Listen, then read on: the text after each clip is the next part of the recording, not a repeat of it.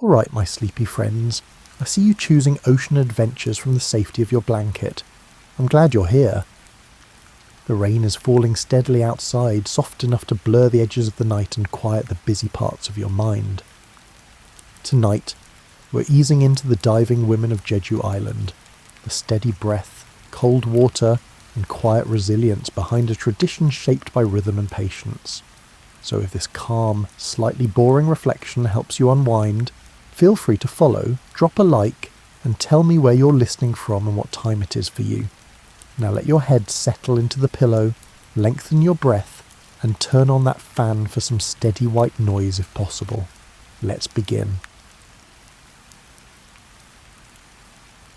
Off the southern coast of Korea, where black volcanic rocks meet turquoise waters, generations of women have descended into the ocean with nothing but their breath and their will. This is the story of the Henya, the sea women of Jeju Island, whose lives were shaped by tides and seasons, by the rhythm of breathing and the ancient pull of the deep. You wake before dawn on Jeju Island in the spring of 1958. The room is cool and dark. Outside your window, the wind moves through the twisted branches of tangerine trees. You can hear the ocean already. It never really stops making noise on this island. Even when the surface looks calm, there is always the sound of water meeting stone. Your grandmother is already awake in the kitchen. You can smell the barley tea she's brewing. The scent mingles with the salt air that seeps through every gap in the stone walls. This house has stood here for 3 generations. Your grandmother dove these waters. Your mother doves these waters. Now you are learning. You're 16 years old and your fingers still ache from yesterday's work. The calluses are forming slowly on your palms. Each day in the water makes them a little thicker. Your mother says this is good. She says soft hands cannot grip the slippery rocks where the abalone hide. She says the ocean teaches your skin to be strong before it teaches your lungs. You dress in layers even though it is spring. The water is always colder than you expect. You pull on cotton undergarments, then the loose work clothes that you will dive in today. Later, at the beach, you will add the thin wetsuit. It is made of rubber and smells like the sea and like the sun. It smells like every Henya who has ever worn it before you. Your grandmother brings you a bowl of warm soup, miokguk, seaweed soup made from the wakame that your mother harvested last week. The broth is rich and salty. You eat slowly, feeling the warmth spread through your chest. This is important. You learned early that a warm body holds its heat longer in cold water. Your mother appears in the doorway. Her face is weathered from decades of sun and salt. Her hair, still black despite her 40 years, is already tied back in preparation. She looks at your bowl and nods. She does not need to speak. You have been doing this long enough now to know the routine. You finish your soup and rinse the bowl. Your grandmother packs rice balls wrapped in dried seaweed. These will be your lunch, eaten on the rocks between dives. She adds dried squid and pickled radish. She moves slowly but with certainty. She's packed these same foods 1,000 times before. The sky is turning grey when you step outside. Not the grey of storms, but the soft grey that comes before sunrise. The stars are fading. To the east, over the ocean, the horizon glows with the promise of light. You walk with your mother down the narrow path toward the sea. No one speaks much at this hour. No one speaks much at this hour. The work ahead requires focus. The beach is not sandy. Instead, black rocks slope down into the water. They are smooth in places where the waves have worn them down. In other places they are sharp and jagged. You learned to read these rocks when you were small. You learned which ones will hold your weight and which ones will shift beneath your feet. Your mother's bultuk is already there. This is the shared stone shelter where the Henya change clothes and warm themselves between dives. Smoke rises from the fire pit in the centre. Some of the older women have already arrived. They tend the fire and prepare their equipment. You bow to the elders. They nod in return. One of them, a woman named Grandmother Kang, has been diving for 60 years. Her hands are gnarled like driftwood, but they move with precision as she checks her net bag. She has pulled more abalone from these waters than anyone can count. Your mother helps you with your diving suit. The rubber is stiff from the cold night air. You work your legs into it, then your arms. The seal around your neck is tight. It has to be. Even a small gap will let the cold water rush in against your skin. You strap the tiwak to your waist.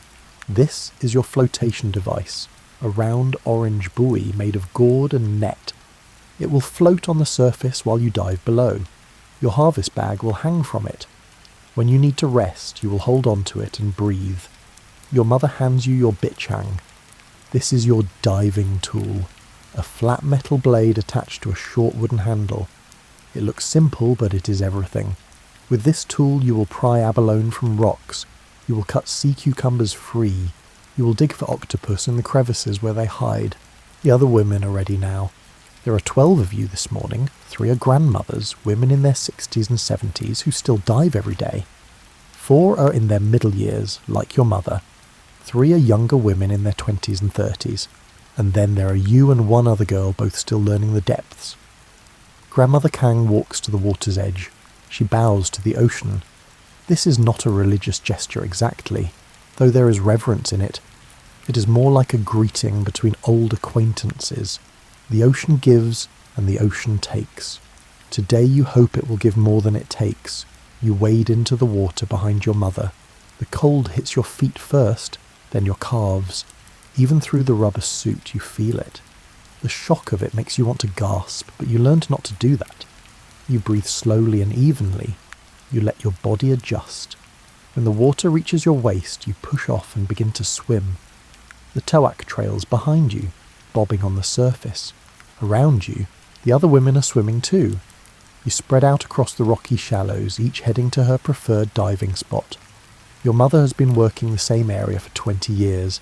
She knows every rock formation, every underwater cave, every place where the current runs strong or weak. She knows where the abalone cluster in summer and where they move in winter. This knowledge cannot be written down. It can only be learned by diving again and again until the ocean floor becomes as familiar as your own kitchen. You follow her to a spot about 30 meters from shore. The water here is about 5 meters deep. This is where you will start. Later, when you are more experienced, you will dive to 8 meters, then 10, then 12.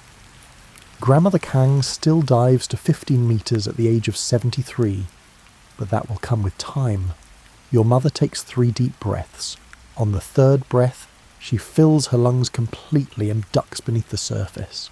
You watch her legs kick once, twice, and then she's gone into the green water. You count in your head. She'll be down for about 90 seconds. You float on the surface, holding your tiwak. The sun is rising now. The light slants across the water, turning it from grey to green to blue. You can see the rocks below, covered in seaweed that sways with the current. Small fish dart between the stones. Your mother surfaces with a burst of breath. This is the sound all Henya make when they resurface. Sumbit. It is a low whistle, a controlled exhale that signals the release of held air. It sounds almost like a sigh, almost like relief. You hear it echoing across the water as the other women surface and dive, surface and dive.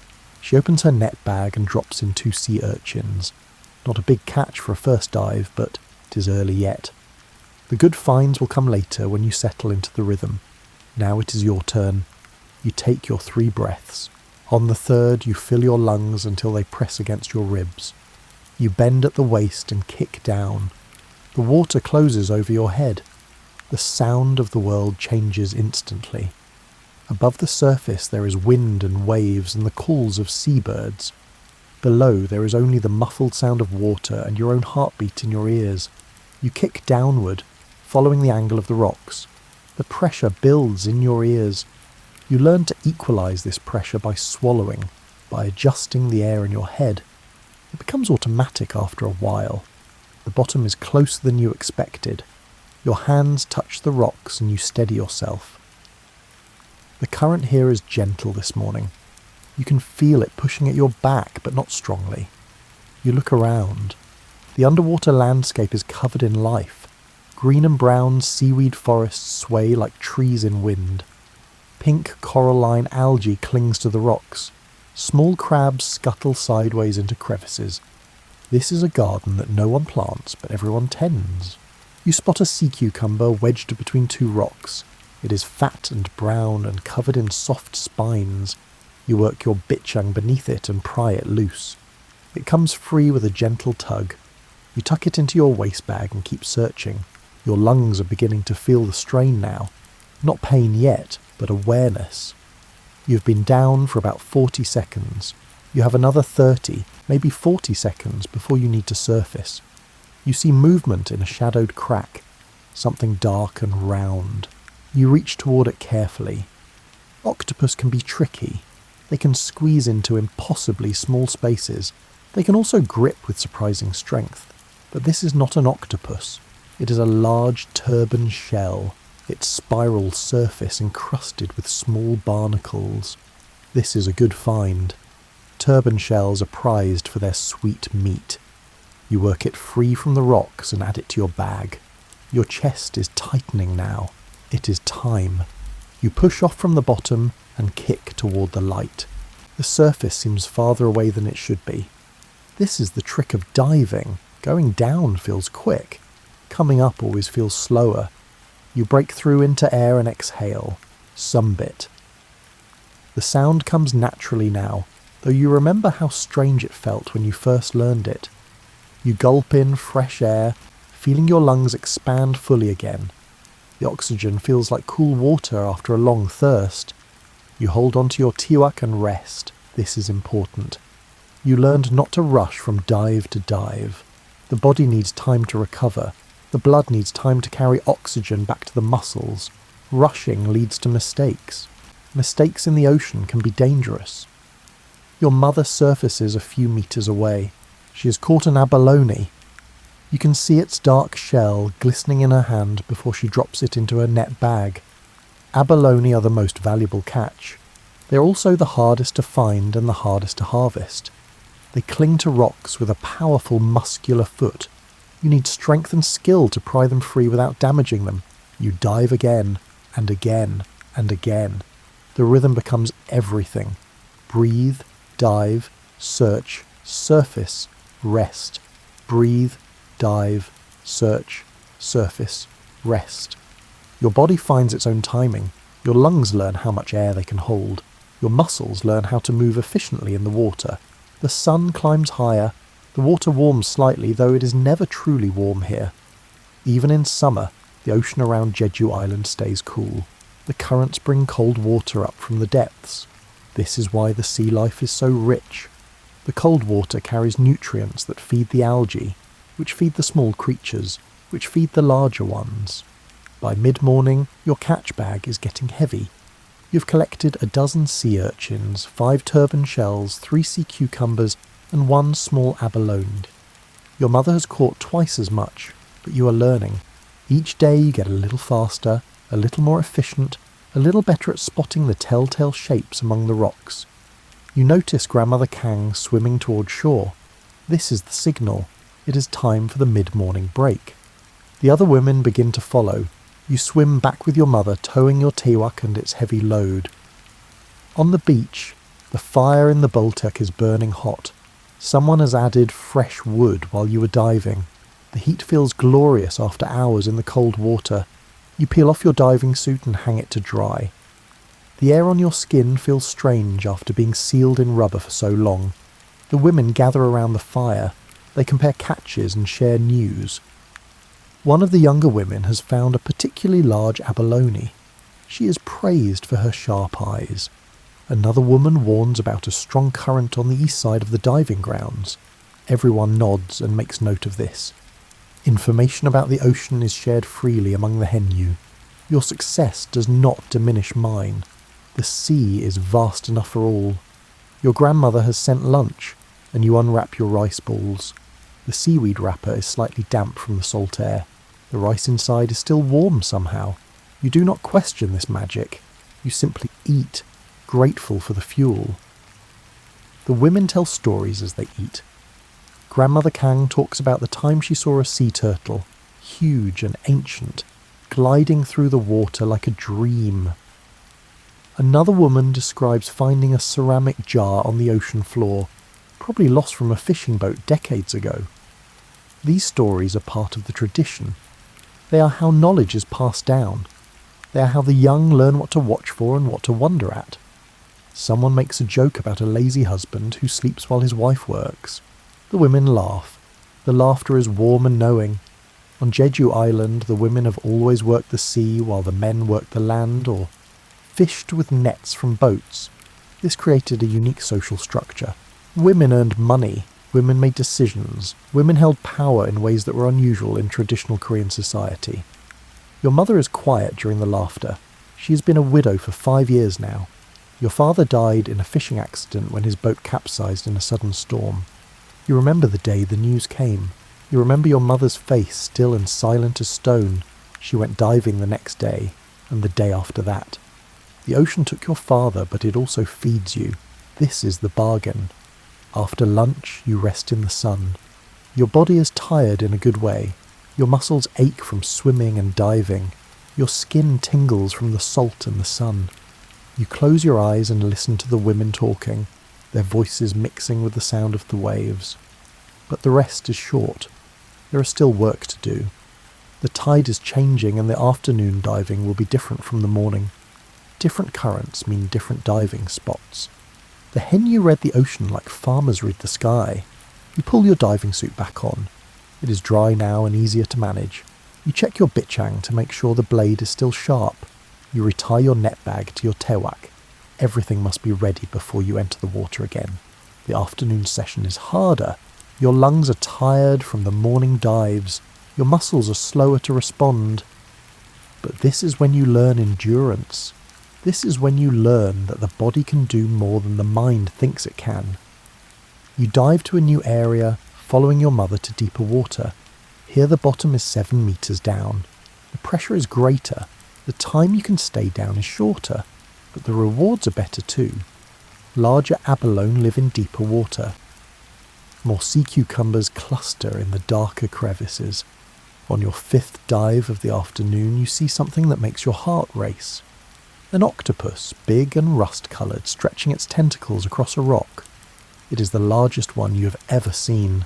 It must weigh 4 or 5 kilograms at least. You know you should not try to catch it alone. Octopus are strong and smart. They can fight back. They can wrap their tentacles around your arm and refuse to let go. But the desire to prove yourself is strong. You want to surface with this catch. You want the other women to see. You approach slowly. The octopus sees you and begins to change colour, darkening to match the rocks.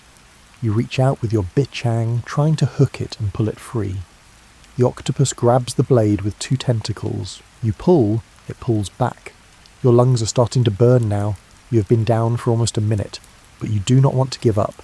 You yank hard on the bitchang. The octopus comes loose from the rock, but it does not let go of your tool. Instead, it climbs up the handle toward your hand. This is when you realise your mistake. You are running out of air and you are tangled with an angry octopus. The tentacles reach your wrist, then your forearm. The suckers grip your skin. It does not hurt exactly, but the sensation is alarming. You do the only thing you can do. You let go of the bitchang and kick hard for the surface. The octopus keeps your tool and sinks back toward the rocks. You break through into air, gasping, your heart pounding. Your mother surfaces nearby. She has seen everything. Her eyes are stern, but there is something else there too. Understanding, maybe. Or memory. She probably did something similar when she was your age. She dives down and retrieves your bitchang. The octopus has abandoned it and retreated into a crevice. When she surfaces, she hands you the tool without a word, but her expression says what words do not need to. Learn from this. The ocean teaches through experience. Sometimes those lessons are gentle, sometimes they are not. You dive again, more carefully now. Your pride is bruised, but your body is fine. The octopus incident has taught you something valuable. Patience is more important than boldness. Wisdom matters more than courage. The afternoon wears on. The sun begins its descent toward the western horizon. The light changes, becoming golden and soft. The water takes on new colours, shifting from blue to amber. Grandmother Kang is the first to call it a day. She's strong, but she's also wise. She knows when her body has had enough. The others follow gradually. You and your mother are among the last to leave the water. Back at the Bulltok, you count your catch for the day. 18 sea urchins, 7 turban shells, 5 sea cucumbers, and 2 abalone. It is not as much as your mother caught, but it is more than yesterday. Progress is measured in small increments. The women prepare to go home. They load their catches into baskets and nets. Some will sell their harvest at the market tomorrow. Others will trade with neighbours. Some will keep the best pieces for their own families. You walk home with your mother as the sun sets. Your legs are heavy, your arms are tired, but there is satisfaction in this exhaustion. It is the tiredness that comes from honest work, from a day spent in pursuit of something real. At home, your grandmother has prepared dinner. More soup, this time with fish and vegetables. You eat hungrily, barely tasting the food. Your body needs fuel, and you give it what it asks for. After dinner, you help your mother prepare tomorrow's equipment. You check the diving suit for tears. You sharpen the bichang on a whetstone. You mend a small hole in the net bag. These evening tasks are as much a part of diving as the diving itself. Your mother teaches you how to test the rubber seal on your suit. She shows you how to feel for weak spots that might let water in. She demonstrates the proper angle for sharpening the blade. These lessons are detailed and specific. They are the accumulated knowledge of generations. When the work is done, you sit with your grandmother by the kitchen fire. She's old now, too old to dive, but her mind is sharp. It would make your teeth chatter so hard, you thought they might break. She tells you about diving through winter storms, when the waves were so high that even reaching the diving grounds was dangerous. She speaks of the years of Japanese occupation, when the Henyu were forced to give up much of their catch to feed the colonial administration. But she also tells you about the beauty she has seen. The underwater caves filled with dancing light. The days when the water was so clear you could see 30 metres in any direction. The time she swam alongside a dolphin that seemed curious about this strange diving woman. These stories fill you with a strange mixture of feelings. Pride in this tradition you're joining, awe at the strength of these women, uncertainty about whether you can live up to their example, but mostly, beneath it all, a quiet determination to try. You fall asleep that night with the sound of waves in your ears. In your dreams, you're underwater, but instead of struggling for breath, you find that you can breathe the sea like air. You swim deeper than you have ever gone, down to places where the light fades to blue darkness. Strange fish swim past, paying you no mind. The ocean floor is carpeted with treasures, waiting to be discovered. When you wake, it is dark again. Another day of diving awaits. Your muscles are stiff from yesterday's work, but they will loosen once you're in the water. This is the rhythm of your life now. Sleep and wake, dive and surface, work and rest. It is a simple pattern, but within that simplicity there is room for mastery. The seasons turn and you turn with them. Summer arrives with heat that makes the volcanic rocks shimmer. The water warms to temperatures that would feel merely cool instead of cold. The diving gets easier in some ways and harder in others. Your body does not tire as quickly from fighting the chill, but the summer brings tourists and boats and distractions. Japanese tourists come to Jeju Island to watch the Henyu dive. They stand on the shore with cameras and notebooks. They are fascinated by these women who descend into the sea with such casual mastery. Some of the older Henyu perform for them, making exaggerated sunbit sounds and holding up their catches for photographs.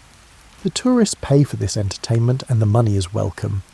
But you and your mother do not dive for tourists.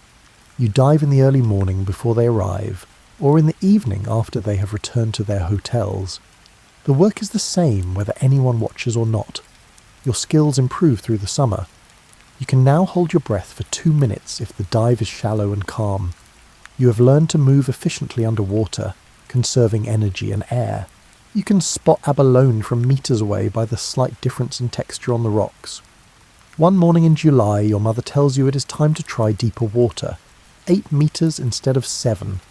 This might not sound like much difference, but each additional meter changes everything. The pressure increases, the darkness increases, the time you can stay down decreases. You follow her to a new diving spot farther from shore than you have ever worked before. The water here is a deeper blue, almost purple in the early light. You can see the bottom, but it looks distant and somehow more serious. Your mother dives first, showing you the technique. She does not kick frantically. Instead, she uses long, smooth strokes. She descends at an angle, following the slope of the rocks. This conserves energy. When she surfaces, she has caught a large abalone. She shows it to you before putting it in her bag. The shell is as big as your hand. This is what waits in deeper water for those brave enough to seek it. You take your breaths and dive. The descent feels longer than usual. Your ears protest at the pressure, and you have to equalize 3 times before reaching the bottom. The current is stronger down here. You can feel it pushing at you, trying to move you off course. You search the rocks, working quickly because you know your air will not last as long at this depth. The abalone here are larger, just as your mother promised, but they are also fewer and harder to spot. You work your way along a rock face, peering into shadows and crevices. Then you see it. A massive abalone, bigger than any you have caught before. Its shell is dark green and encrusted with pink algae. It clings to an overhanging rock in a position that makes it difficult to reach. You wedge your bitchang under its shell and pry. The abalone holds tight. You pry harder, using both hands now. Your lungs are starting to burn. You have been down for about 90 seconds. You should surface. But the abalone is right there, so close. You give one final yank and the abalone comes free. The sudden release throws you slightly off balance. You kick to stabilize yourself and then head for the surface, the abalone clutched in your hand. When you break through into air, you make the loudest sumbit of your life. The relief of breathing again is overwhelming, but so is the triumph. You hold up your catch and your mother nods her approval. This is a turning point. After this dive, the deeper waters become your regular territory. Each week you push a little deeper, a little longer. By the end of summer, you're regularly diving to 9 meters. 10 is within reach. The catch gets better as your skills improve. Some days you bring home enough to fill 2 baskets. Your grandmother sells the surplus at the market, and the money helps buy rice and barley and cooking oil. You're contributing to the household now in real measurable ways. But summer also brings storms. Typhoons sweep up from the south, churning the ocean into chaos. On these days, no one dives. The women gather in the bulwark and mend nets, repair equipment, tell stories. The forced rest is frustrating but necessary. The ocean demands respect, and typhoons are her way of reminding you who is in charge. During one particularly fierce storm, you watch the waves crash against the black rocks with terrifying force. Water explodes upward in white spray that reaches higher than the roofs of houses. The wind howls like something alive and angry. You think about what would happen to a diver caught out in this. The thought makes your stomach tight with fear. Your grandmother watches you watching the storm. She says something you will remember for the rest of your life. The ocean is not cruel, and it is not kind. It simply is. You can work with it, or you can work against it. One of these choices leads to a long life. Autumn arrives with cooler air and migrating fish. The water temperature drops and you go back to wearing thicker rubber suits. The tourists leave. The island returns to its quieter rhythms. This is when the hen harvests seaweed. The autumn growth is thick and healthy. You learn to cut wakame and kelp, leaving enough behind so it will grow back next year. This is the sustainable practice that has kept these waters productive for centuries. Take what you need, but never more. Leave seed for tomorrow. The work changes your body in ways you notice gradually. Your shoulders broaden from the swimming. Your legs become powerfully muscled from all the kicking. Your hands develop calluses so thick that you barely feel the sharp edges of rocks anymore. You're becoming a henya not just in skill, but in form.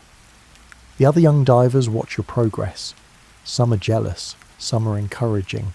One girl named Sunja becomes a friend and informal rival. You push each other to dive deeper, stay down longer, catch more. This competition makes both of you better. Sunja is fearless in ways that sometimes worry you.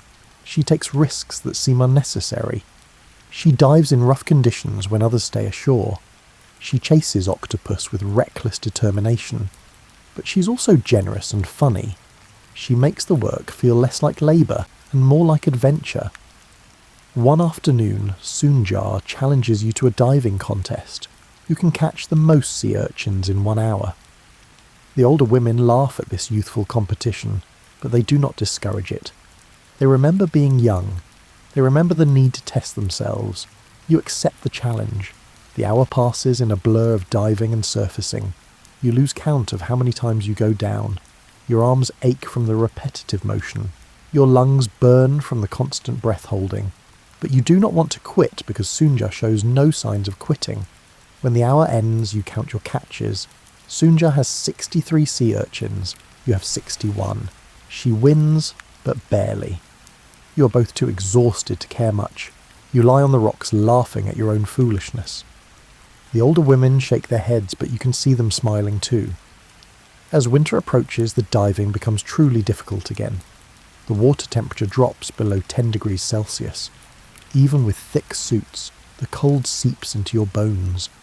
The winter dives are shorter because your body cannot maintain heat for long. But winter also brings the best abalone season. The cold water makes them grow larger, and their meat becomes sweeter. The market price goes up. The hen ewe who brave the winter waters can earn significant money. Your mother decides you're ready for winter diving. This is both an honour and a test. Winter separates the committed from the casual. Many younger divers stop when the water gets this cold. They wait for spring, but you have come too far to stop now.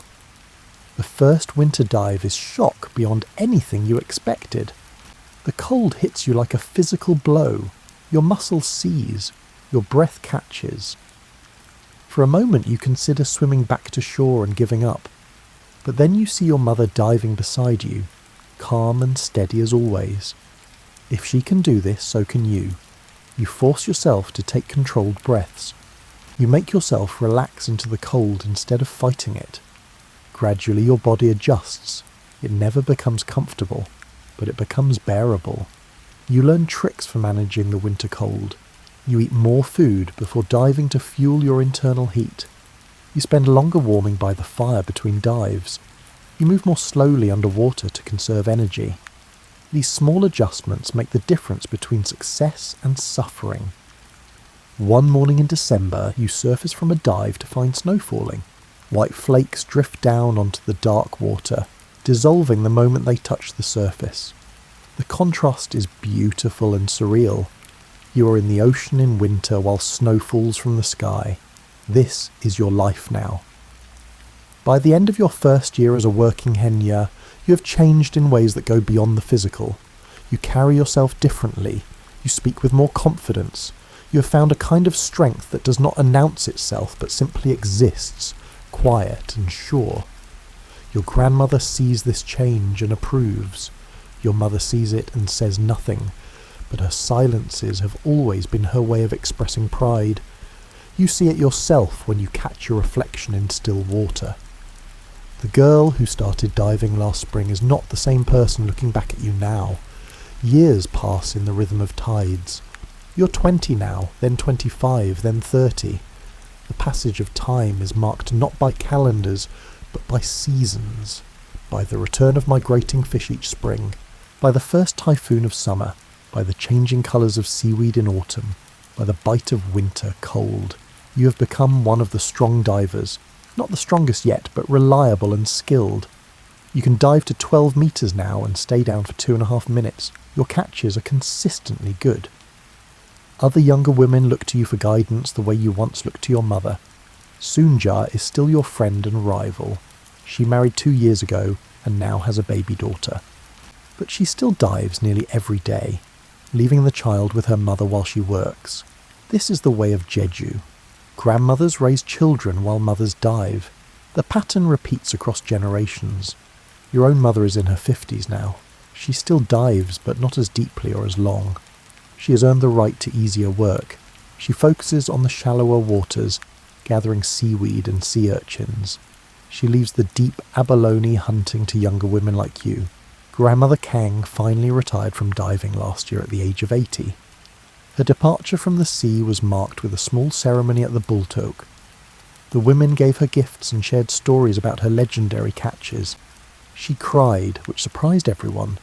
She said she was not crying from sadness, but from gratitude.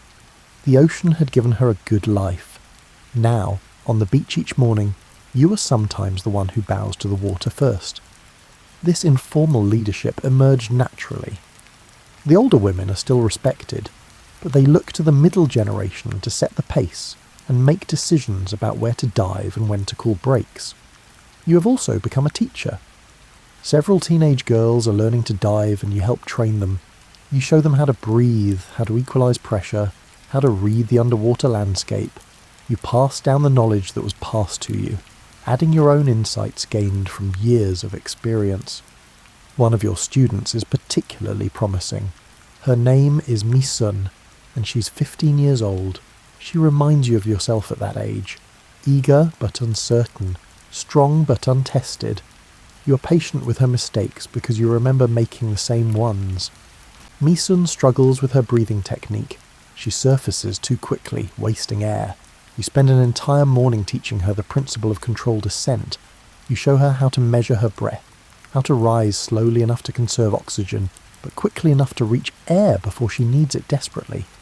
She does not get it right for many days, but then, on a sunny morning in April, she surfaces after a long dive with a perfect sunbit and a smile of triumph. She has caught 3 abalone in one dive. You praise her and she glows with pride. This is how the tradition continues. Student becomes teacher, becomes student again. The Henya community is changing in small but significant ways. Some younger women are choosing other work. Factory jobs on the mainland pay steady wages and do not require daily battles with cold water. The population of active divers is slowly declining. The government has noticed this trend. Officials come to Jeju to study the Henyu tradition. They take photographs and conduct interviews. They talk about cultural preservation and heritage tourism. Some of this attention is welcome. Some feels intrusive. A researcher from Seoul spends 3 months on the island studying the diving practices. She's young and educated and full of questions. She asks about sustainability and harvest rates and economic models. You answer her questions politely, but you wonder what all her charts and graphs could possibly capture about what it feels like to be underwater, holding your breath, searching for food in the dim green light. Still, some good comes from the attention. The government establishes protected zones where commercial fishing boats cannot operate. This gives the sea life room to recover from overharvesting. The Henyu appreciate this. You have always practiced restraint, but not everyone does. The protected zones help ensure there will be abalone and sea urchins for future generations. Your life settles into patterns that feel like they could continue forever. Wake before dawn, dive until midday, rest and repair equipment, dive again in the afternoon, return home, prepare for tomorrow, sleep and repeat. But nothing continues forever. Your mother falls ill in the winter of your 32nd year. It starts as a cough that she dismisses as nothing, but the cough persists and grows worse. By spring she is too weak to dive. By summer she is too weak to leave the house. The doctor says it is something in her lungs. Years of breathing cold sea air and diving deep have taken their toll. Her body has given all it can give. Now it is giving out. You sit with her in the evenings after diving. She does not complain about her condition. Instead, she asks about your day. What did you catch? How were the currents? Did you see anything unusual? You tell her everything, painting pictures with your words so she can still experience the ocean through you. She offers advice even from her sickbed. She reminds you to check the seals on your diving suit. She suggests new locations to try. She warns about rocks that shift with the seasons. Her mind is still in the water even though her body cannot follow. One evening she tells you about her favourite dive ever. It was 40 years ago, before you were born. She was young and strong and fearless. She dove to 15 metres, deeper than she had ever gone before. At the bottom she found a cluster of abalone so dense they covered an entire rock face. She gathered as many as she could carry. When she surfaced, the other women could not believe her luck. But it was not just luck, she says. It was intuition. It was knowing the ocean well enough to sense where life would gather. It was trusting her body to handle the depth. It was the combination of all her skills working together perfectly for one moment. She tells you that you have developed that same intuition. She has watched you dive and she can see it. You know things without being taught. You sense the ocean's moods. This is the mark of a true Henya. You do not know how to respond to this praise. You mumble something about still having much to learn. She smiles and says that is exactly right. There is always more to learn. Even Grandmother Kang, who dove for 60 years, said she was still learning in her final season. Your mother dies in early autumn, during the season when the seaweed grows thick. The funeral is attended by every Henyu on this part of the island. They come to pay respects to a woman who gave her life to the sea and who raised a daughter to do the same. After the funeral you dive alone. You swim out to your mother's favourite spot and you descend to the rock she worked for decades. You place a perfect abalone on the seafloor as an offering. This is not a traditional practice, but it feels right. You're returning to the ocean something beautiful that came from it. When you surface, you make the sunbit sound and it echoes across empty water. You're crying, but you're also somehow at peace. Your mother lived the life she chose. She worked hard and provided for her family. She taught you everything she knew. What more could anyone ask from a life? You continue diving through your grief. The work helps. The physical exhaustion leaves no room for the mind to spiral into darkness. The rhythm of breathing and diving creates a meditation that soothes your aching heart. Sunja is particularly kind during this time. She dives beside you even when the catches are poor. She shares her lunch when you forget to bring your own. She makes small jokes that gently pull you back toward laughter. This is friendship that does not need words. Your grandmother moves more slowly now. She's in her 80s and her joints hurt in the cold weather. But she still tends the fire at the bultok. She still packs your lunch. She still tells stories in the evening. She's lost a daughter, but she refuses to surrender to sorrow. Life continues because it must. The seasons turn again.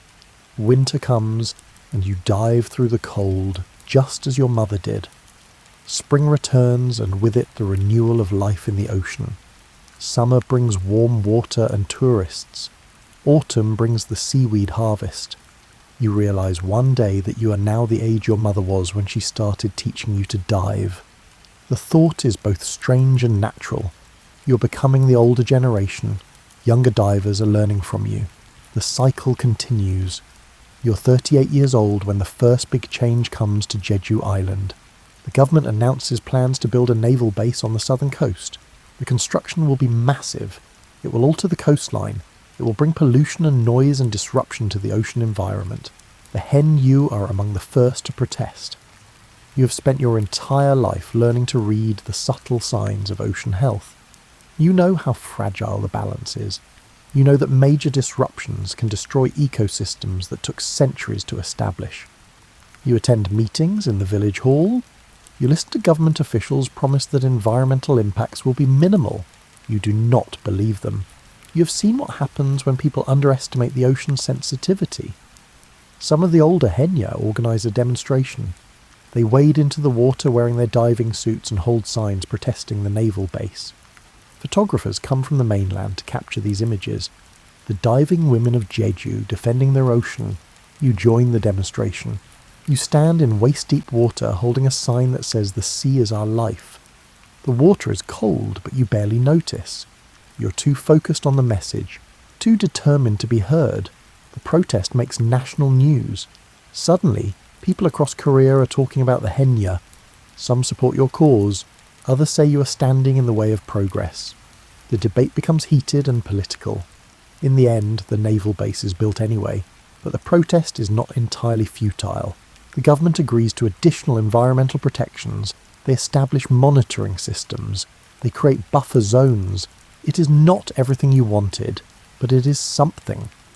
More importantly, the protest reminds the nation that the Henyu still exist and still matter. You're not just folklore or tourism attractions. You're working women with legitimate concerns about your livelihood and your environment. The attention brings other changes. UNESCO declares the Henyu culture an intangible cultural heritage of humanity. This is meant to be an honour, a recognition of your unique tradition. And in some ways it is. But it also brings more tourists, more cameras, more outsiders who want to watch you work. Some days the beach is crowded with people who have come to see the famous diving women. They expect performances. They want to hear the sunbit sound on demand. They ask intrusive questions. You find this attention exhausting. You did not become a Henyu to be watched.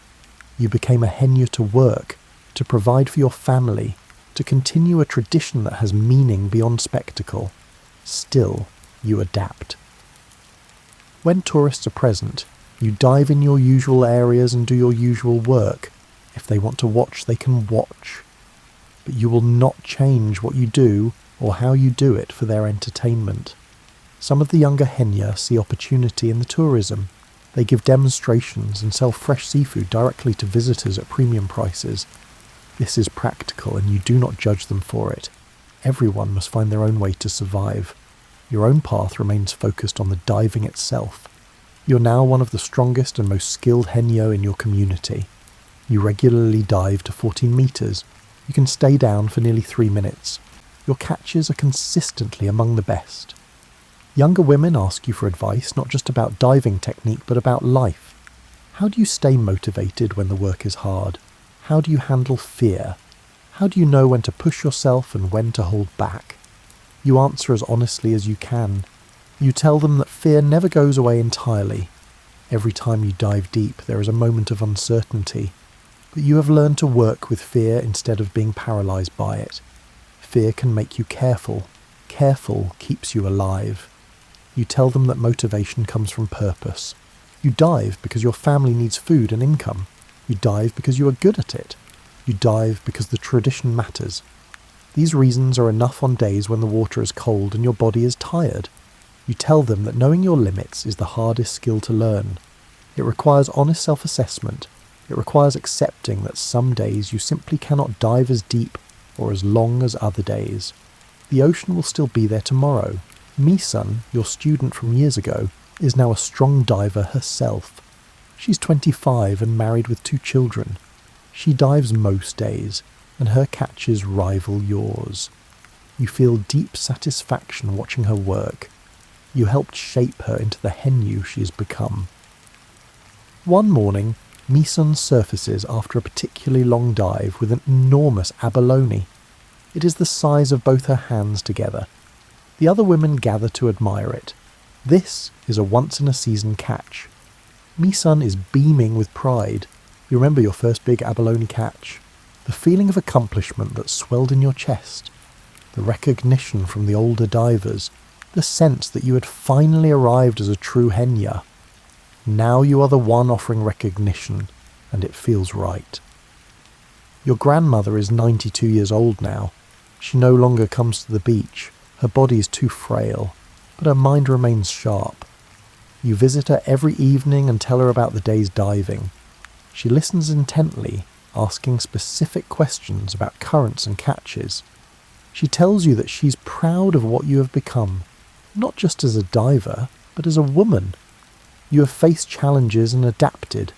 You have maintained the tradition while also evolving with changing times. This balance is not easy. She also tells you something you had not considered. You will be one of the last generation of Henyu. Fewer young women are learning to dive each year. The work is too hard and there are easier ways to earn money. Within a few decades, the tradition may fade away entirely. This thought saddens you deeply. You cannot imagine a Jeju island without Henyu. The diving women have been part of this place for at least 1,500 years. They are woven into the island's identity as surely as the volcanic rocks and tangerine groves. But you also understand that change is inevitable. You cannot force young women to choose a life of cold water and physical hardship if they want something different.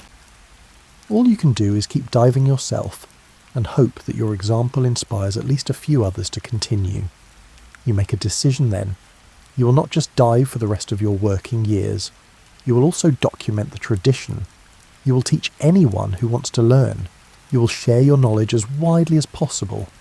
If the Henyu tradition is going to fade, it will not be because the knowledge was lost. It will be because the world changed and people chose different paths. You start meeting with researchers and historians. You describe in detail how you read the ocean, how you find abalone, how you manage your breathing. You want these specifics recorded so that even if no one is diving in 50 years, at least people will know exactly how it was done. You also begin training a new student. She's only 13, younger than most start, but she is eager and her family supports her choice. You work with her patiently, teaching her everything you know. If she is the last student you ever train, you want to do it right. The years continue their progression. You turn 40, then 45, then 50. Your body remains strong from the constant work, but you notice small changes. Recoveries take a bit longer. Deep dives require more rest afterward. You cannot stay in the cold water quite as long as you once could. These changes do not alarm you. They are natural. Every Henyu experiences them. The key is adjusting your diving to match your current capabilities rather than trying to maintain what you could do at 30. You shift gradually to slightly shallower waters. You focus more on technique and efficiency rather than raw endurance. You still catch plenty because you know exactly where to look and how to work. Experience compensates for the slight decline in physical capacity. Sunja is experiencing similar changes. She jokes that you're both becoming like the old women you used to watch when you were young. But there is wisdom in that comparison. Those old women knew how to work smart. They did not waste energy on unnecessary movements. They made every dive count. One evening, Sunja invites you to her house for dinner. Her daughter, now 14, wants to learn diving. Sunja asks if you will train her alongside your current student. 2 girls learning together might encourage each other, she says. You agree immediately. The thought of these 2 young women learning side by side, pushing each other to improve just as you and Sunja once did, feels like the tradition finding a way to continue. It may not be the massive continuation of dozens of new divers each year, but 2 is better than none. Training the girls becomes one of the great joys of your 50s. You see them making the same mistakes you made. You watch them overcome the same fears. You observe their skills developing day by day, dive by dive. You're giving them something precious and they know it. On the day when both girls successfully dive to 8 meters and catch their first abalone, you feel a surge of emotion that takes you by surprise. This is legacy. This is how something outlasts any individual life. You're teaching them and through them. Your mother's knowledge and your grandmother's knowledge continues forward into time. You're 63 years old and you still dive nearly every day. Your hair is completely grey now, though you keep it tied back in the same style you have worn for 40 years. Your face is deeply weathered from decades of sun and salt. Your hands are gnarled and scarred from years of working with rocks and shells and sharp tools. But your lungs are still strong. Your understanding of the ocean is deeper than ever. You can read the water like some people read books. You know what the colour of the sea at dawn means for the afternoon currents. You know how the wind direction affects where the fish will gather. You know which rocks will have abalone today, and which ones were harvested too recently. You're now among the oldest active Henya. Many women your age have retired. But you're not ready to stop. Your body still works well enough. Your mind is still sharp. And honestly, you cannot imagine not diving. What would you do with your days? The ocean is where you belong. Your 2 students are now in their late 20s. Both are skilled divers with families of their own. They still seek your advice sometimes, but they no longer need constant instruction. They have become full members of the Henyu community. One of them, Sunja's daughter, has started teaching her own daughter the basics of swimming and breath control. The child is only 8, but she's already comfortable in the water. Whether she will actually become a Henyu remains to be seen, but at least the possibility exists. The Henya community has shrunk significantly over your lifetime. When you started diving, there were over 30 women working these waters regularly. Now there are fewer than 15. Most are over 50 years old. You're training no new students currently because no young women are interested in learning. This reality sits heavy in your heart. You're watching something ancient and precious fade away. But you also accept it. The world has changed. Young women have options their grandmothers never dreamed of. You cannot blame them for choosing easier paths. The tourism has increased dramatically. Jeju Island is now a major vacation destination. Cruise ships dock at the port and disgorge thousands of visitors. Many come specifically to see the Henyu.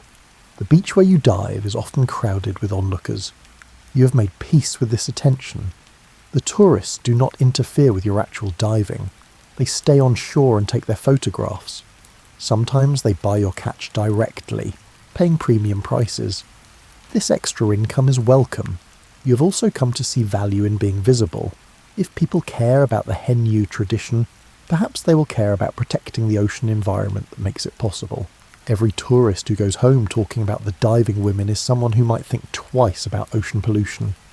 The Korean government has created a cultural centre dedicated to Henyu heritage. It includes a museum with old diving equipment, photographs and video interviews with elderly divers. You were interviewed for this project several years ago. Your words are now preserved for future generations. Seeing yourself on video was strange. You appeared older than you feel inside. But you were also pleased that your knowledge would be available even after you were gone. You explained in detail how to equalize pressure, how to read currents, how to identify good abalone rocks. These specifics might matter to someone someday. Your life has settled into a gentle rhythm now. You dive in the mornings when the water is calmest. You catch enough to earn modest income. You spend afternoons repairing equipment, visiting with friends, or simply resting. Evenings are for quiet contemplation. You live alone now. Your grandmother died peacefully in her sleep at age 97. Sunja remains your closest friend.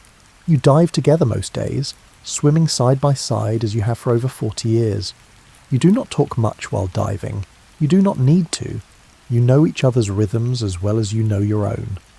One morning you surface from a dive to find Sunja floating motionless on her tailwack. For a terrible moment you think something is wrong, but then you see that she's just resting with her eyes closed, her face turned toward the sun. She looks peaceful and content. You float nearby, also resting. The sun is warm on your face. The water gently rocks you. Seabirds call overhead. In this moment, you feel a profound sense of completeness. This is what you were meant to do. This is who you were meant to be. Sunja opens her eyes and smiles at you. She does not say anything. She just smiles. You smile back. After so many years, so many dives, so many days in the water together, some things do not need words. You dive again. Down you go into the green depths. Your body knows exactly what to do. You have made this descent thousands upon thousands of times. The motions are as natural as breathing. More natural, perhaps, since breathing requires thought when you're holding air in your lungs for minutes at a time. On the ocean floor, you work methodically. You check the usual spots. You find a cluster of sea urchins and carefully harvest half of them, leaving the others to reproduce. You spot a large turban shell and add it to your bag. You see an octopus and decide to leave it alone. It is not large enough yet. Let it grow another year. You surface and rest, dive and surface, dive and surface. The rhythm is meditation. The work is prayer. You're connected to this ocean in ways that transcend simple labour. You are part of its cycles. You are a note in its endless song. By noon, your bag is adequately full. Not the massive catches of your younger years, but enough. You signal to Sunja that you're ready to return to shore. She nods and gathers her equipment. Back at the Bulldog, fewer women gather now than in years past. But those who remain are the dedicated ones, the ones for whom diving is not just work but identity. You warm yourselves by the fire and share the morning stories. Someone caught an unusually large abalone. Someone else saw a sea turtle. Someone warns about a rough current on the western rocks. The conversation is familiar and comforting. You've been part of thousands of conversations like this, each one slightly different but fundamentally the same. You eat your lunch and let the sun dry your skin. You think about the afternoon session and decide to skip it today. Your body is tired and that is okay.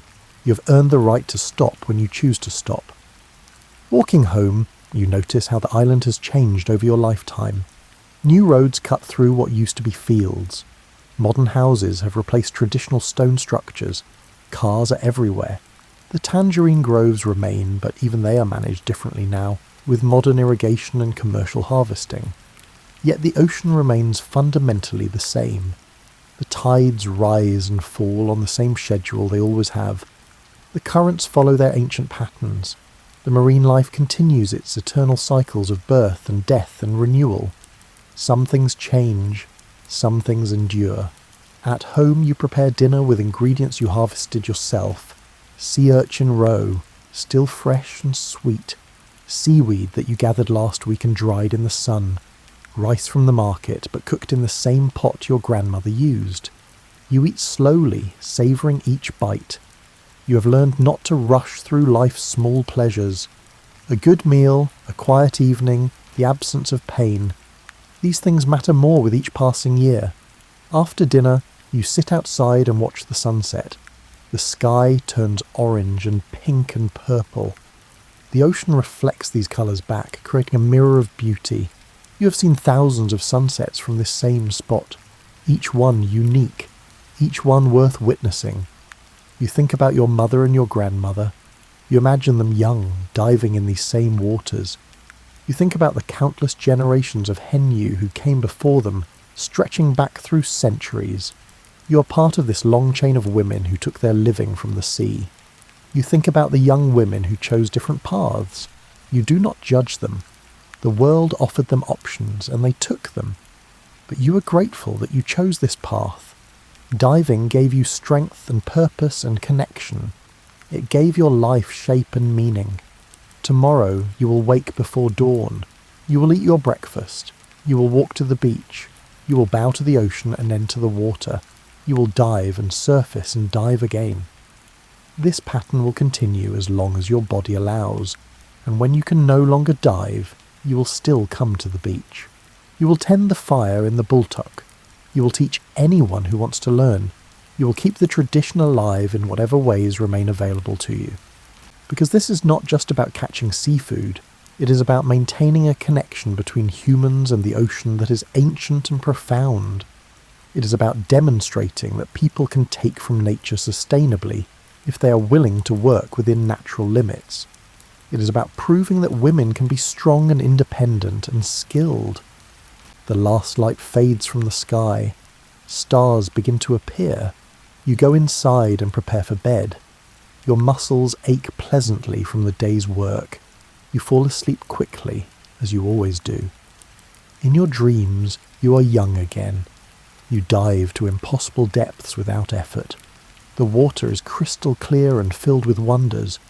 Your mother and grandmother are there, diving beside you. They smile and beckon you deeper.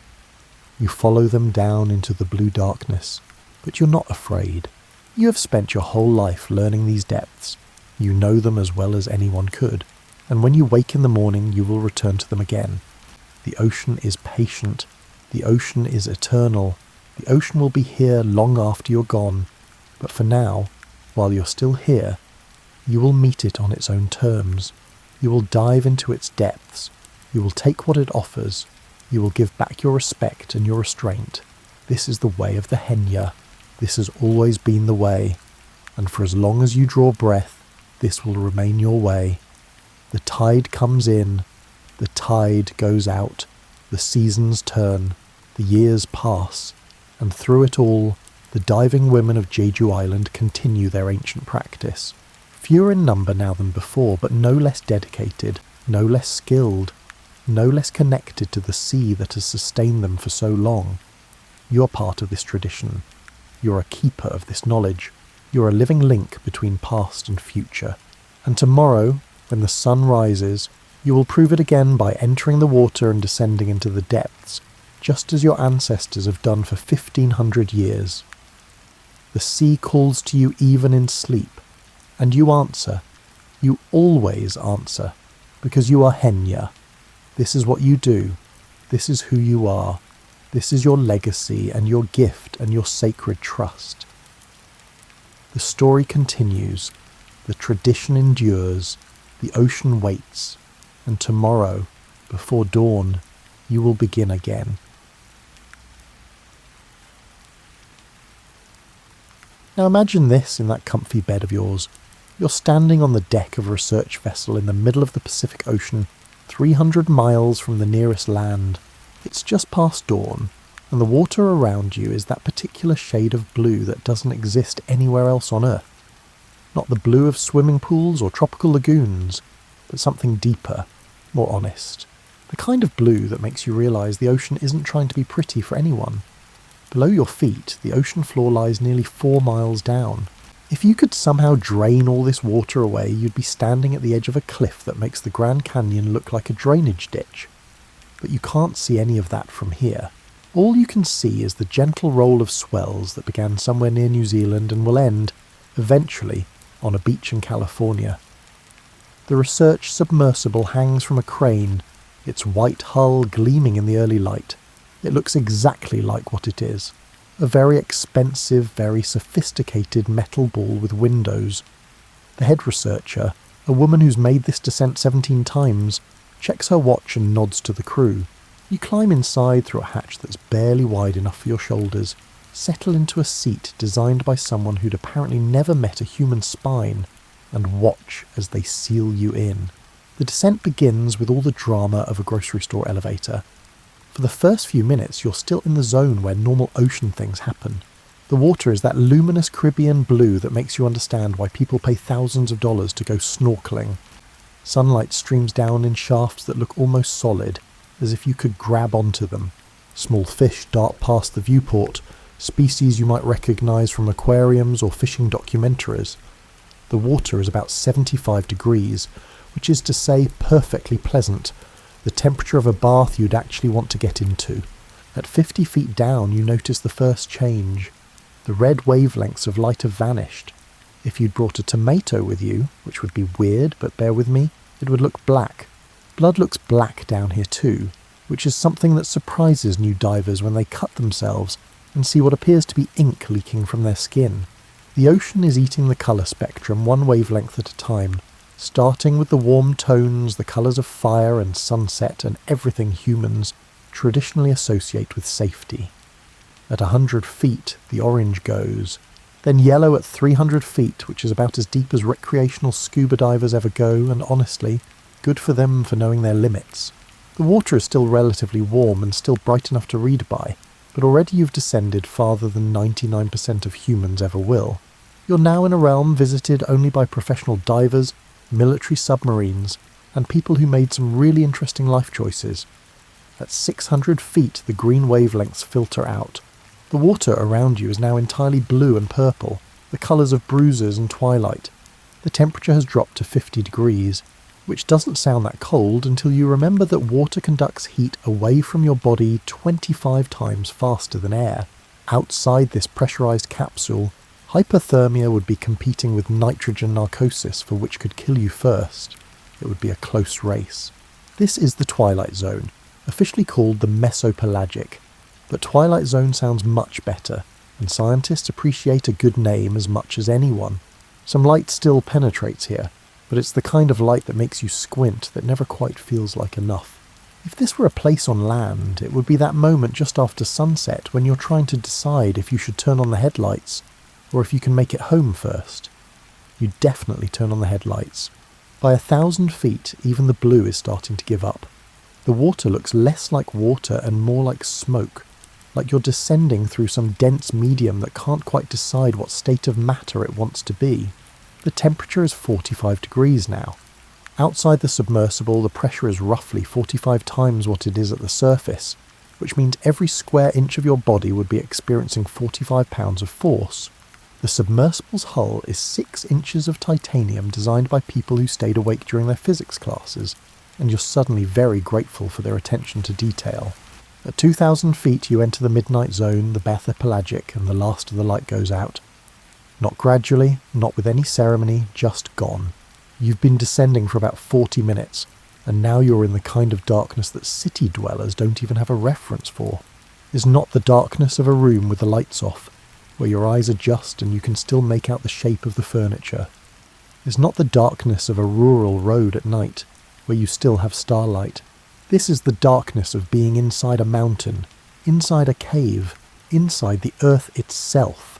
The only light now comes from your submersible's external floods, which cut through the water in stark white beams that make the darkness beyond them seem even more absolute. And in those beams you see them. Particles. Millions upon millions of particles drifting down through the water like the world's slowest snowstorm. This is marine snow, the detritus of the ocean's surface, everything that lived and died up where the sun shines, now making its long, slow journey to the bottom. Dead plankton, fragments of fish scales, fecal pellets from whales, sharks and sardines, bits of jellyfish, scraps of seaweed. The water is thick with organic confetti, each speck representing something that was once alive in the world above. It takes weeks for this material to drift down from the surface, tumbling end over end through the dark water, getting smaller as bacteria break it down and being eaten and re-eaten by creatures that live at different depths. This is what sustains the deep ocean, leftovers from someone else's party. The temperature is 38 degrees now. If you could somehow step outside, which you absolutely cannot and should not even think about, the pressure would be approximately 120 times what it is at the surface. Your lungs would collapse before you could even inhale. Your eardrums would rupture. Gas spaces in your body would compress to nothing. It would be, to put it mildly, a bad experience. At 3,000 feet, you're deeper than the vast majority of submarines ever go. Military vessels generally tap out around 2,000 feet because at some point, even governments decide that discretion is the better part of not being crushed like a soda can. You're now in a depth zone visited only by research vessels, certain species of whales that are frankly showing off, and fish species that have never seen sunlight and never will. The marine snow continues its endless drift. Your submersible passes through clouds of it, and for a moment you could almost convince yourself you're in a gentle snowstorm, maybe in Vermont, maybe anywhere except 3 miles underwater in the Pacific. But then you see something move in the darkness beyond your lights, something larger than the particles, something deliberate, and you remember exactly where you are. At 3,500 feet, you've descended deeper than the Titanic rests. That ship took 2.5 miles to reach the bottom, and it took 93 years before someone sent a submersible down to photograph it. The water temperature is now 36 degrees, just above freezing, cold enough that you can see your breath inside the capsule despite the heating system. The pressure is nearly 2,000 pounds per square inch. At the surface, your body displaces about 2 gallons of air. Down here, that same amount of air would fit in a tennis ball. And still, you keep descending. Still, somehow, there's farther to go. The ocean, you realise, is almost incomprehensibly deep. If Mount Everest, all 29,000 feet of it, were placed in the deepest part of the ocean, there would still be a mile of water above the summit. The average depth of the ocean is over 12,000 feet. Humans live on what amounts to tiny dry islands poking up through a global water envelope that covers 71% of the planet's surface. At 4,000 feet, your descent slows. The seafloor is approaching, not the dramatic trenches, but the abyssal plain, the endless, flat, muddy expanse that covers more of Earth's surface than all the continents combined. Your lights illuminate sediment that hasn't been disturbed in thousands of years, fine particles that settle over everything like dust on an abandoned house. The last photon of sunlight that could theoretically reach this depth gave up about 2 miles ago. You are now in a place of absolute eternal night. a place where the sun is a rumour, where darkness isn't the absence of light but rather the default state of existence, interrupted only by the bioluminescent flashes of creatures making their own rules about illumination. And yet, as your submersible finally touches bottom with a gentle bump and a puff of sediment, you see something moving, multiple somethings. The ocean floor, supposedly so hostile to life, is crawling with it. The fading of light, it turns out, was just the beginning. The first thing you notice about the abyssal plain is how flat it is. I mean really genuinely flat in a way that makes Kansas look positively mountainous. From your viewport, the seafloor stretches away in all directions like a parking lot designed by someone with no imagination and unlimited space. The sediment is a uniform grey-brown, fine as talcum powder, and it appears to go on forever in every direction. The pressure outside is now around 6,000 pounds per square inch. To put that in perspective, if you could somehow stand on this seafloor unprotected, you'd experience about 400 times the pressure that's crushing your car tyres right now. Every square inch of your body would be supporting the weight of a small car. This is the kind of pressure that makes steel spheres creak and groan, the kind of pressure that turned the Titan submersible into compressed fragments in about 4 milliseconds during its ill-fated descent to the Titanic. Your submersible, thankfully, was designed by people who understood exactly what water pressure at depth means. The titanium hull is thicker than your thigh, with no straight seams where stress could concentrate, and no clever corners where physics could gain a foothold. It's essentially a very sophisticated ball, because balls, as it turns out, are very good at handling omnidirectional pressure. Submarines are cylindrical because they need to move through water efficiently. Submersibles that just need to not implode are spherical, because spheres distribute stress evenly across their entire surface.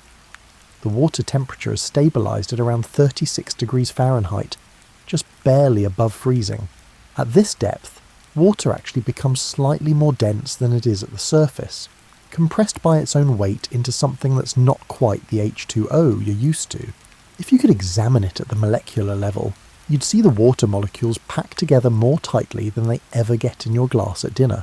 Outside, a creature swims past your viewport. Something that looks vaguely fish-like if fish were designed by someone who'd only heard them described over a bad phone connection. It's about 8 inches long, translucent, with eyes that are disproportionately huge and teeth that are disproportionately pointier than seems necessary. This is a bristlemouth, one of the most numerous vertebrates on Earth, and you've probably never heard of it because it lives where humans don't. There are more bristlemouths in the ocean than there are humans on land, but they live in a place so removed from our experience that we barely acknowledge their existence. The submersible's manipulator arm extends, collecting a sediment sample. The movement is excruciatingly slow because everything moves slowly down here.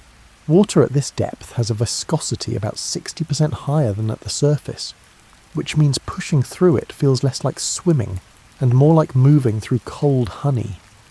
For the creatures that live here, speed is mostly irrelevant anyway. Where exactly would they hurry to? A sea cucumber trundles past, and trundles is really the only appropriate verb. It's moving at approximately the speed of erosion, one of those animals that makes sloths look hyperactive. Sea cucumbers are essentially animated vacuum cleaners, crawling across the sediment and ingesting anything organic they encounter. They process the mud, extract whatever calories they can from the sparse organic matter, and excrete pellets of slightly reorganized mud. It's not glamorous, but it's a living. Technically, the pressure affects everything down here in ways that seem almost designed to make life inconvenient. Gas bladders, which many fish use to control their buoyancy in shallow water, are completely useless at this depth. The pressure would compress them to nothing.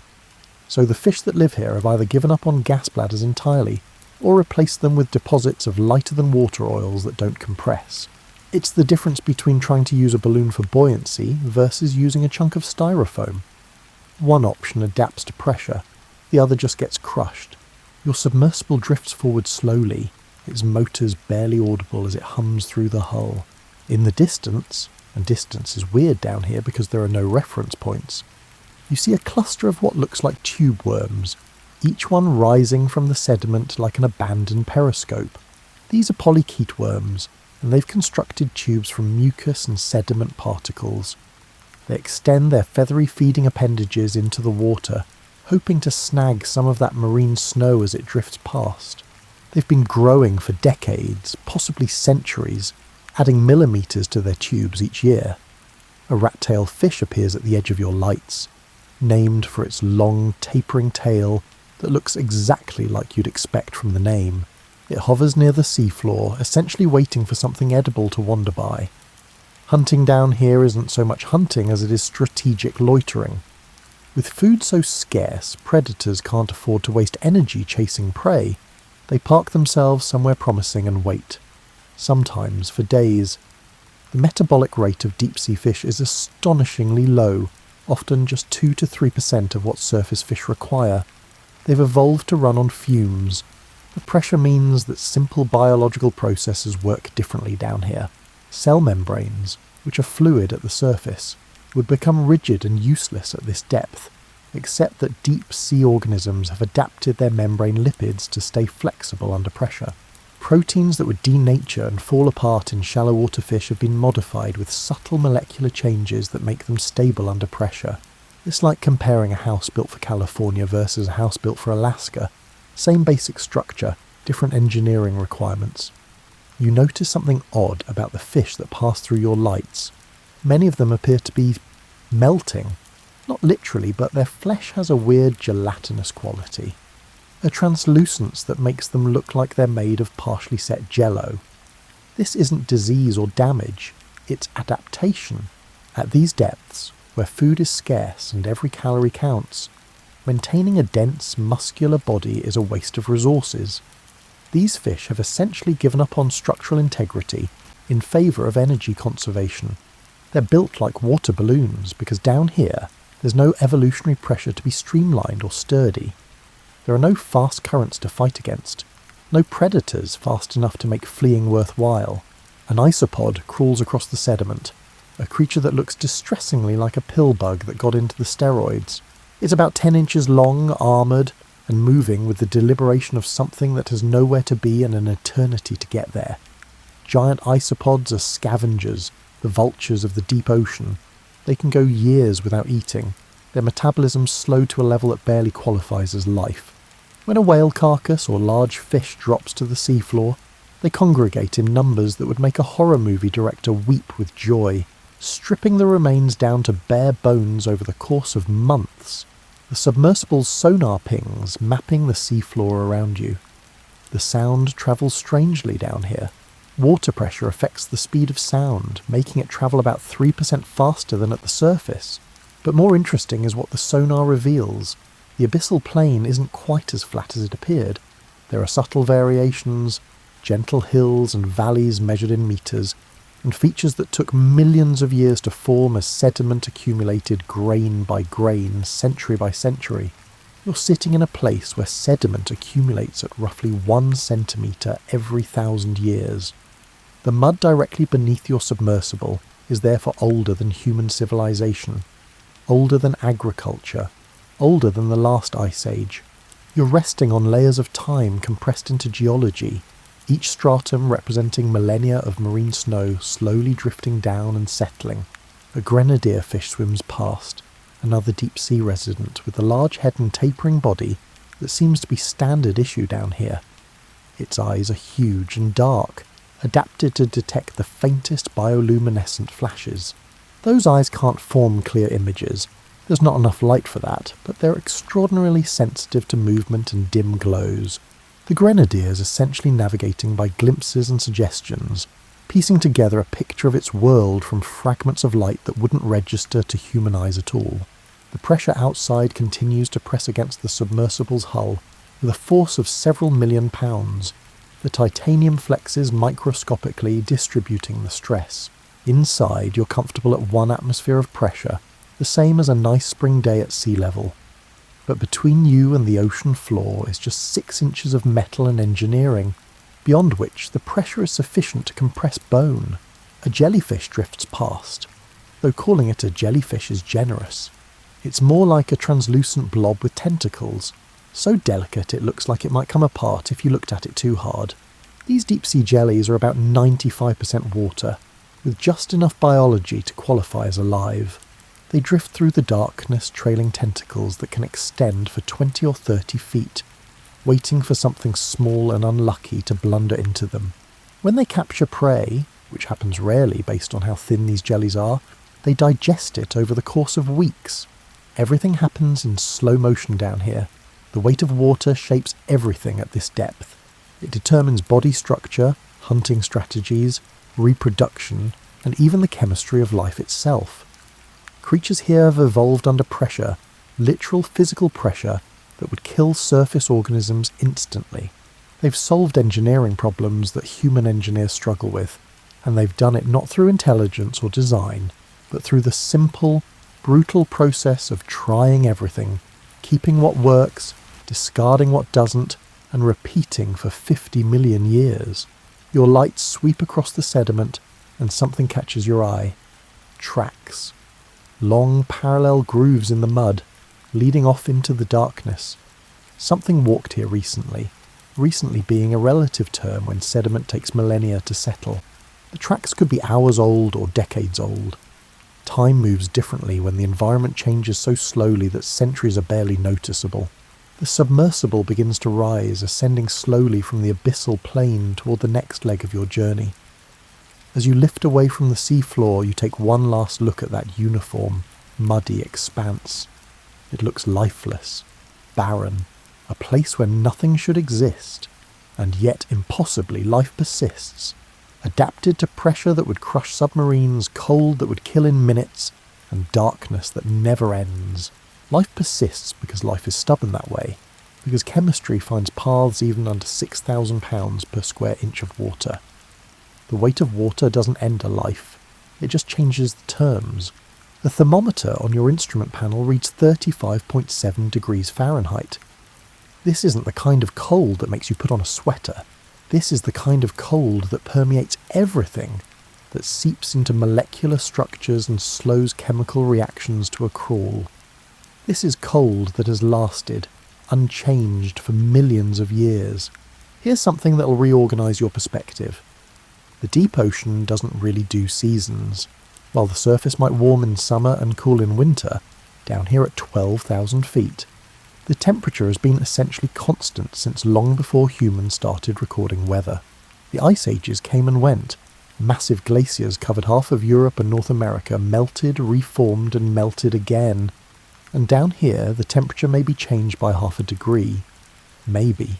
This stability is both a blessing and a curse for deep-sea life. The blessing is predictability. Organisms don't need to adapt to temperature swings, don't need to prepare for winter or endure summer heat waves.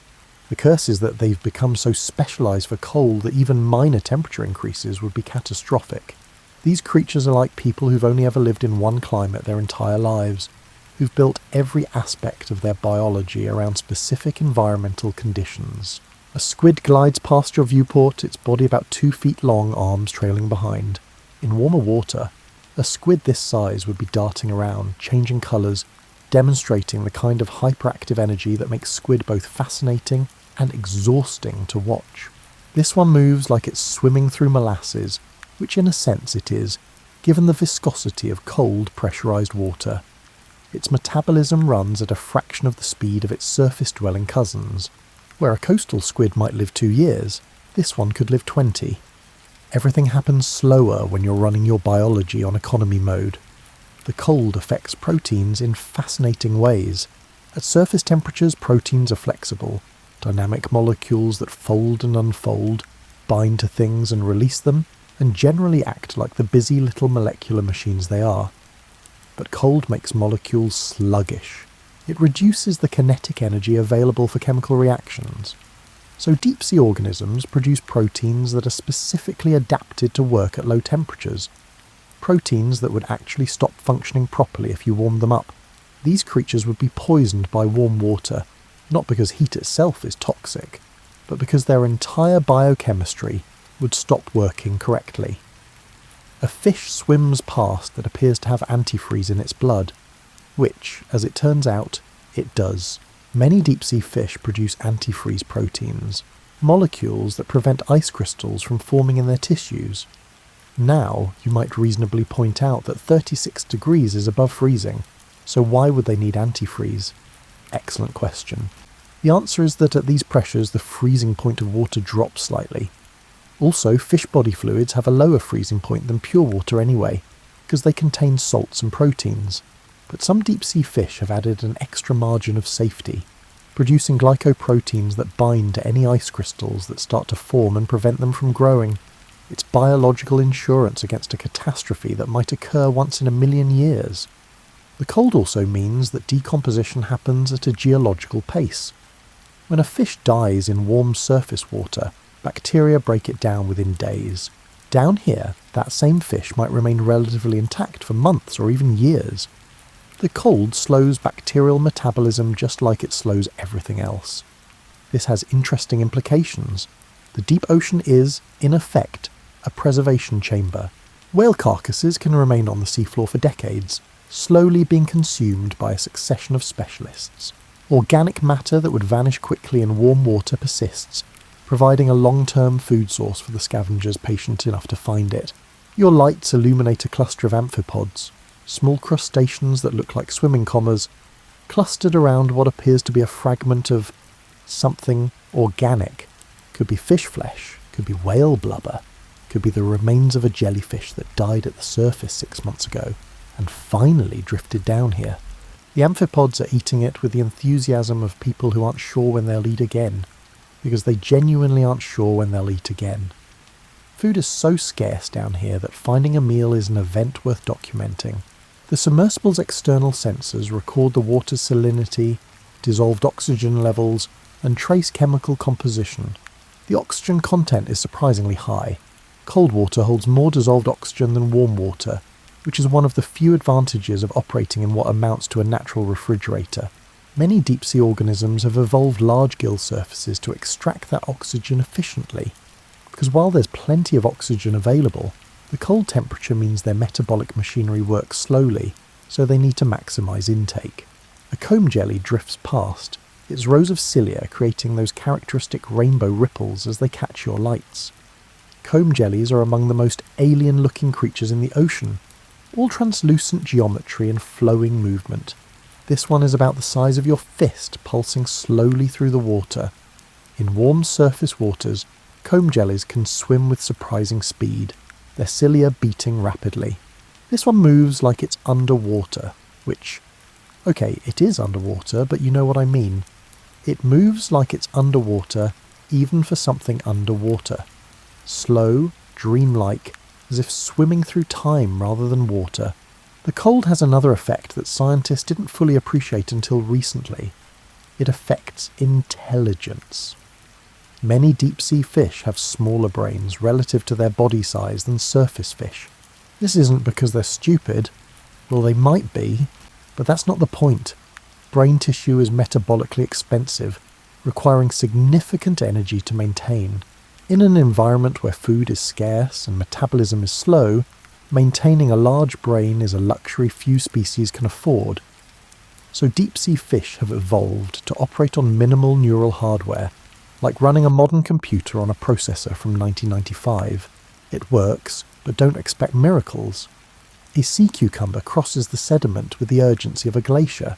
Sea cucumbers are basically the Roomba vacuum cleaners of the deep ocean, except slower and less intelligent, which is saying something given that Roombas regularly get stuck on shoelaces. This particular specimen is about a foot-long dark brown and covered in small papillae that might serve some function, or might just be along for the ride. It's processing sediment, extracting whatever trace organic matter it can find, and leaving behind neat little piles of waste pellets. In cold water, this process takes even longer than it would in warm water. This sea cucumber might move 10 feet in a day, and consider it a productive outing. The cold also affects reproduction in ways that seem almost designed to frustrate the animals involved. Many deep-sea species reach sexual maturity slowly. We're talking years or even decades. The anglerfish you saw earlier, with its bioluminescent lure, it might not be ready to mate until it's 15 years old. Compare that to surface fish species that reach maturity in months. The cold temperature slows growth rates, delays development, and generally makes the entire process of reproduction an investment that requires serious long-term planning. A Dumbo octopus appears at the edge of your lights, named for the ear-like fins on its head that make it look like Disney's elephant had a really strange evolutionary pathway. Dumbo octopuses live at depths ranging from 10,000 to 20,000 feet, making them some of the deepest living octopuses known. They hover just above the seafloor, flapping those ear fins in slow motion, looking for small worms and crustaceans. Everything about this octopus says low-energy lifestyle. It doesn't jet around like its shallow-water cousins. It doesn't change colour rapidly. Its chromatophores likely work sluggishly at this temperature. It simply drifts along, occasionally extending an arm to grab something edible, then continuing its endless slow-motion patrol of the abyss. The submersible's heating system kicks on with a quiet hum. Inside, you're comfortable at about 68 degrees, but the cold outside is constantly trying to infiltrate, conducting through the titanium hull despite the insulation. It's a reminder that you're essentially sitting in a warm bubble surrounded by a cold that has persisted longer than our species has existed. Scientists have discovered that many deep-sea organisms produce what are called cold shock proteins, molecules that help stabilize other proteins at low temperatures, preventing them from folding incorrectly or aggregating into useless clumps.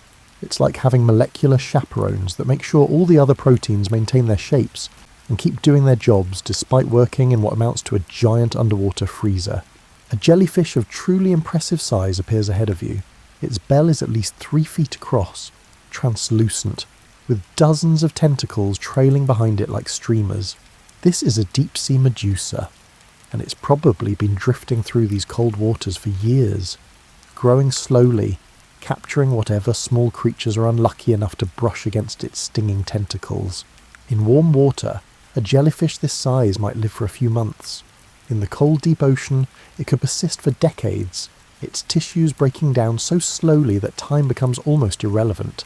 The cold doesn't just slow life down, it changes the entire strategy. Surface-dwelling organisms live fast, reproduce quickly, and die young. Deep-sea organisms live slowly, reproduce rarely, and persist for decades or centuries. It's the difference between a sprinter and an ultramarathoner.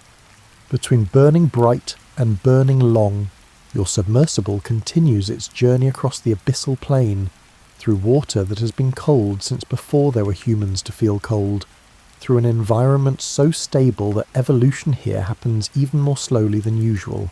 The organisms around you aren't surviving the cold, they've transcended it, becoming so perfectly adapted to it that the cold is simply their default state, the only temperature they've ever known or could tolerate. The thermometer still reads 35.7 degrees.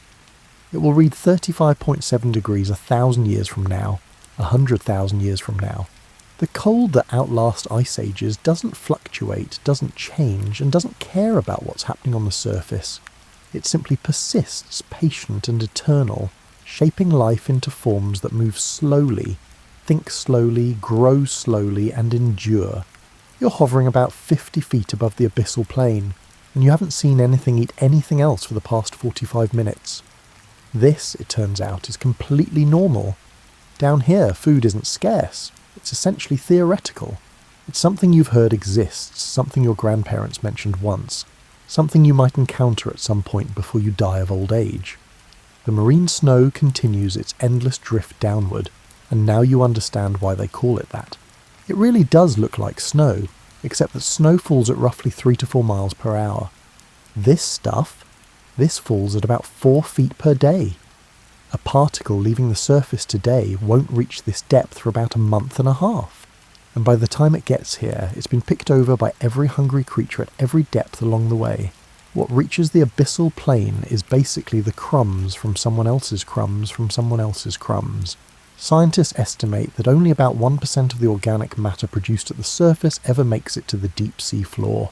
1%.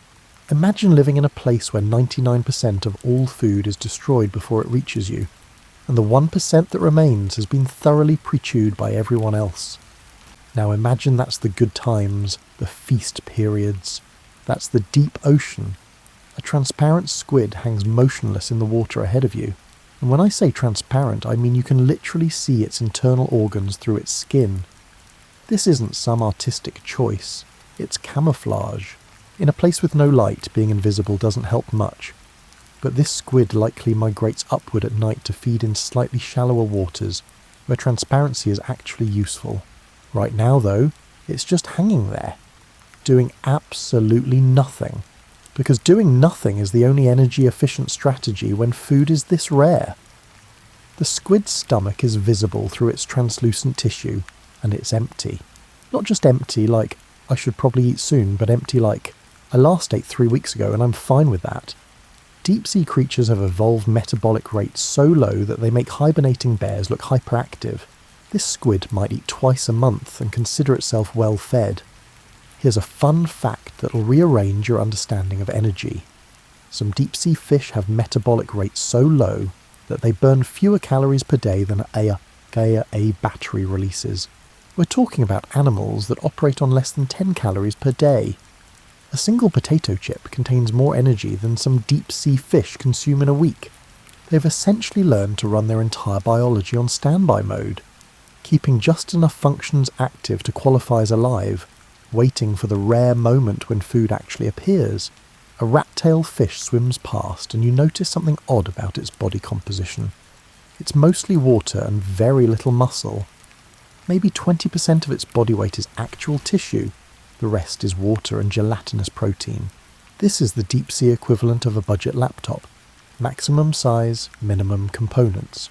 The fish needs to be large enough to avoid predation and to hold sufficient eggs for reproduction. But it can't afford the energy cost of maintaining muscle tissue it rarely uses. So it's essentially a water balloon with just enough biology attached to keep things running. Your lights catch something falling, a larger chunk of organic matter, maybe the size of a softball, descending faster than the usual marine snow. This is what scientists call fast-sinking particles. Chunks of fecal matter from surface whales, dead jellyfish, and fragments of large fish. This is prime real estate in the deep ocean, the equivalent of finding a $20 bill on the sidewalk. Within moments, small crustaceans appear from the darkness, converging on this falling treasure. They'll strip it clean before it reaches the seafloor, fighting over scraps that surface creatures would consider garbage. The food scarcity affects every aspect of life down here. Take reproduction. Many deep-sea fish are what's called broadcast spawners. They release eggs and sperm into the water and hope some of them meet. In food-rich surface waters, fish can afford to produce hundreds of thousands of tiny eggs because most will die, but enough will survive. In the deep ocean, females produce far fewer eggs, but each one is large and packed with nutrients, giving the larvae a better chance of surviving the brutal early weeks when they're too small to compete for food effectively. A gulper eel appears in your lights, and it's exactly as unsettling as the name suggests. Its mouth is enormous, literally 4 times the size of its body, opening to a size that looks physically impossible. This is because when you never know when you'll eat again, you can't afford to be picky about prey size. If something edible swims past, you need to be able to swallow it, whether it's smaller than you, roughly your size, or, in some remarkable cases, actually larger than you. The gulper eel has essentially evolved into a self-propelled stomach that occasionally encounters food.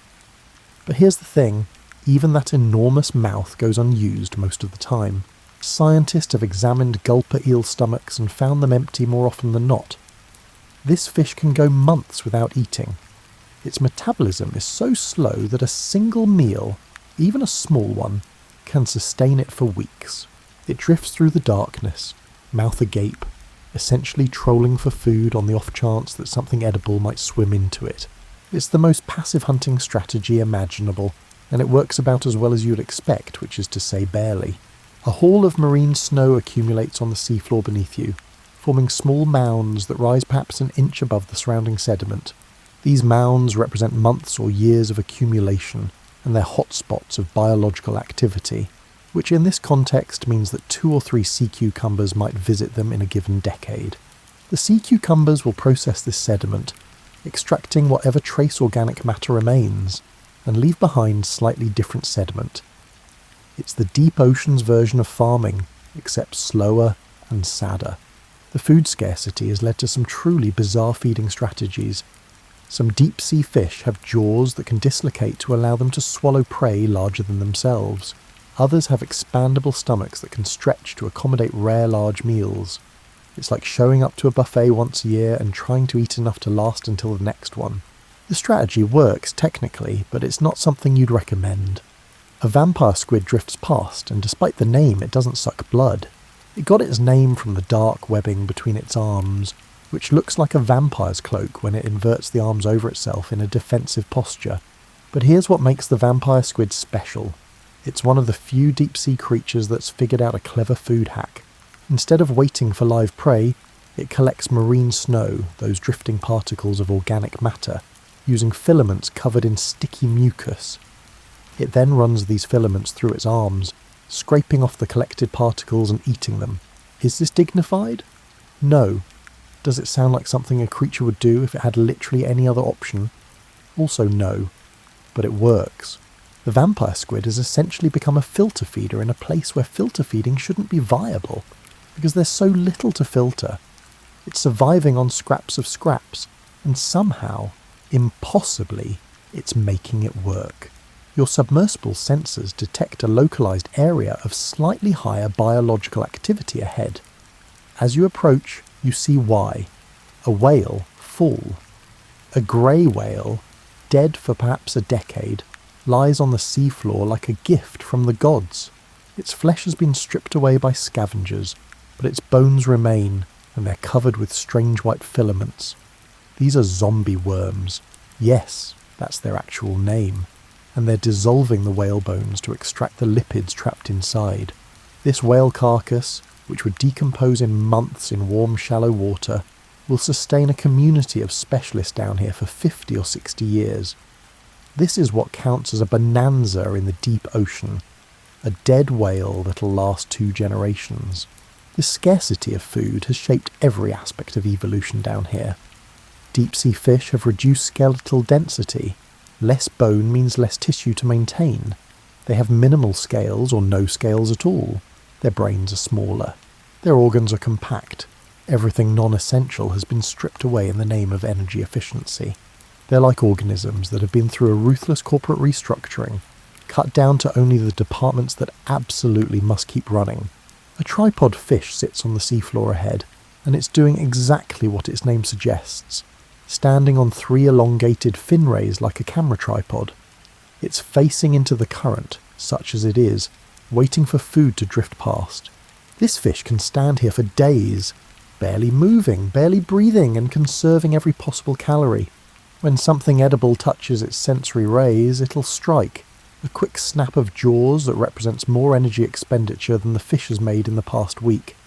Then it'll return to its tripod stance and wait some more. This is hunting in the deep ocean, standing very still for a very long time and hoping. The food scarcity, oddly enough, has led to less competition.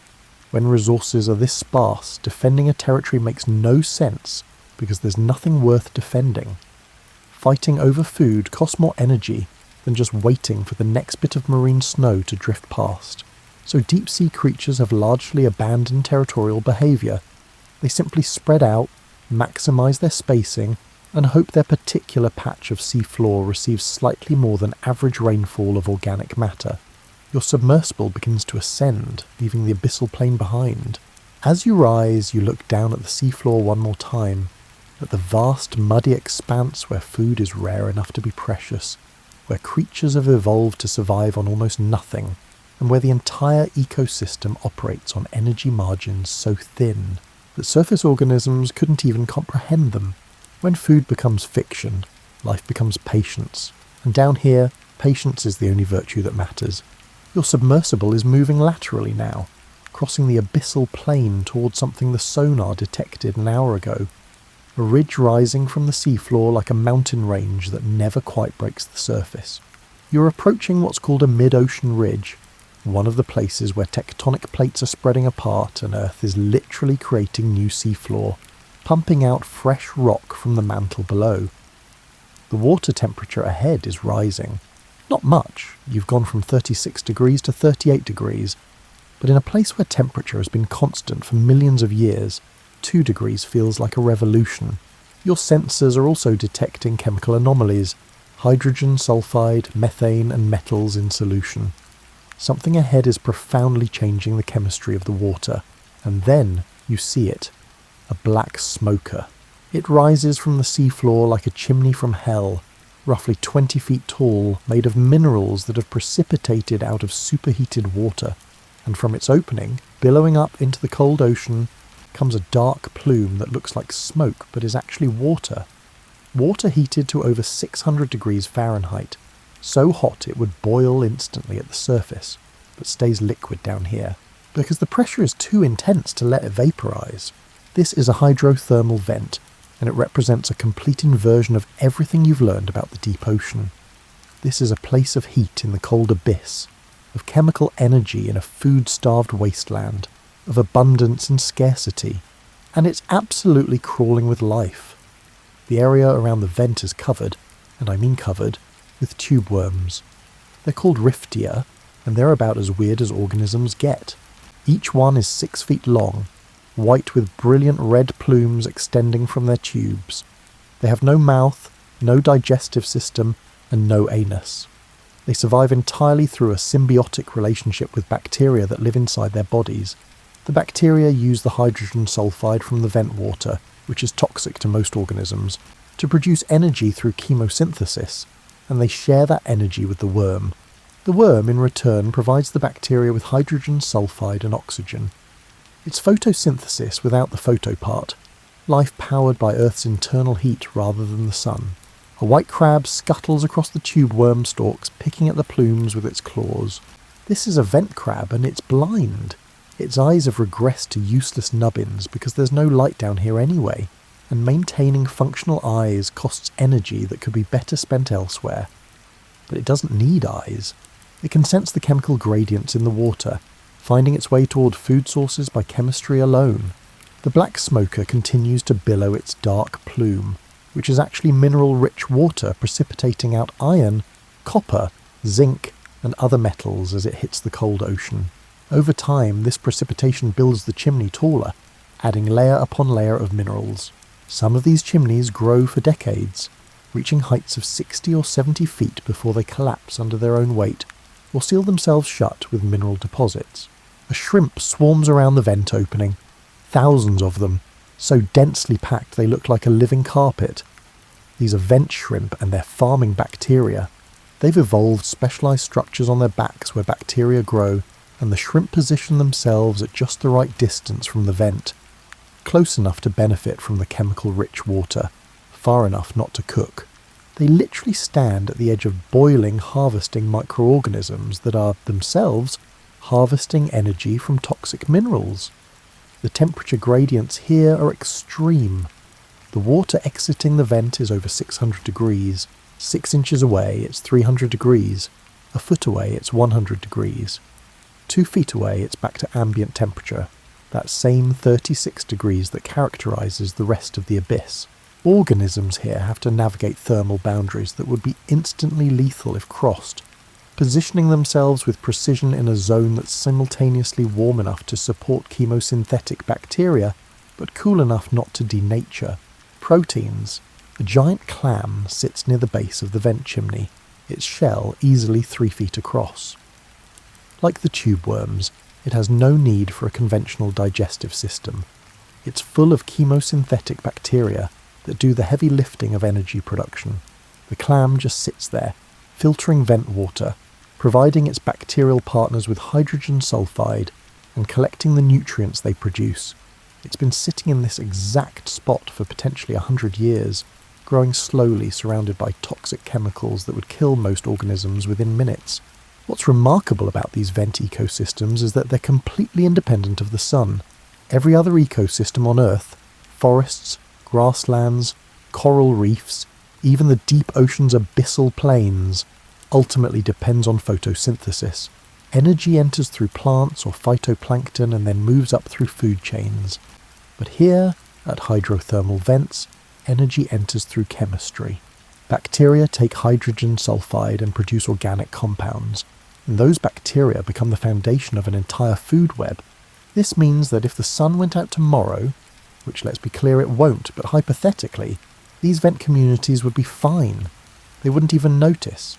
They're powered by Earth's internal heat, by the radioactive decay of elements in the mantle, and by geological processes that will continue for billions of years after the sun expands into a red giant and consumes the inner planets.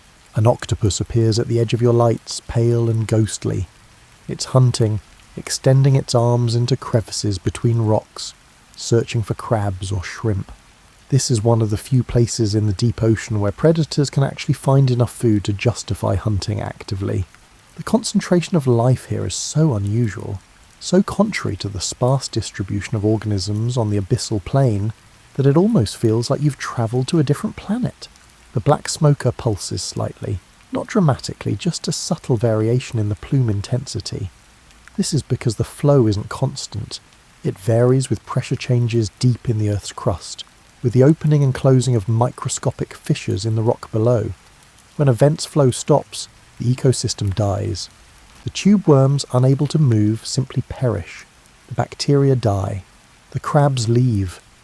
Within months, a thriving community can become a graveyard. But new vents are always forming along the mid-ocean ridges. Tube worm larvae drift in the currents, waiting to detect the chemical signature of hydrogen sulfide. When they find a new vent, they settle and begin building their tubes. Within a few years, a new community establishes itself. The vents are ephemeral on geological timescales. Each one might last 20 or 30 years before it seals shut. But the system as a whole persists because there are always new vents forming somewhere along the 40,000-mile-long mid-ocean ridge system. A fish swims past that looks relatively normal, or at least as normal as deep-sea fish look, but with one striking feature. Its gills are bright red, almost fluorescent. This is a vent fish, and those red gills are packed with hemoglobin that's specially adapted to handle both the low oxygen of deep water and the presence of hydrogen sulfide, which normally interferes with oxygen transport in blood. It's solved a chemical problem that would stump most organisms, allowing it to live in water that's simultaneously oxygen-poor and toxin-rich. The submersible sensors are recording constantly: temperature, chemical composition, pH levels and flow rates. The water here is acidic, pH around 5 or 6, and loaded with heavy metals. By surface standards, this is a toxic waste dump. By the standards of vent organisms, it's paradise. A white smoker appears in the distance, a related but different phenomenon. Where black smokers emit dark, mineral-rich water, white smokers emit lighter-coloured fluids that are cooler, only about 200 to 300 degrees, and contain different dissolved minerals. They support similar but distinct communities, different species of tube worms, different bacteria, and different crabs. Evolution has produced specialists for every conceivable niche in this environment. What scientists find most exciting about hydrothermal vents isn't just that life exists here, but what it implies. If life can thrive in toxic superheated water, powered by chemistry rather than sunlight, in complete darkness under crushing pressure, well, it suggests life might be possible in places we'd previously written off as uninhabitable. The subsurface ocean of Jupiter's moon Europa? Maybe. The underground water of Mars? Possibly. The concept of a habitable zone has expanded dramatically since hydrothermal vents were discovered in 1977. A bacterial mat spreads across the rocks near the vent base, white and fuzzy looking.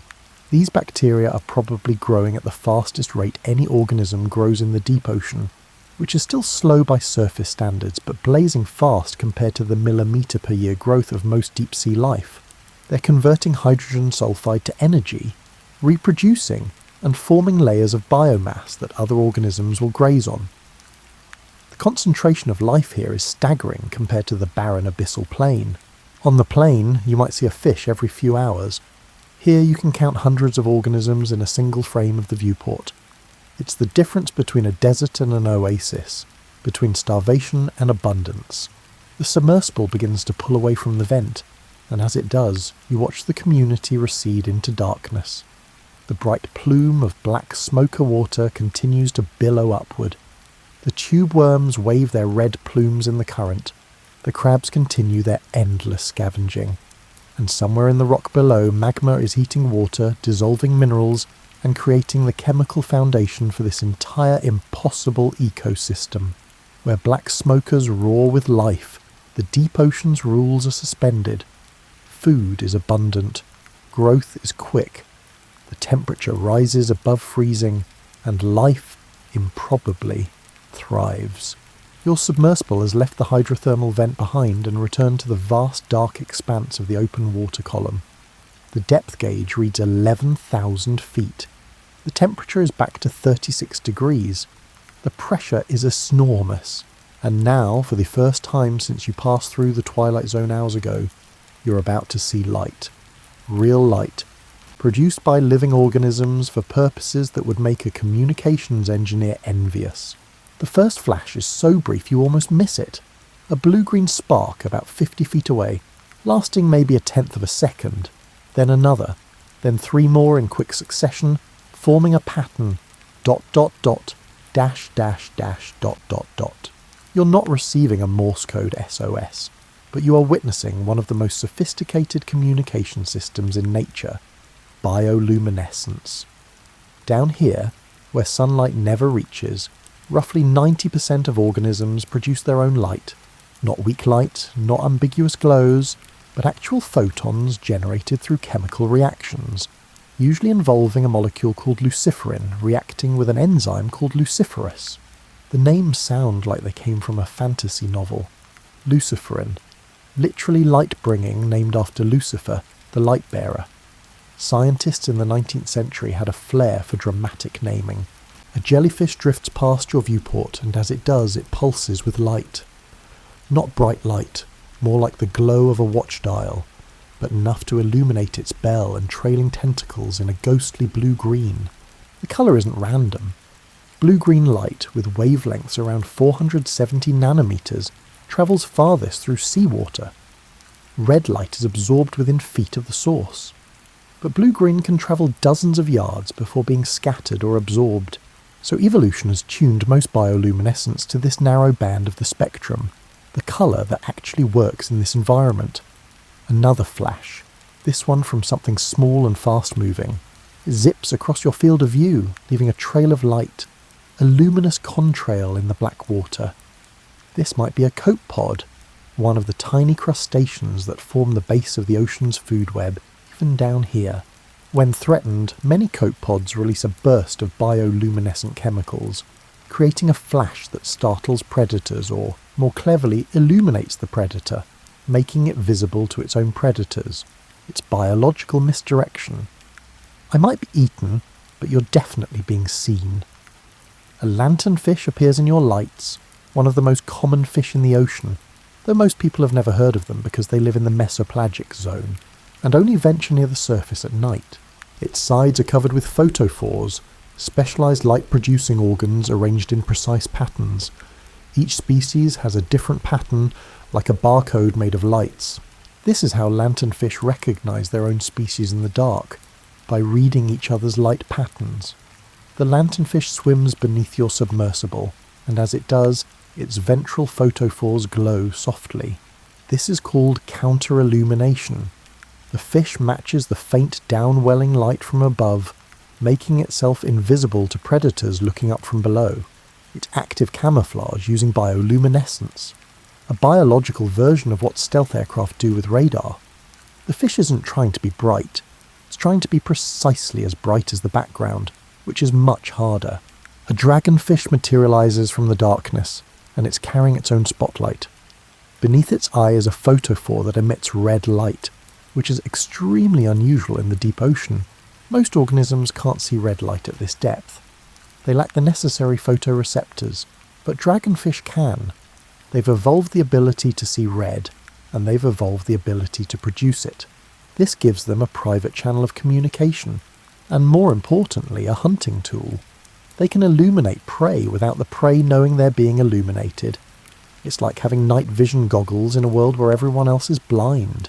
The dragonfish's light sweeps across the water like a searchlight, and for a moment you see several small crustaceans frozen in its beam, illuminated in wavelengths they can't detect.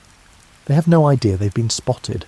Then the dragonfish strikes, inhaling one of them, and disappears back into the darkness.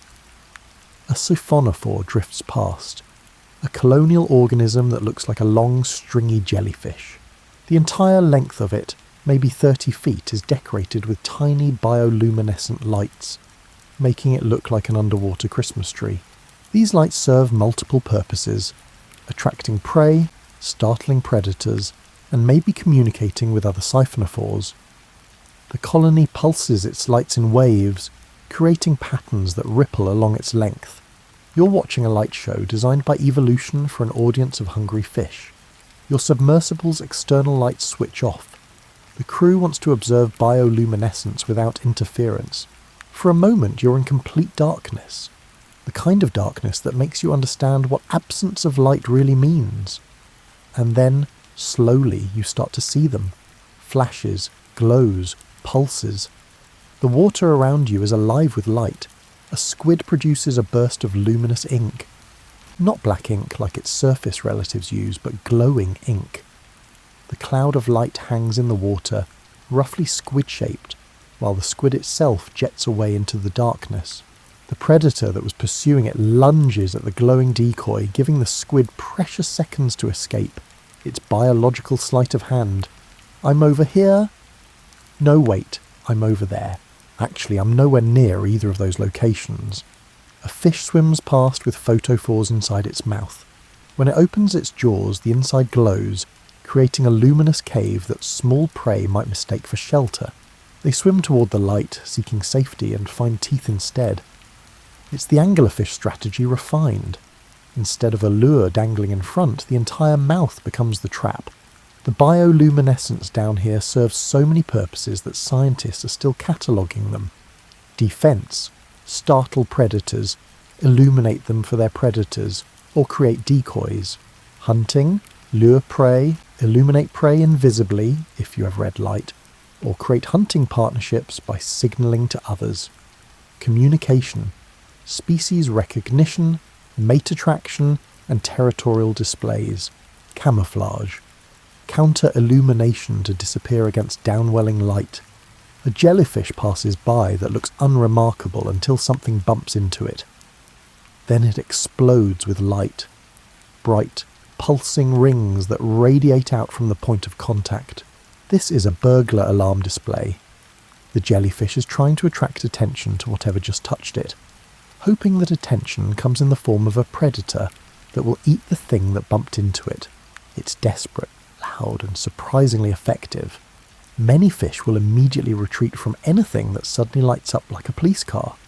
Some of the light patterns you're seeing aren't random flashes but coded signals. Certain species of squid produce specific patterns when they're looking for mates. Particular sequences of flashes that translate roughly to I'm available, I'm the right species, and I'm in breeding condition. Other squid produce different patterns that mean this territory is occupied, or I'm too large to be worth attacking. A flashlight fish appears, yes, that's its actual name, with large photophores beneath its eyes that it can cover with specialised flaps of skin, creating a controllable on-off signal. It flashes in patterns. 3 quick, pause, 2 quick, pause, 1 long. Other flashlight fish respond with their own patterns. You're watching a conversation conducted entirely in blinks, a discussion of whatever matters to flashlight fish. Feeding spots, perhaps. Mating availability. Local predators. The content doesn't matter as much as the fact that it's happening. Social communication using light, in a place where light was supposed to be impossible. The submersible's lights come back on, and the bioluminescence vanishes, washed out by the bright artificial illumination. It's a reminder that what you were seeing was actually quite dim. Photons produced one reaction at a time, efficient but not powerful. A typical bioluminescent organism produces about as much light as a single LED. It seems brighter in absolute darkness, but it's nowhere near the intensity of sunlight or even a flashlight. An anglerfish swims slowly past, and its lure is glowing again. That famous dangling appendage with bioluminescent bacteria living inside it. The bacteria glow continuously, and the anglerfish controls whether the light is visible by covering or uncovering the organ with specialised pigment cells. It's an on-off switch controlled by chromatophores, the same cells that squid and octopuses use to change colour. Biology has repurposed the same tools for completely different applications. The depth gauge now reads 12,000 feet. You're approaching the deepest zones most submersibles can reach, the Hadal zone, named after Hades. And even here, in what should be a realm of absolute darkness, life carries its own light, not as defiance, not as celebration, but as a tool, a way to survive, communicate, hunt and reproduce in a place where survival seems impossible. The light that carries messages isn't trying to illuminate the darkness. It's just trying to say something, one flash at a time. I'm here. I'm hungry. I'm available. I'm dangerous. I'm food. Stay away. Come closer. Simple messages, really, but delivered with photons instead of sound, with chemistry instead of electricity, and with elegance that makes human communication systems seem almost crude. The chronometer on your instrument panel indicates you've been descending and exploring for 6 hours. But down here, at 13,000 feet, you could be told it's been 6 minutes or 6 days, and you'd have no way to verify it. Time works differently when nothing around you indicates its passage. No sunrise, no sunset, no temperature changes, no seasons, and no tide strong enough to notice. Just the eternal now, stretching in all directions. A bristle worm crawls across the sediment beneath you, and based on the growth rings in its segments, scientists estimate this individual is somewhere between 40 and 60 years old. It's been alive since the Kennedy administration, possibly, moving at roughly the speed of tectonic plates, eating sediment and processing nutrients so slowly that its metabolism is barely distinguishable from geology. Time in the deep ocean isn't measured in days or weeks, but in decades and centuries. That sea cucumber you saw earlier? Based on growth rate studies, it might be 100 years old. The tube worms at the hydrothermal vent can live for 250 years, adding microscopic amounts to their length each year. So patient, they make tortoises look impulsive. Grenadier fish hovers near the sea floor, essentially doing nothing. It's been doing nothing for the past 3 days. Not because it's lazy, but because with a metabolic rate this low, doing nothing is its default state. It will wait here until something edible comes within range, then it will strike with movement so slow you could probably dodge it if you were paying attention. The strike will consume more calories than the fish has burned in the past week, which is why it won't attempt another one unless success seems very probable. Your submersible settles onto the seafloor with a gentle bump, stirring up a small cloud of sediment that takes several minutes to settle. At the surface, disturbed sediment would resettle in seconds, maybe a minute at most. Down here, in cold, viscous water, the particles drift downward with the enthusiasm of a teenager asked to do chores. They're in no hurry. There's no current to speak of, no disturbance, and no reason for haste. The sediment cloud finally settles, and you can see the surface clearly again. Uniform, undisturbed mud extending in every direction. The layer of sediment you just disturbed was probably deposited over the course of several thousand years. The layer beneath it, another several thousand years. You can core down through the mud here and read Earth's history like a very boring book, each centimetre representing a millennium, each metre representing a geological age. A sea pen rises from the sediment, a colonial organism that looks like an old-fashioned quill pen, which is exactly where it got its name. This individual is about 2 feet tall, swaying almost imperceptibly in currents too weak to register on your instruments. It's filter feeding, extending polyps to catch whatever organic particles drift past. Based on its size, this sea pen is probably at least 200 years old. It was here before the American Revolution. It will be here long after your great-grandchildren are dust. The slow pace of life down here isn't a disadvantage, it's an adaptation.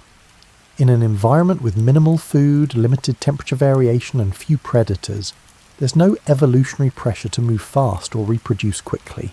The organisms that thrive here are the ones that learn to run their biology on minimal energy, to live slowly and to wait.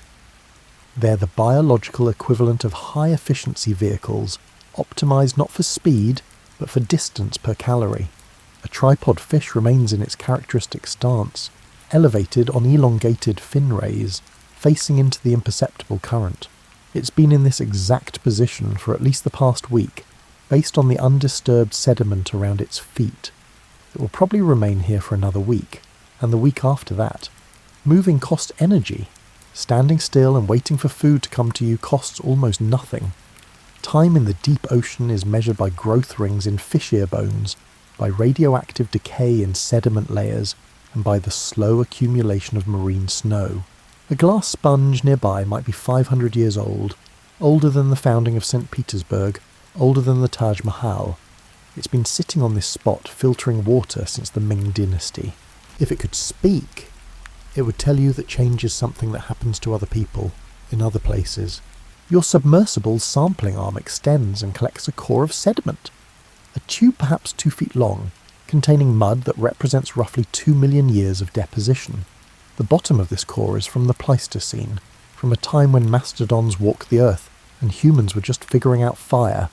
The top layer was deposited last Tuesday, or maybe last month. At this rate of accumulation, the distinction is meaningless. A crinoid sits attached to a rock, and a kynoderm that looks like a flower made of arms. Crinoids are sometimes called living fossils, though that term is somewhat misleading because all organisms are equally evolved, having had the same amount of time to adapt to their environments. But crinoids do look remarkably similar to their ancestors from 300 million years ago, which suggests that their body plan works well enough that there's been no pressure to change it. If it's not broken, don't fix it, even if not fixing it means staying the same for geological eras. The slow time of the deep ocean means that recovery from disturbance takes decades or centuries. If a submarine scrapes across the seafloor, the tracks can remain visible for 50 years. If deep-sea mining were to occur, the disturbed areas wouldn't recover in any human meaningful time frame. The organisms here have adapted to stability, to an environment that changes so slowly that they can afford to grow slowly, reproduce slowly, and recover slowly. Rapid change is something their biology simply isn't equipped to handle. A sea spider walks across the sediment. Not actually a spider, but a pecnogonid, a creature so weird that scientists had to give it its own taxonomic class. This particular specimen is about the size of your hand, moving with the deliberation of something that understands it has all day and all night and all year to get wherever it's going. Its legs probe the mud, searching for small worms or hydroids.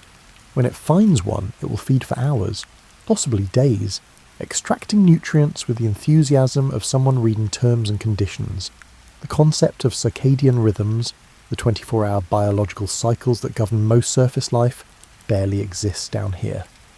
There's no day-night cycle to synchronize to, no reason for an organism to be more active at one time than another. Some deep-sea fish show activity patterns that correspond to the vertical migration of prey from above, peaks of activity every 12 or 24 hours, but many show no cycles at all. They feed when they encounter food, rest when they don't, and ignore the passage of time entirely. Your instruments detect a slight current, water moving at approximately 1 centimetre per second, or about 2 feet per minute. This is what passes for strong flow in the deep ocean. On land, you wouldn't even feel this. It wouldn't ruffle your hair or cool your skin. But down here, it's sufficient to influence where organisms settle, which direction they face, and how they position themselves to maximise food capture. A bacteria colony grows on a piece of driftwood that somehow made it down here, probably sank after being waterlogged for months at the surface. The wood is being slowly consumed by bacteria and specialised wood-boring bivalves. This process will take decades. A similar piece of wood on land would be decomposed within years, maybe months in a humid environment, but down here, in cold water with limited oxygen and sparse bacterial populations, decomposition happens at geological speeds. The slow time has strange effects on evolution, with generation times measured in decades rather than years, and population sizes often small due to food scarcity.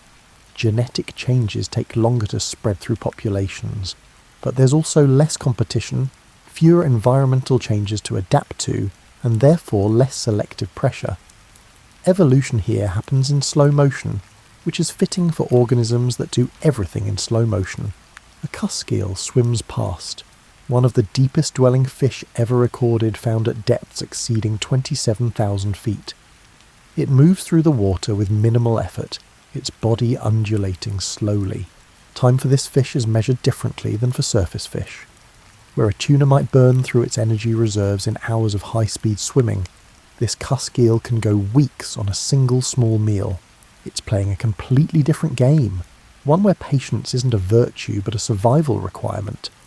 The submersible's clock indicates you've been on the bottom for 90 minutes, but it feels both longer and shorter than that. Longer because so little has happened. No dramatic events, no sudden movements, no changes in the environment. Shorter because the unchanging nature of your surroundings makes time feel compressed, as if you just arrived and it's already time to leave. This is time at the bottom of the world, not linear, not urgent, not bound by the rotations and revolutions that govern surface life. Just the slow accumulation of moments into hours, into days, into decades, into centuries, each one identical to the last, each one likely to be identical to the next. Time down here doesn't pass. It accumulates. Your submersible is ascending now, rising slowly through water that humans have visited perhaps 20 times in all of history. 20 visits to a realm that covers more than half the planet's surface.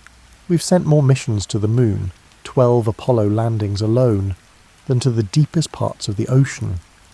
We have better maps of Mars than of the seafloor. There are more people who've walked in space than have been to the Hadal zone. This fact should bother you more than it does.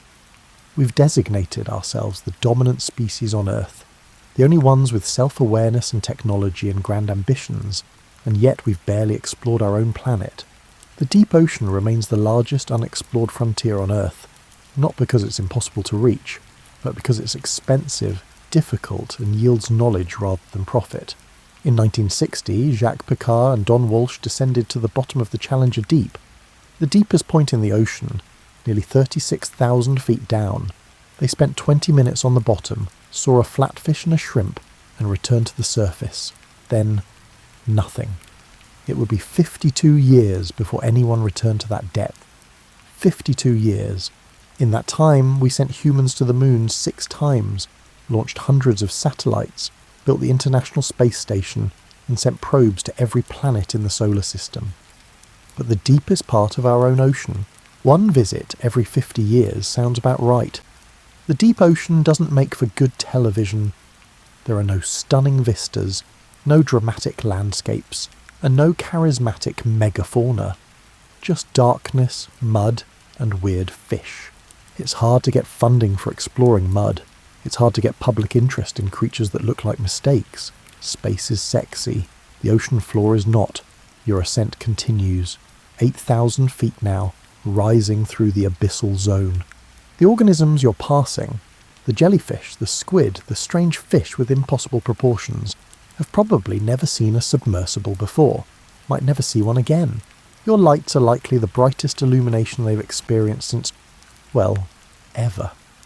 You're a UFO to them, an inexplicable intrusion of light and noise and artificial geometry into their world of organic curves and bioluminescent whispers. Scientists estimate that we've explored less than 5% of the ocean floor. 5%. We know more about the surface of Venus, where the temperature is 900 degrees and the pressure would flatten you instantly, than about significant portions of our own sea floor. We've mapped 100% of Venus. We've mapped 5% of the ocean floor at high resolution, 6,000 feet now. You're passing through zones where scientists have collected perhaps a dozen specimens of certain species. We know these creatures exist because we've accidentally caught them in nets, but we don't know how they live, where they breed, what they eat, or how long they survive. We have their bodies, but not their stories. The deep ocean resists human intrusion not through hostility, but through indifference. It doesn't care that we want to explore it. It continues its cold, dark, high-pressure existence whether we visit or not. The organisms here have been evolving for hundreds of millions of years without human input, and they'll continue evolving long after we're gone. Our submarines and submersibles are footnotes in their world, brief anomalies that appear, collect a few samples, take some photographs and vanish. 4,000 feet. You're approaching the depth where submarines operate, where human technology becomes more common. But even here, the visits are rare. A military submarine might pass through these waters once a month or once a year. Research vessels come even less frequently. The creatures here live their entire lives in near total isolation from human observation. There's something humbling about that. We like to think we've conquered Earth, that we've catalogued its creatures and mapped its terrain and understood its systems. But the deep ocean reminds us that most of this planet is beyond our reach, operating according to rules we barely understand, populated by creatures we've never seen. 2,000 feet now. You're in the bathyal zone, where a few more submersibles operate, where some commercial fishing impacts the ecosystem. But even here, human presence is sporadic. A trawler might drag the seafloor once, destroying century-old coral in minutes, then move on. The damage remains for decades, but the humans who caused it never return to see it. Scientists estimate that there are potentially 1 million species living in the deep ocean that we haven't discovered yet. 1 million. In an age where we can sequence genomes and edit genes and create artificial intelligence, we still don't know what lives in 70% of our own planet. We're cataloguing exoplanets in other solar systems while remaining fundamentally ignorant of our ocean's depths. 1,000 feet. Light is beginning to penetrate from above. Faint, blue, but real sunlight. You're leaving the midnight zone, entering the twilight zone, and approaching the realm where human activity is common. Fishing vessels, submarines, underwater cables, offshore drilling platforms. Technology is everywhere up here. The contrast is striking. In the space of a few hours, you've moved from a place essentially untouched by humanity to a place where human impact is everywhere. From seafloor that hasn't been disturbed in millennia to waters fished commercially. From darkness and isolation to light and intrusion. 500 feet. You can see the surface now, a boundary between worlds, a transition from the familiar to the alien. Above, sunlight, warmth, human ships, satellites, and billions of people living their lives mostly unaware of what exists below. Below, the cold, the dark, the pressure, and the strange, slow life that persists in conditions that would kill surface organisms instantly. The submersible breaks through the surface with a splash that seems absurdly loud after hours of near silence. Water streams off the hull, the hatch opens and warm air floods in, air that feels tropical compared to the refrigerated interior. You climb out into sunlight that seems impossibly bright, painful almost. The research vessel's crane lifts the submersible from the water. The ocean surface rolls gently, looking exactly the same as it did 6 hours ago. Nothing about it suggests what lies beneath. The miles of cold darkness, the strange creatures, the slow time, the alien ecosystems. The surface keeps its secrets. You'll write a report. Scientists will study your samples. A few photographs will be published. And then, everyone will mostly forget. Because the deep ocean doesn't capture imagination the way space does. It doesn't promise mineral wealth or strategic advantage. It's just there, deep and dark and full of weird fish. But for the creatures down there, this is everything. This is their entire world. The only world they've ever known or will know. And we are to them vanishingly rare. We are legends, rumours, inexplicable lights that appear once in a lifetime, if at all. The rare moments we arrive change nothing for them. The deep ocean continues its cold, dark existence. The marine snow keeps falling. The tube worms keep filtering hydrogen sulfide. The tripod fish keep waiting for food. Time moves slowly. Pressure remains constant, and life persists in the dark, with or without us. You're standing on the deck of the research vessel, watching the sun set over the Pacific. The water is turning from blue to purple to almost black as the light fades. In an hour it'll be completely dark, surface dark, the kind where you can still see stars and ship lights. Not deep ocean dark, which is a different thing entirely. Somewhere beneath this ship, 4 miles down, life is continuing exactly as it has for millions of years. Sea cucumbers are processing sediment. Fish are waiting for food. Bacteria are converting chemicals into energy at hydrothermal vents, and none of them know or care that humans exist, that we've built civilizations and technologies and dreams of exploring the universe. The deep ocean represents Earth's final frontier, not because it's the last place to explore chronologically, but because it might be the last place we actually do explore thoroughly. Space is the dream that captures human imagination. Mars, the moons of Jupiter, exoplanets orbiting distant stars. These are the frontiers that inspire funding and public interest. The deep ocean is just there. Wet, dark, expensive to visit, and full of uncharismatic fauna. But here's what we're missing.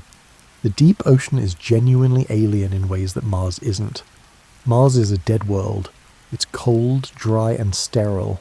If there's life there, it's probably microbial, probably hiding underground, and probably not doing anything particularly interesting. The deep ocean is teeming with complex life. Organisms with bizarre adaptations, intricate ecosystems, and evolutionary solutions to problems we didn't know existed. It's alien life on our own planet, and we're largely ignoring it. The pressure, the cold, the darkness, these aren't just obstacles to exploration. They're selective forces that have created organisms fundamentally different from anything in our terrestrial experience. A hadal snailfish that looks like it's melting, a gulper eel that's mostly mouth, a barrel-eye fish with a transparent head and upward-pointing tubular eyes. These aren't science fiction creatures. They're real organisms that evolved to solve real problems in real environments, and we barely know them. Most deep-sea species are known from a handful of specimens, if that. We have rough ideas about their diets, vague estimates of their populations, and speculation about their reproduction. It's 2026, and we can sequence the genome of any organism we can catch, but we can't catch most of them because we don't know where they live or how to find them. The sun is gone now. Stars are appearing, more than you can see from cities, but still washed out by the ship's lights. Real darkness, the kind that makes the deep ocean's darkness meaningful, is hard to find on Earth's surface anymore. We've illuminated the land, lit up our cities, and banished the night through technology. But the deep ocean remains dark, indifferent to our lights, unchanged by our presence. Scientists talk about charismatic megafauna, the pandas, tigers, elephants, and whales, organisms that capture public imagination and drive conservation efforts. The deep ocean has almost no charismatic megafauna, giant squids maybe, though we've filmed living specimens only a handful of times. Most deep-sea creatures are small, weird, translucent, and utterly lacking in appeal to anyone who isn't a marine biologist or genuinely strange. This presents a problem. How do you conserve and protect ecosystems that people don't care about? How do you prevent deep-sea mining when the alternative is mud? How do you regulate fishing in areas no one visits, for species no one's heard of? The answer so far has been we mostly don't. The deep ocean remains largely unregulated, unexplored and unprotected. A few marine reserves exist, but they're drops in an ocean. Commercial interests are already eyeing the mineral deposits around hydrothermal vents, rich in copper, zinc and rare earth elements. The economics are compelling. The ecological costs are unknown, but likely severe. A crew member walks past, heading below deck. The ship rocks gently in the swells. Somewhere in the darkness, dolphins might be riding the bow wave, or bioluminescent plankton might be creating glowing trails in the water. The surface ocean is still magical in places, still capable of wonder, but the real mysteries, the real alien environments, are below. The deep ocean is Earth's largest biome. The abyssal plains alone cover more area than all terrestrial habitats combined, and we've sampled it about as thoroughly as you'd sample a continent by collecting a few dozen shovelfuls of dirt. We're extrapolating ecosystems from fragments, inferring food webs from partial evidence, and guessing at population dynamics based on mathematical models. This is fine for generating hypotheses, but it's a poor foundation for protecting ecosystems we don't understand. How do you assess the impact of deep-sea mining when you don't know what lives there? How do you prevent extinctions of species you haven't discovered? How do you balance resource extraction against ecological preservation when the ecology is mostly guesswork. The stars are bright now. You can see the Milky Way, a pale band across the sky. Billions of stars, many with planets, some of those planets potentially harbouring life. We're spending billions on telescopes and space missions to find that life, while simultaneously ignoring complex ecosystems in our own oceans. There's no contradiction, really. Space and ocean exploration aren't in competition. We could fund both adequately if we chose to, but the funding ratios reveal our priorities. Space gets the money, the public interest, and the grand ambitions. The ocean gets what's left over, which isn't much. Maybe that's human nature. We've always looked outward, toward horizons, toward what's beyond the next hill or across the next ocean. Looking down into depths that crush and freeze and hide their secrets doesn't trigger the same exploratory impulse. But the ocean depths are genuinely here, genuinely alien, and genuinely full of discoveries waiting to be made. The deep ocean will outlast humanity. When we're gone, whether in 100 years or 100 million, the abyssal plains will still be accumulating sediment, the hydrothermal vents will still be creating oases of life, and the Hadal snailfish will still be doing whatever it is Hadal snailfish do. The ocean doesn't need us. It was here before we evolved, and it'll be here after we're extinct. But we need it in ways we probably don't fully appreciate. The ocean regulates climate, produces oxygen, absorbs carbon dioxide, and drives weather patterns. The deep ocean is part of that system, not isolated from the surface, but connected through the slow mixing of water, the vertical migration of organisms, and the rain of organic matter from above. And we're changing it. Ocean acidification, caused by absorbed CO2, is affecting deep-sea organisms that have never dealt with pH changes.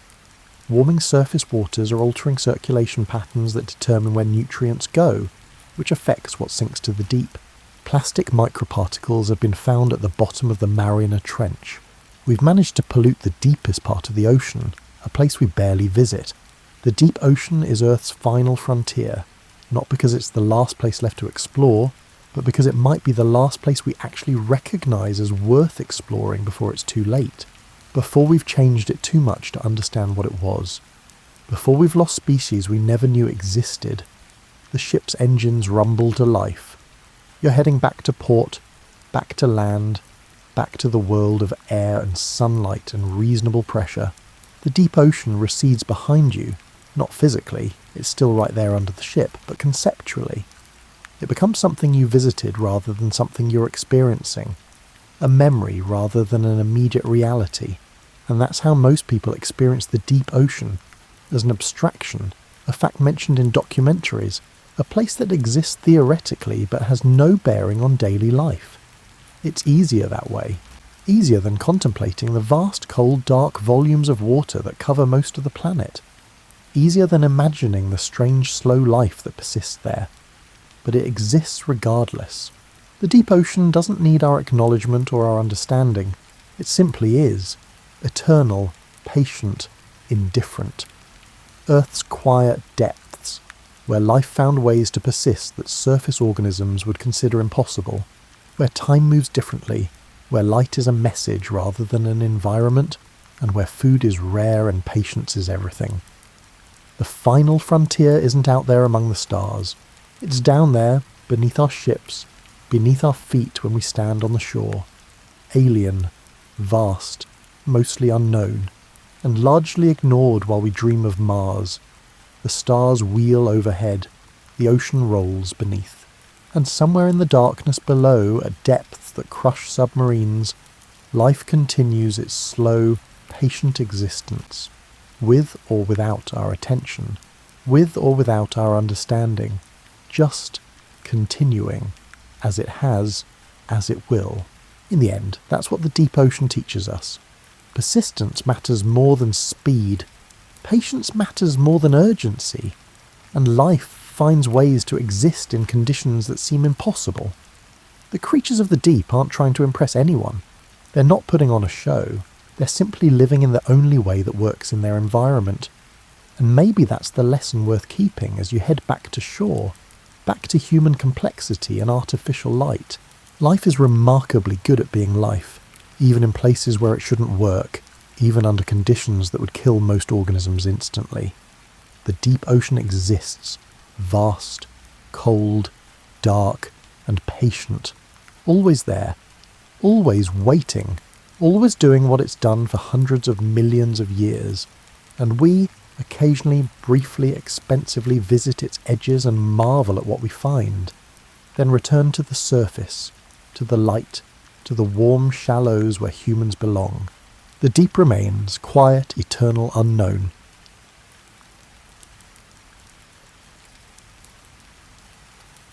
Harry S. Truman's roots trace to the quiet farmlands of western Missouri worlds removed from the polished corridors of Washington he'd one day inhabit.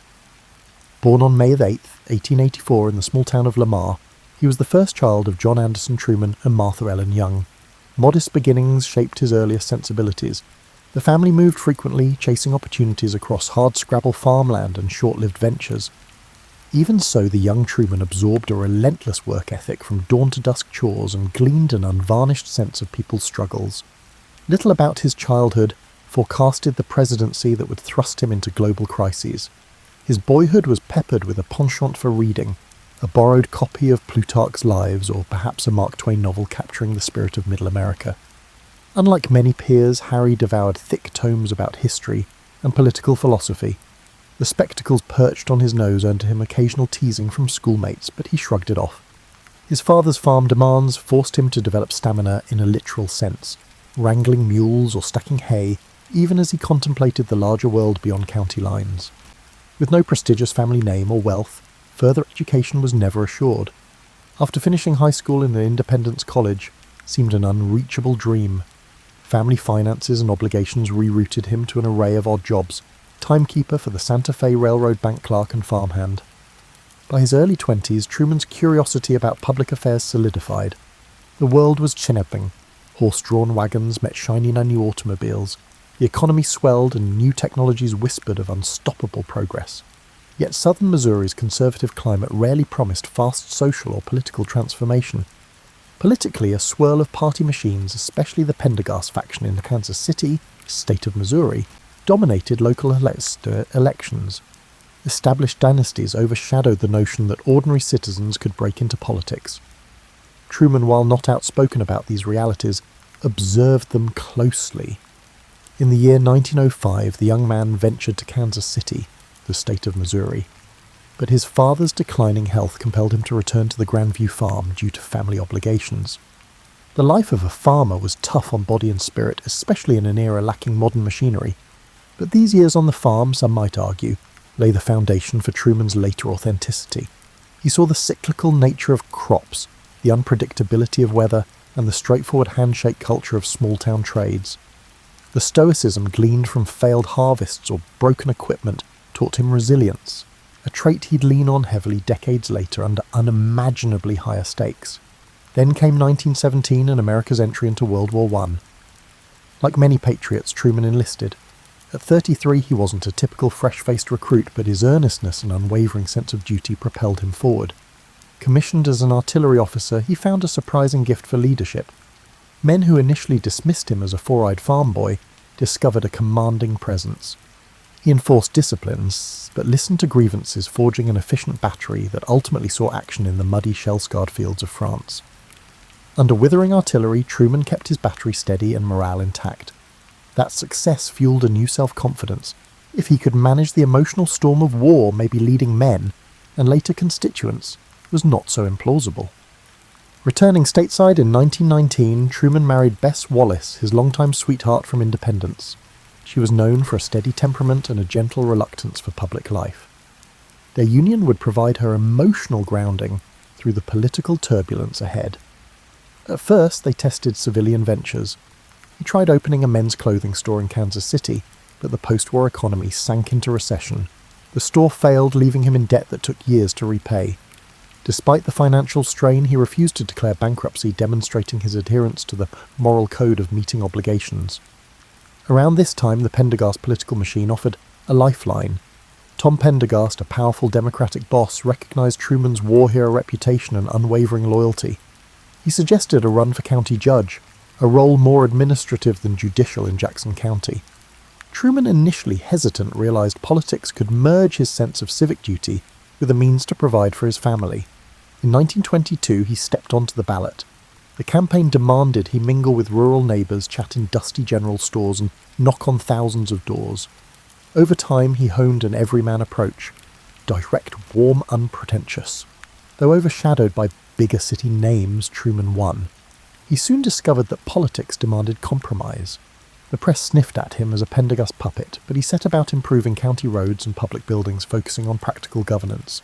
It didn't make headlines in Washington, but local folks started trusting that Judge Truman might be the rare politician who balanced machine loyalty with genuine public benefit.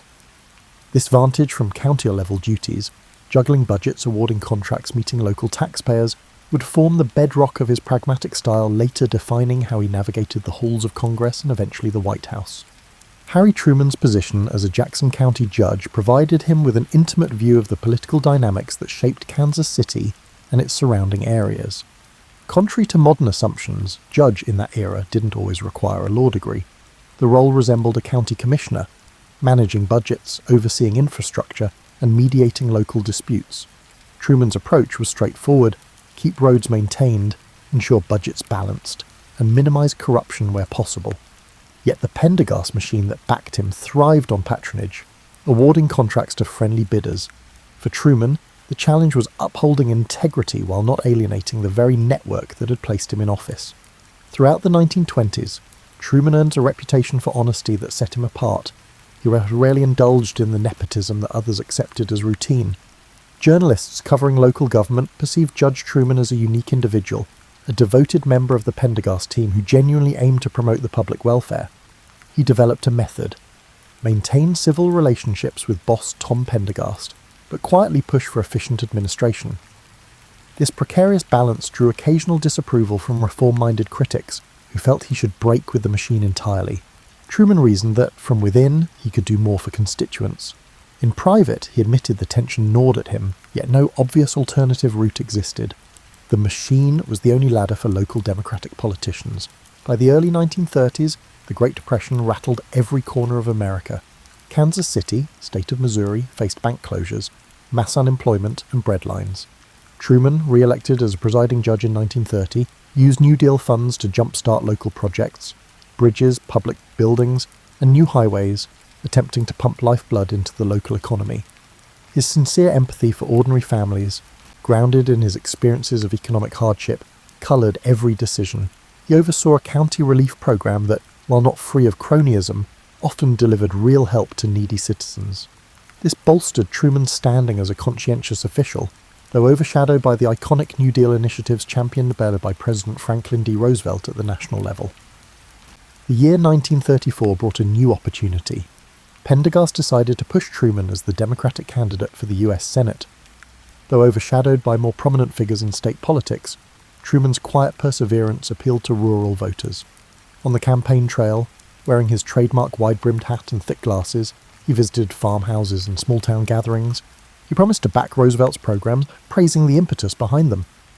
Meanwhile, suspicious voices hammered him as a Pendergast stooge. The boss's endorsement sealed the nomination, but winning the general election was no guarantee. Nonetheless, national frustration with the Republicans' handling of the Depression gave the Democrats a strong tailwind. Truman eked out a victory, heading to Washington at age 50. In the Senate, he was a small fish in a pond teeming with established whales like a Huey Long, Carter Glass, and Robert La Follette Jr., eager to prove his worth. Truman initially found himself overshadowed by Southern Democrats who dominated key committees. He stuck to the Commerce and Interstate Regulation Committees, quietly gleaning how legislative deals were forged. Mindful that he needed to rid himself of the Pendergast stigma, he tackled issues with a methodical zeal. One such moment arrived in 1939, when he chaired a subcommittee investigating railroad reorganization, applying his county-level budgeting lessons to a national stage. Colleagues noticed his meticulous approach. He seldom boasted, rarely sought headlines, but delivered results. The mid-1930s to late 1930s also saw the unravelling of Pendergast's empire. Accusations of tax evasion and corruption soared. In 1939, Tom Pendergast was convicted of tax fraud and imprisoned. Headlines implicated him and his associates in a massive graft.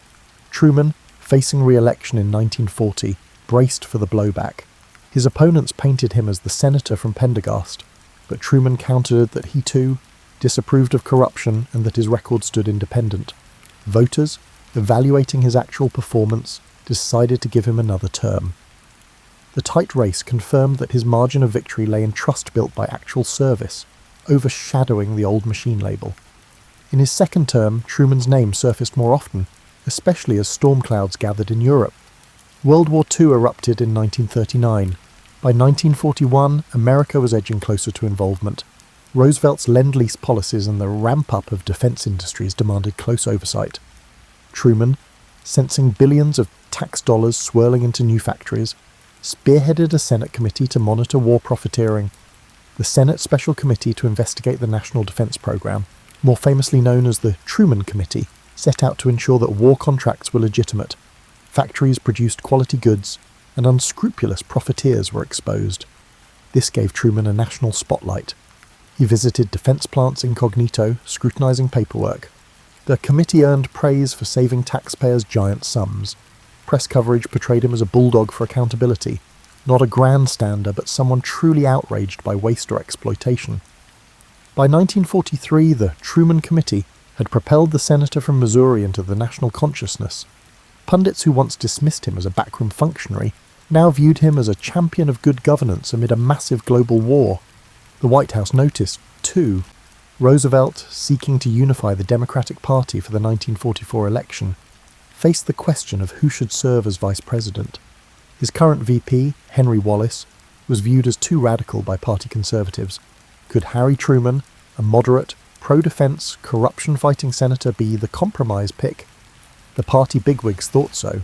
The stage was set for a twist in Truman's life, from being a steady second-term senator to possibly occupying the second highest office in the land, perched precariously near the centre of a global conflict. Harry Truman never aggressively pursued the vice presidency, but in the swirl of 1944 politics, he emerged as a near-consensus choice.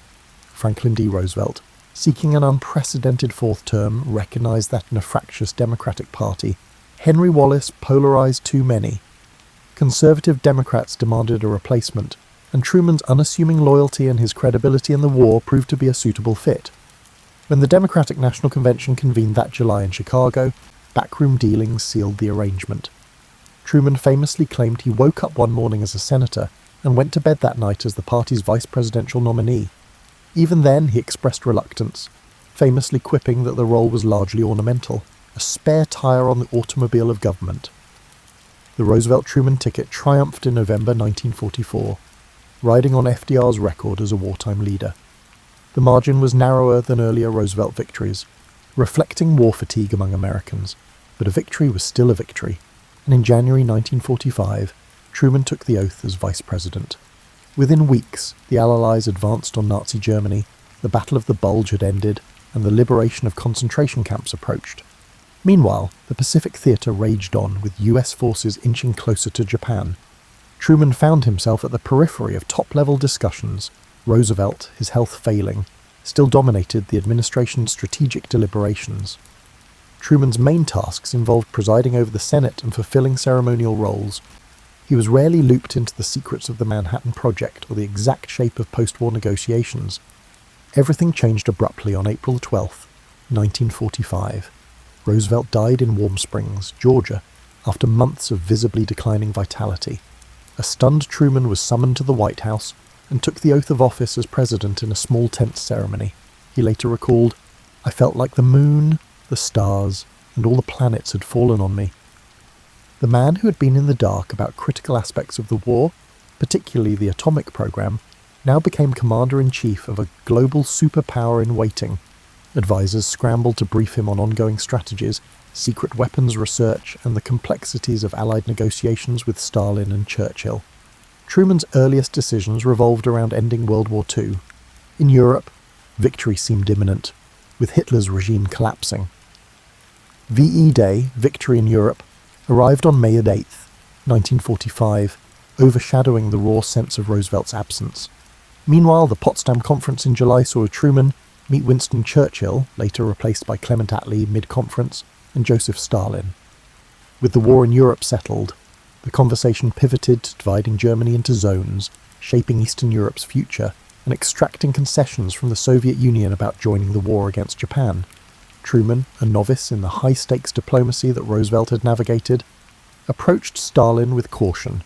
He gleaned that the Soviet leader had ambitions in Eastern Europe, a harbinger of post-war friction. Simultaneously, Truman faced a moral and strategic quandary in the Pacific. The Manhattan Project had succeeded. The atomic bomb was ready. Military planners estimated an invasion of Japan's home islands could cost a catastrophic number of Allied and Japanese lives. The question was whether dropping the bomb might force a swift surrender.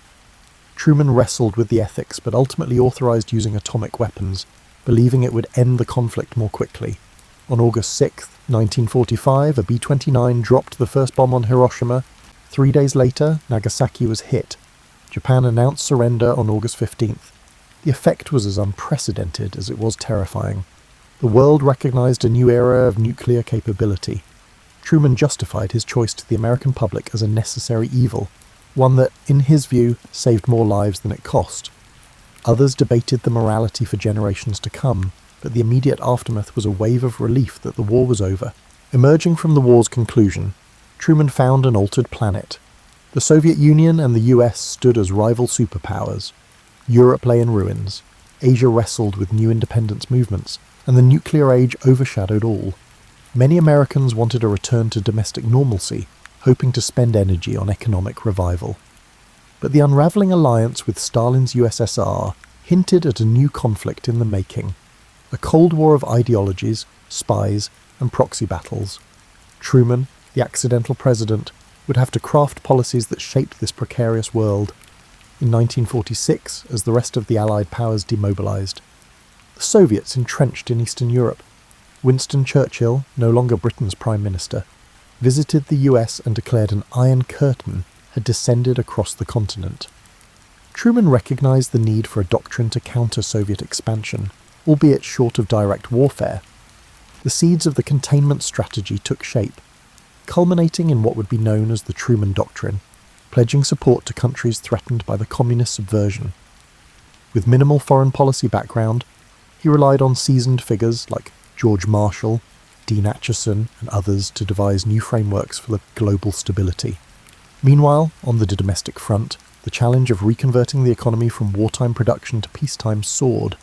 Labour strikes in Flecken and demands for civil rights tested Truman's leadership.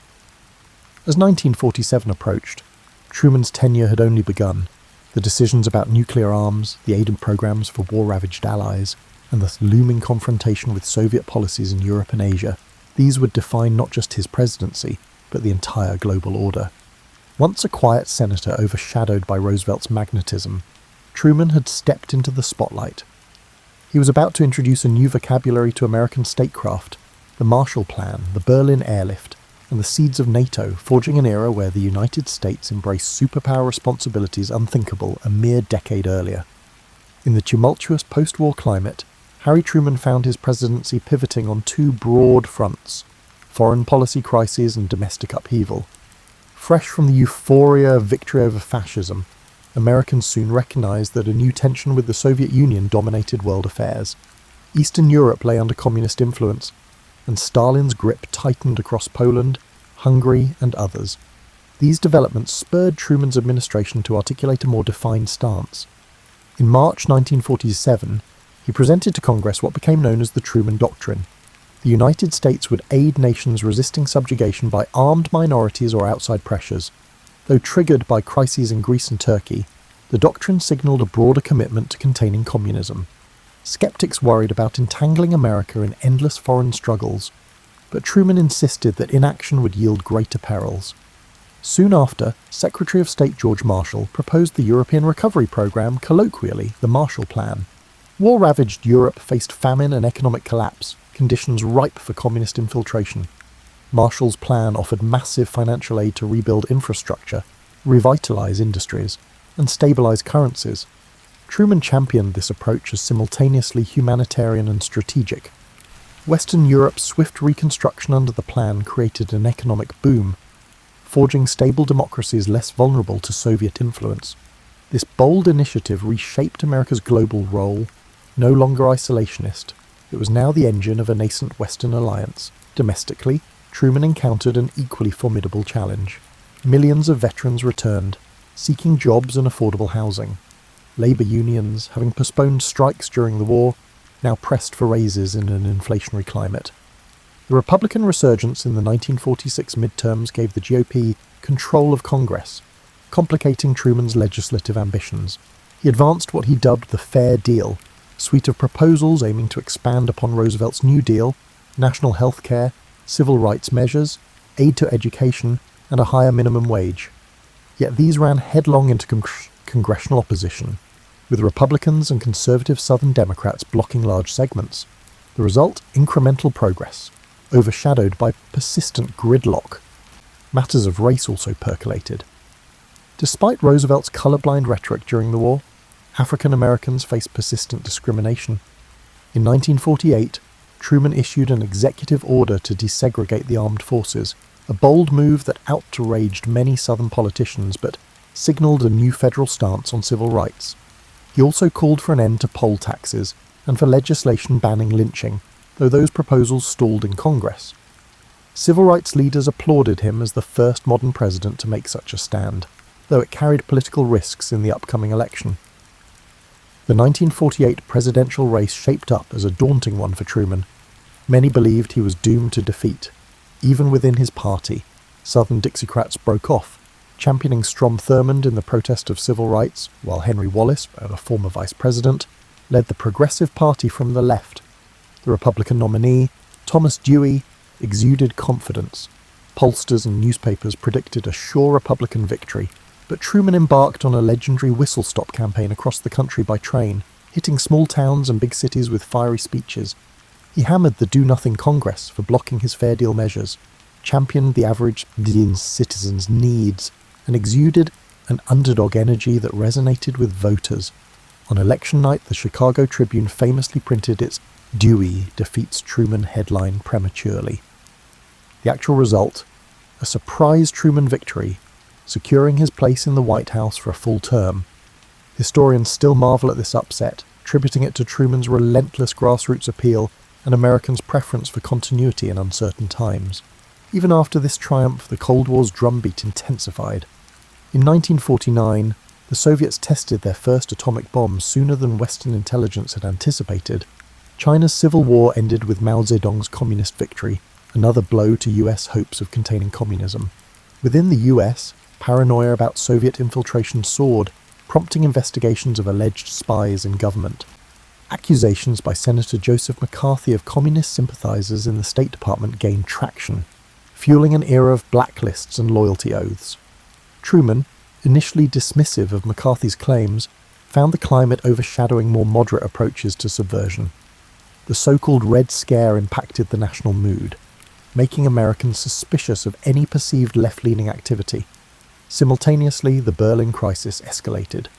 In 1948 to 1949, Stalin blockaded West Berlin, hoping to force the Allies out. Truman answered with the Berlin Airlift, a logistical marvel ferrying supplies by air to 2 million Berliners. Round the clock, cargo planes soared over Soviet-occupied zones, bringing food and coal. The operation's success showcased Truman's willingness to stand firm without triggering direct war. By mid-1949, the blockade ended, proving Western unity triumphant.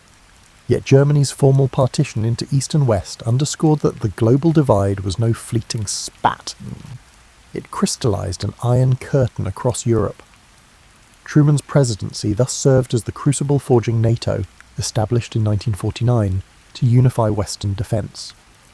By 1950, the stage was set for the next major conflict.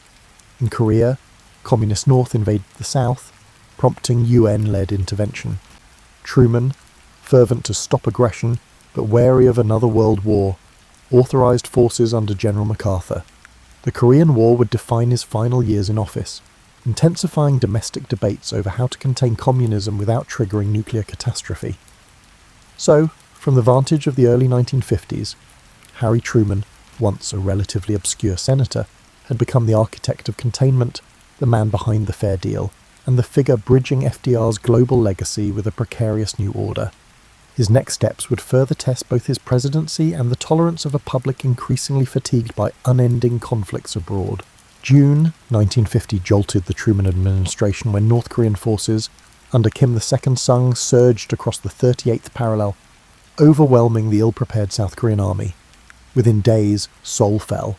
The UN Security Council swiftly condemned the aggression, a rare instance where the Soviet Union's absence from the Council, due to boycotting over China's seat, allowed a unanimous resolution to pass. Truman responded promptly. He committed US air and naval support, soon dispatching ground troops. Technically, the conflict was a police action rather than a declared war, but thousands of American servicemen found themselves in brutal combat across the Korean peninsula.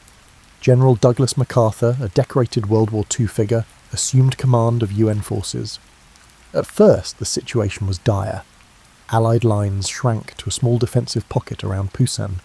Then came the bold Incheon landing in September 1950, a brilliant amphibious operation that outflanked North Korean supply lines. MacArthur's troops recaptured Seoul, reversing North Korea's gains. Buoyed by success, MacArthur pushed north, crossing the 38th parallel with Truman's tentative endorsement. The objective evolved from merely repelling the invasion to toppling the Kim regime entirely, or so the general believed. Yet a new threat loomed. Communist China warned it would not tolerate foreign armies on its border. Truman's advisors debated whether unifying Korea by force was feasible or wise. Crossing into the far north could lead to Chinese intervention, many warned. MacArthur, brash and confident, discounted such warnings. By late 1950, Chinese volunteers poured across the Yalu River, launching a massive counter-offensive. American and Allied forces reeled southward in a grim winter retreat. Public shock at this sudden reversal battered Truman's popularity. As casualties mounted, a rift yawned between MacArthur, who demanded expanded war, potentially bombing Chinese bases, and Truman, who insisted on avoiding a broader conflict. MacArthur, disregarding presidential directives, publicly criticized Washington's caution, effectively undermining Truman's authority. In April 1951, Truman made a fateful decision. He relieved MacArthur of command. The uproar was immediate. MacArthur was a national hero, welcomed home by throngs chanting his name. Meanwhile, critics accused Truman of weakening the war effort, but Truman, committed to civilian control of the military, stood firm. He believed that letting a general define foreign policy threatened the very core of democracy. Despite the controversy, the Korean War ground on. Armistice talks started in mid-1951 but dragged on for months, even as battles flared along entrenched lines near the 38th parallel. While US public support for the war waned, Truman's White House wrestled with spiralling defense costs, anxious to avoid overextension. Some saw parallels to the frustration in World War I trenches, minimal territorial gains, high casualties, and endless negotiations. By 1952, many Americans had grown disillusioned. The war overshadowed domestic progress on the fair deal. Political opponents hammered Truman for what they saw as a stalemate in Asia, tying it to claims of infiltration by communist sympathizers at home. Fed by these tensions, the 1952 presidential election shaped up. Truman, battered by criticism, decided not to run for another term. He had served nearly 8 years after Roosevelt's death, plus the partial term. Instead, the Democratic Party nominated Adlai Stevenson II, who faced Dwight D. Eisenhower, the popular general from World War II. Eisenhower's promise to go to Korea and end the war resonated deeply with a weary public. Truman, overshadowed, simply hoped the conflict might find resolution. In January 1953, he left office with approval ratings near historic lows, overshadowed by the drawn-out Korean struggle and the McCarthy-era's relentless accusations of communist infiltration in the government. Yet even as he vacated the White House, Truman insisted that the containment strategy was correct. He recognized that waiting passively would yield expansions of Soviet or Chinese communism, which he believed threatened global stability. The Berlin airlift, the Marshall Plan, the formation of NATO, and aid to Greece and Turkey stood as cornerstones of what he considered necessary steps.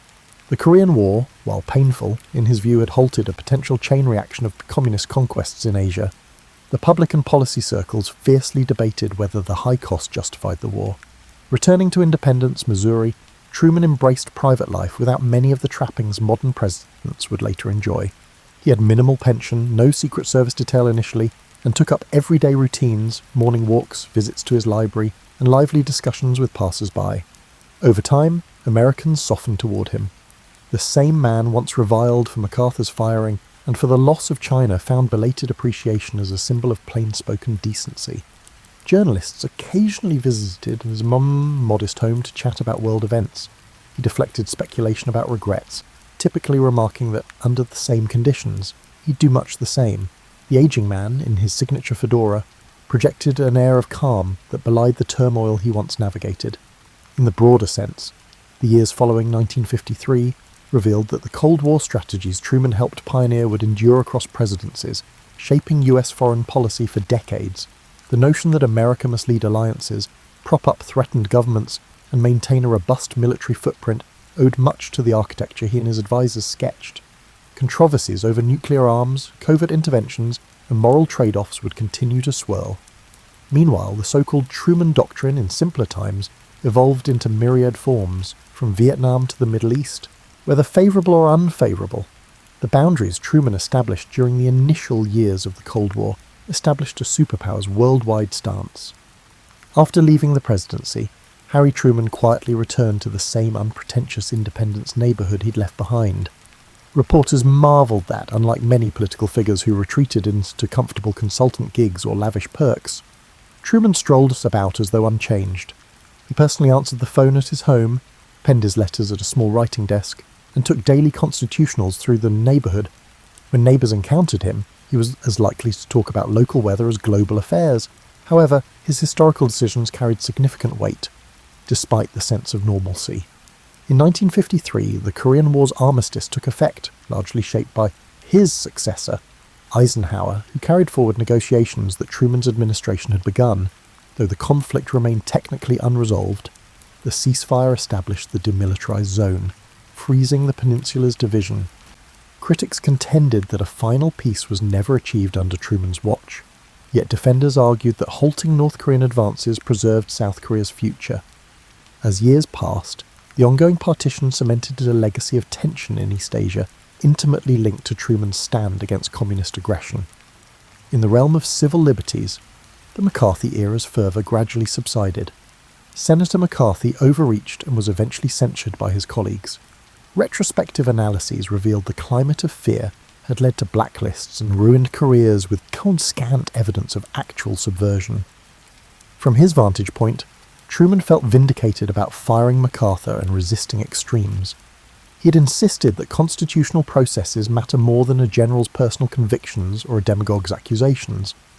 Yet the climate had left scars on the Democratic Party. Truman's own brand of moderate liberalism, heavy on foreign policy hawkishness and domestic incremental reforms, had receded under the weight of political realignments. Truman's financial situation post-presidency was precarious. At that time, ex-presidents received no pension. Except for a small army pension from his service in World War I, he faced burdensome living costs. A modest book deal for his memoirs helped, but it was not extravagant. He refused to cash in on corporate lobbying or serve on boards he considered morally dubious. Eventually, Congress passed the Former President's Act in 1958, partly spurred by Truman's circumstance, providing a pension and resources for office staff. He disliked taking charity, but recognised the policy served future ex-presidents more than himself. Meanwhile, he poured energy into his presidential library, determined that the story of his administration, warts and all, be accessible to scholars. His memoirs, published in 2 volumes, 1955 and 1956, revealed a candid, plain-spoken narrative of events. He offered no apologies for the atomic bomb decisions, emphasising that the abrupt end to the Pacific War saved countless Allied and Japanese lives. On the controversies surrounding recognition of Israel, Truman's swift acknowledgement of the new state in 19 was a watershed moment in Middle East politics. He insisted it was the moral path despite opposition from key advisors. Indeed, this quiet, steadfast approach characterised his recollections. He may have been overshadowed by FDR or disliked by flamboyant generals, but in times of crisis, he did what he believed was necessary. Over time, public perception of Truman shifted from unremarkable caretaker to gutsy decision-maker. Revisionist historians started praising the Truman Doctrine's clarity, the Marshall Plan's success in rebuilding Europe, and the pragmatic approach to containing Soviet influence.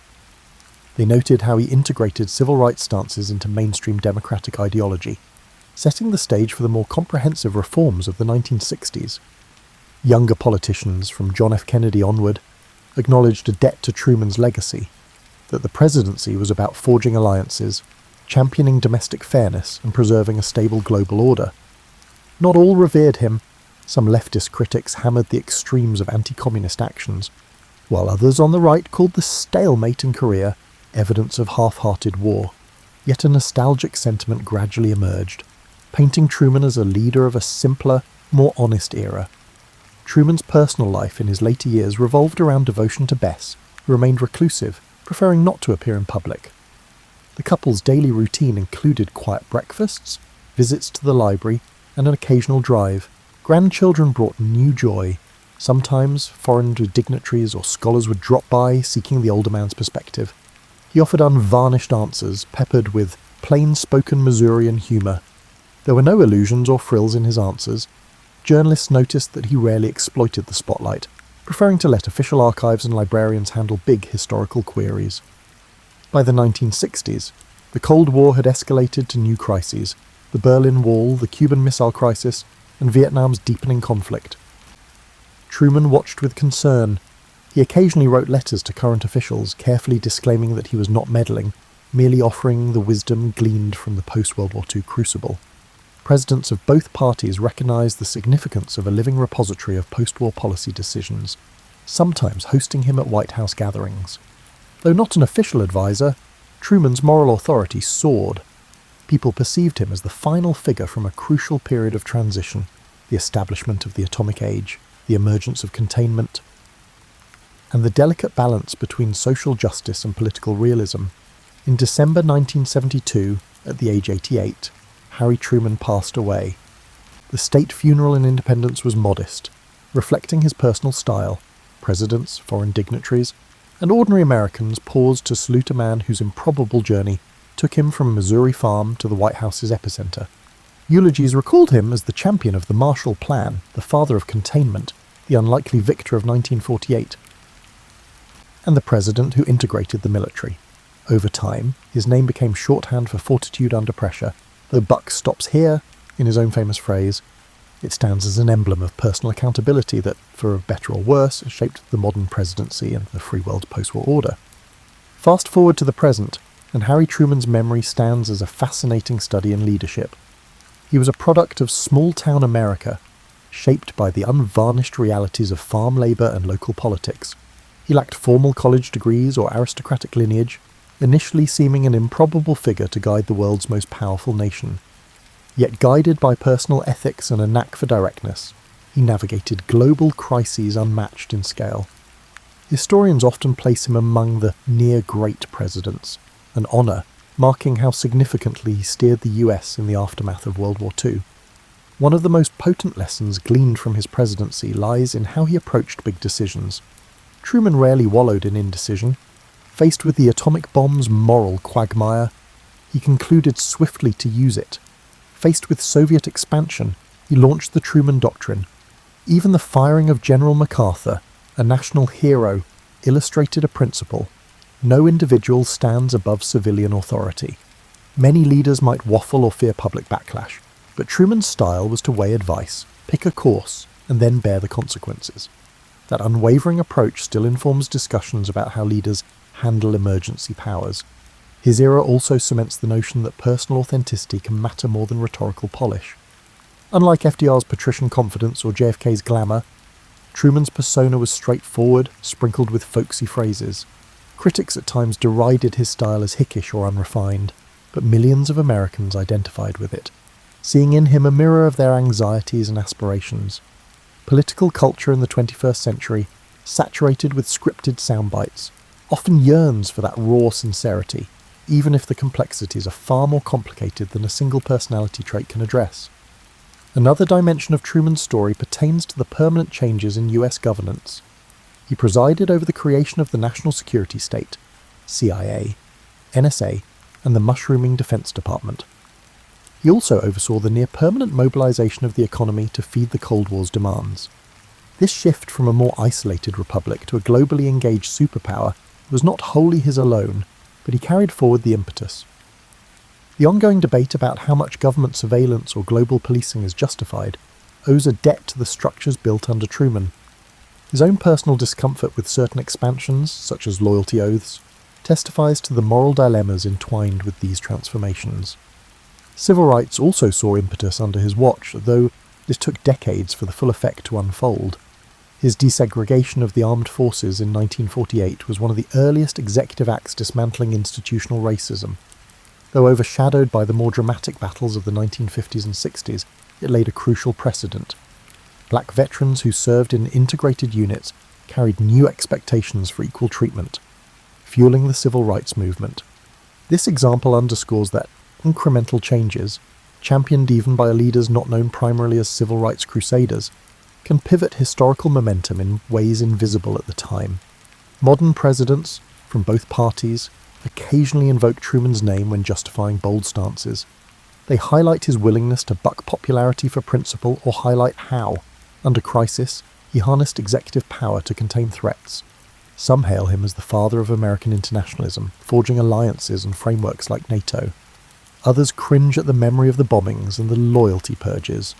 That duality, heroic to some, morally fraught to others, mirrors the complexity of the 20th century itself. For the typical American family, though, the memory of Truman might conjure images of that iconic 1948 photo with the newspaper headline, "Dewey defeats Truman," or the black and white footage of him announcing Japan's surrender. Libraries across the country preserve diaries from grandparents who felt uncertain about sending their sons to Korea, reading day-by-day news of the Truman War. The narrative resonates. A low-profile man confronted with outsized responsibilities, forging a path that was neither perfect nor doomed, but shaped by moral convictions and a refusal to shirk tough calls. In the end, Harry Truman's life serves as a testament to the unexpected emergence of leadership and the resilience and determination of common men in the face of extraordinary events. For a generation battered by depression and war, he was a reassuring presence. For modern society grappling with new global threats, from climate crises to cyber conflicts, his blueprint of strategic alliances, unwavering moral lines, and willingness to face unpopularity might hold valuable lessons. Indeed, his story stands as a testament to how the unassuming can transform into pivotal figures once fate thrusts them into the spotlight. As the decades roll on, the modest Missourian who saw himself simply as a public servant remains emblematic of how steadfast character can guide a nation through perilous times and reshape the very meaning of American leadership.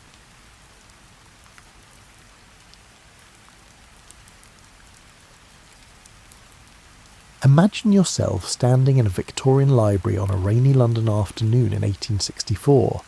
Gas lamps cast warm pools of light across mahogany tables stacked with leather-bound volumes. Outside, the city hums with the energy of an empire at its peak, but in here, you're surrounded by maps. Beautiful, intricate maps that are simultaneously masterpieces and confessions of ignorance. These maps show something our modern world has lost: genuine mystery. Vast portions of the Indian Ocean appear as blank blue expanses, interrupted only by scattered islands whose interiors remain unexplored. Madagascar looms like a green question mark off the African coast. The islands of Indonesia and Melanesia scatter across the sea like puzzle pieces from different boxes, their relationships to each other unclear and tantalizing. You're living in an era when a gentleman naturalist could still discover entirely new species on a weekend collecting trip, when expeditions regularly returned with creatures that seemed to belong in mythology rather than natural history museums. Charles Darwin has recently published his revolutionary theory, and the world of science is reeling from the implications. If species could change over time, if life itself was not fixed but fluid, then what else might be possible? The Victorian era possessed a particular genius for combining rigorous scientific inquiry with unbridled romantic speculation. These were people who would spend decades cataloguing beetle specimens, while simultaneously believing that fairies might inhabit their gardens. This combination of careful observation and wild imagination created the perfect conditions for myths to take root in scientific soil. The maps you're studying show something puzzling. Certain plants and animals appear in places they have no business being. Lemurs, those wide-eyed primates with their haunting calls and ghostly movements, live in Madagascar. Yet their closest relatives aren't in nearby Africa, but thousands of miles away in India and Southeast Asia. It's as if someone had scattered them across the ocean deliberately, like seeds from a cosmic hand. Fossils present even stranger mysteries. The Glossopteris fern, which anyone can recognise from its distinctive tongue-shaped leaves, appears in rocks across South America, Africa, India, and Australia. It's the botanical equivalent of finding your house key simultaneously in London, Cairo, Mumbai, and Sydney. Something doesn't add up, and Victorian scientists knew it. The standard explanation that these species had somehow walked or swum across thousands of miles of open ocean seemed absurd even to 19th century minds. Lemurs are decent climbers but notoriously poor swimmers. The Glossopteris fern produces seeds far too heavy to blow across oceans on the wind. Yet there they were, separated by impossible distances, clearly related but impossibly divided. This was the scientific puzzle that would give birth to Lemuria. But to understand how that happened, you need to appreciate the Victorian mindset that saw patterns in everything, and believed that every mystery had a solution, even if that solution required imagining entire continents into existence. The 19th century was also a time when the Earth itself seemed younger and more malleable. Geologists were just beginning to understand the planet's true age, which was considerably older than the biblical calculations that had previously dominated Western thought. But they still imagined the Earth as a cooling sphere, contracting like a drying apple, with its surface wrinkling into mountains and valleys as it shrank. This contraction theory suggested that the planet's geography might have been very different in the past. Perhaps land bridges had connected continents that now stood separate. Perhaps entire land masses had sunk beneath the waves as the Earth contracted, taking their flora and fauna with them. The idea wasn't just speculation. It seemed to follow logically from the best understanding of planetary formation available at the time. Into this atmosphere of scientific inquiry and creative theorising stepped a British zoologist named Philip Sclater, who was about to name something that didn't exist and, in doing so, create a legend that would outlive his actual scientific contributions. Philip Sclater was, by all accounts, a thoroughly respectable Victorian scientist. He wasn't a wild-eyed mystic or a romantic dreamer. He was a Fellow of the Royal Society, a serious zoologist with impeccable credentials, and a particular interest in the geographical distribution of species, the kind of man who wore proper suits to dinner and catalogued specimens with meticulous care. In 1864, Sclater published a paper with the rather dry title, The Mammals of Madagascar, which addressed the lemur problem we discussed earlier. His solution was elegantly simple. What if Madagascar and India had once been connected by a land bridge, or, better yet, were fragments of a larger landmass that had since subsided into the ocean? This hypothetical continent needed a name, and Sclater chose Lemuria, after the lemurs whose distribution had inspired the theory. It was meant to be a strictly scientific term, describing a purely geological hypothesis. Sclater imagined Lemuria as a long-vanished connection between continents, a bridge that had allowed species to spread and then disappeared, leaving only scattered populations on isolated lands. The beauty of Sclater's theory was that it explained so much with a single hypothesis. The distribution of lemurs, the presence of similar rock formations across distant lands, and the fossil record that suggested tropical forests in places now divided by ocean, all of it made sense if you accepted that the Indian Ocean had once contained substantial land masses. Other scientists quickly embraced and expanded Sclater's idea. Ernst Haeckel, a German biologist and passionate advocate of Darwin's evolutionary theory, incorporated Lemuria into his understanding of human origins. If Lemuria had existed, Haeckel reasoned, it might have been the birthplace of humanity. the Garden of Eden rendered in geological terms. Haeckel's version of Lemuria grew considerably larger than Sclater's modest land bridge. In Haeckel's imagination, it became a vast continent stretching across much of the Indian Ocean, a lost paradise where the first humans had evolved before spreading to other continents. His beautifully detailed maps showed Lemuria as a substantial landmass, complete with mountain ranges and river systems that existed only in scientific speculation. The scientific community didn't immediately reject these ideas because they addressed real puzzles with what seemed like reasonable solutions. Continental subsidence wasn't considered impossible. After all, earthquakes and volcanic eruptions constantly demonstrated that the Earth's surface was changeable. If mountains could rise and valleys form, why couldn't entire continents sink? For a few decades, Lemuria occupied a strange position. It was a scientific hypothesis with no direct evidence, but it explained patterns that otherwise seemed inexplicable. Scientists discussed it in academic journals, while acknowledging that proving its existence would be difficult.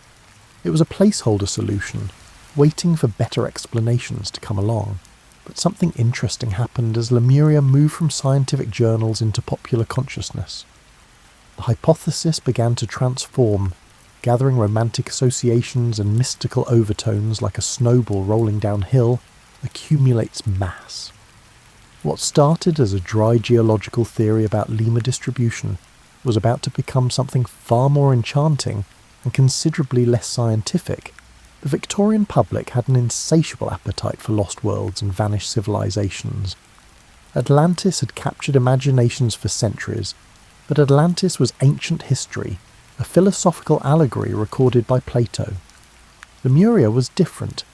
It was being discussed by actual scientists in actual academic journals. It had the glamour of mystery combined with the authority of science, a combination that proved utterly irresistible. Popular magazines began publishing articles about Lemuria, each iteration adding new details and expanding the story. What if Lemuria hadn't just been a land bridge but a genuine continent with its own ecology, its own landscapes, and perhaps even its own civilizations?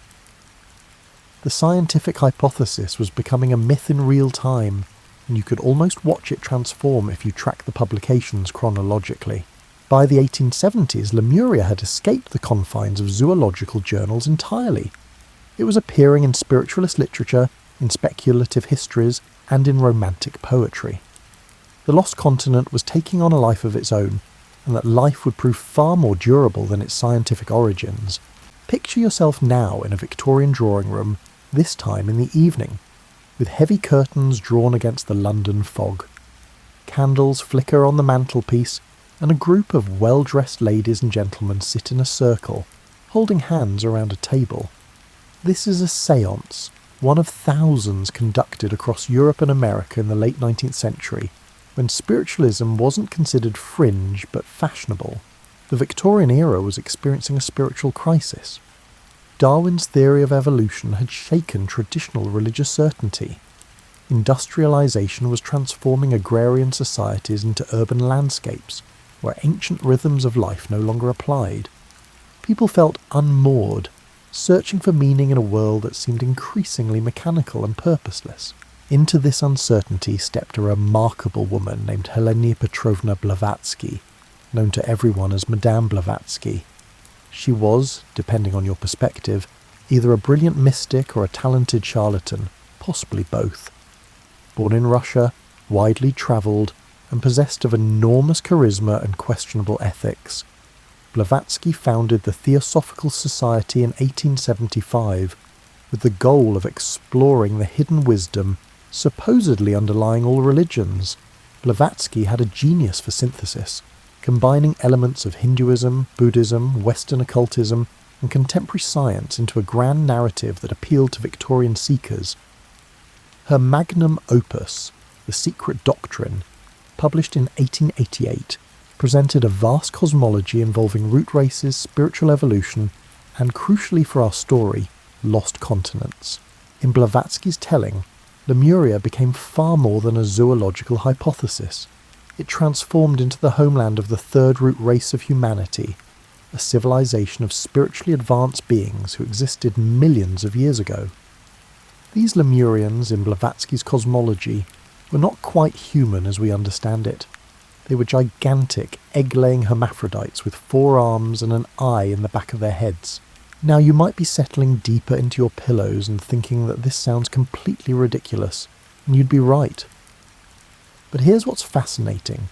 Blavatsky claimed her information came from ancient manuscripts shown to her by spiritual masters in Tibet, and thousands of intelligent, educated Victorians believed her. Or at least they wanted to believe her, which amounts to nearly the same thing. The theosophical Lemuria bore almost no resemblance to Sclater's modest land bridge. It stretched across vast portions of the Pacific and Indian Oceans, encompassing everything from Madagascar to Easter Island. Its civilization predated any known human culture, and its inhabitants possessed powers that made modern humans seem like pale shadows of former glory.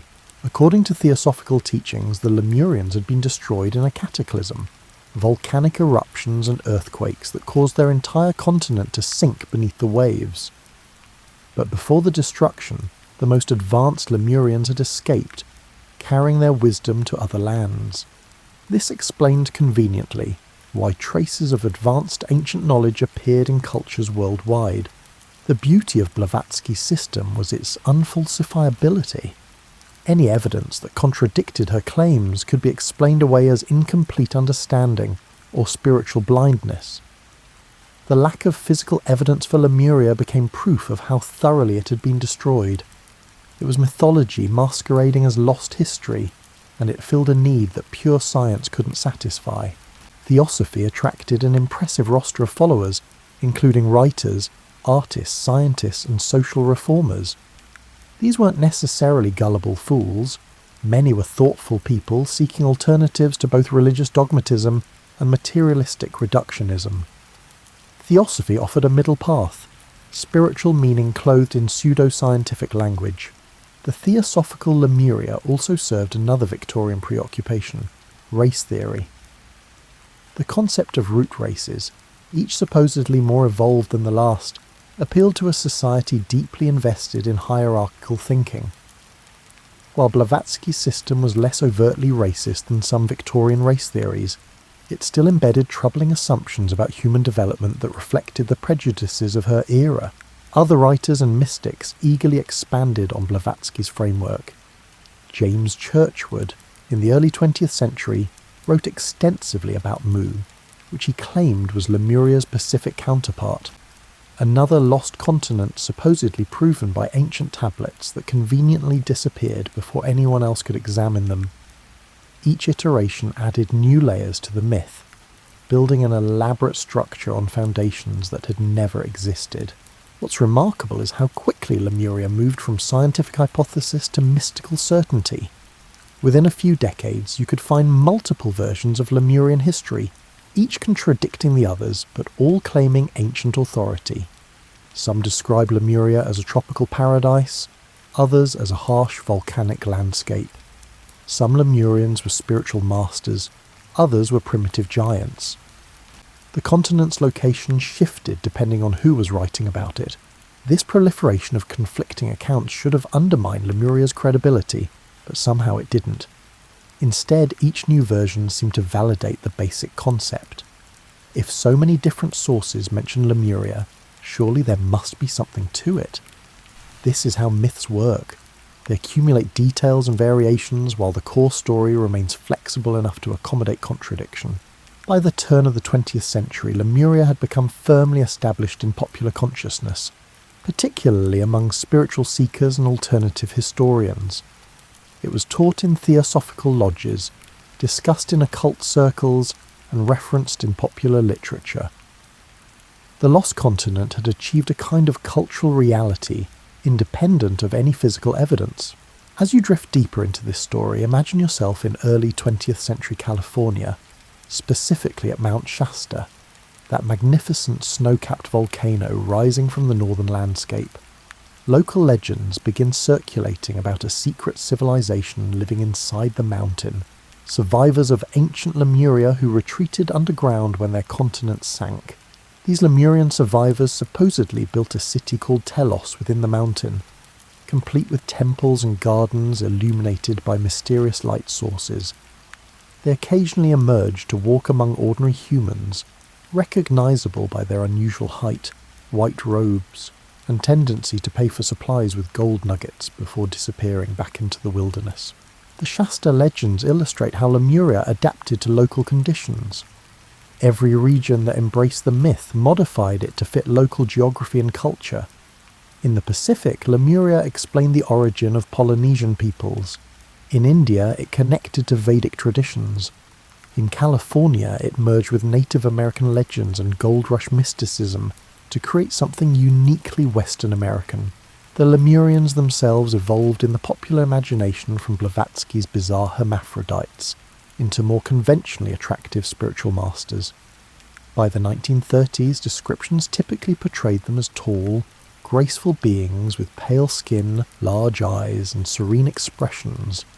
Basically, they looked like idealized Hollywood versions of wise mystics.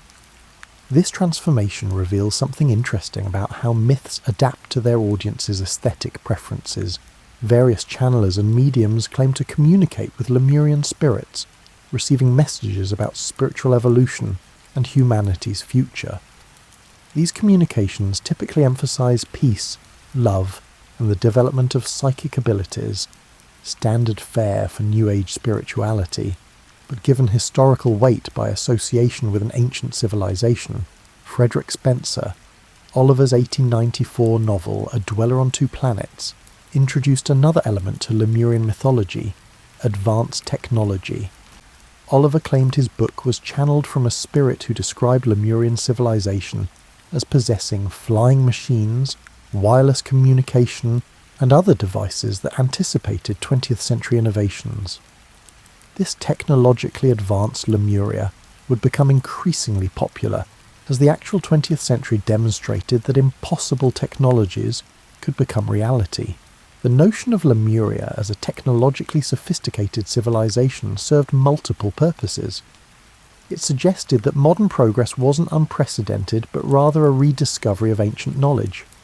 It implied that human potential was greater than contemporary limitations suggested, and it provided comfort that even advanced civilizations could be destroyed, making the catastrophic potential of 20th century warfare feel like part of a larger pattern, rather than a unique modern horror. Edgar Cayce, the famous sleeping prophet, incorporated Lemuria into his trance readings during the 1920s and 1930s. His versions emphasized the spiritual and psychic abilities of Lemurians, describing them as beings who communicated telepathically and manipulated matter through thought. When their civilization fell, Cayce claimed, it was because they had misused their powers, privileging material advancement over spiritual development, a cautionary tale that resonated with audiences living through rapid technological change. What united most of these Lemurian accounts was a sense of loss and possibility. Lemuria represented something humanity had once possessed and might reclaim: harmony with nature, spiritual advancement, and technological prowess combined with wisdom. The lost continent became a mirror reflecting whatever its believers felt was missing from modern life. The myth also provided an origin story that bypassed uncomfortable questions about evolution and human origins. If humanity descended from spiritually advanced Lemurians, then we weren't merely evolved apes, but beings with a noble lineage temporarily fallen from former glory. This narrative appealed to people who couldn't accept evolutionary theory, but recognised that biblical literalism was increasingly untenable. Indigenous peoples' reactions to Lemurian theories were complicated. Some saw the myths as yet another example of colonisers appropriating and distorting indigenous histories. Others found ways to incorporate Lemuria into their own traditions, using the concept to add historical depth to oral histories. The Hawaiian concept of Mu, for instance, became entangled with Lemurian mythology in ways that blurred original traditions with imported ideas. By mid-century, Lemuria had become something like King Arthur's Camelot. A story everyone knew probably wasn't literally true, but that persisted because it served emotional and psychological needs that fact couldn't address. People wanted to believe in lost golden ages and hidden wisdom, in the possibility that somewhere, beneath the ocean's surface or inside mountains, traces of humanity's nobler past endured. The irony is that while mystics and channelers were elaborating increasingly baroque visions of Lemurian civilization, actual scientists were developing theories that would completely eliminate any need for Lemuria's existence. The solution to the puzzles that had inspired Sclater's original hypothesis was emerging, but it would take decades for that solution to become widely accepted. Let's shift our scene now to 1912, to a meeting of the German Geological Society, where a meteorologist named Alfred Wegener is presenting a theory so radical that most of his colleagues think he's lost his mind. Wegener is proposing that continents move, not slowly settling or rising, but actually drifting across the Earth's surface like massive rafts floating on a denser layer below. Wegener has noticed the same puzzles that inspired Lemuria: matching fossils on different continents, similar rock formations separated by oceans, and coastlines that fit together like jigsaw pieces. But instead of imagining vanished land bridges, he's proposing something far more revolutionary. All the continents, he suggests, were once joined in a single supercontinent, he calls it Pangaea, that has since split apart and drifted to their current positions. The reaction from the geological establishment is swift and brutal. Continental drift seems physically impossible. What force could move entire continents? How could solid rock flow like liquid?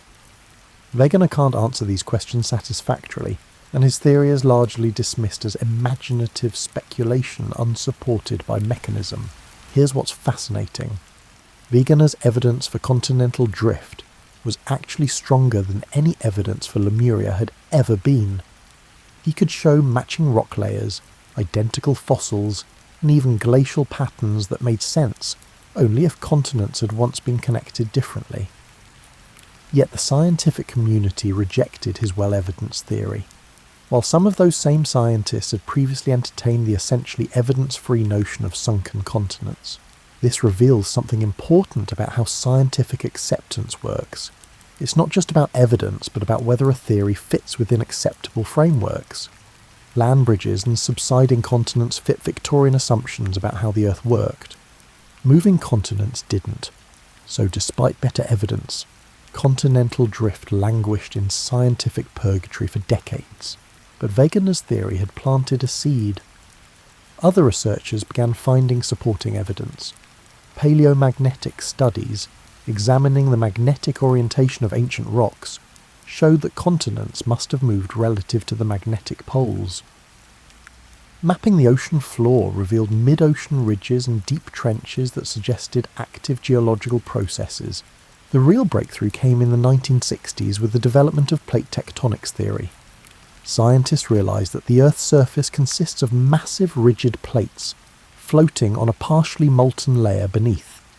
These plates move, driven by convection currents in the Earth's mantle. Where plates separate, new crust forms. Where they collide, mountains rise, or one plate subducts beneath another. Plate tectonics explained everything that Lemuria had been invented to explain, but it did so with actual evidence and testable mechanisms. The matching fossils on different continents. They weren't separated by a sunken land bridge, but by continents that had split apart. The distribution of lemurs. Madagascar had separated from India millions of years ago, when Africa and the Indian subcontinent were parts of Gondwana, a southern supercontinent. Suddenly, Lemuria became scientifically unnecessary.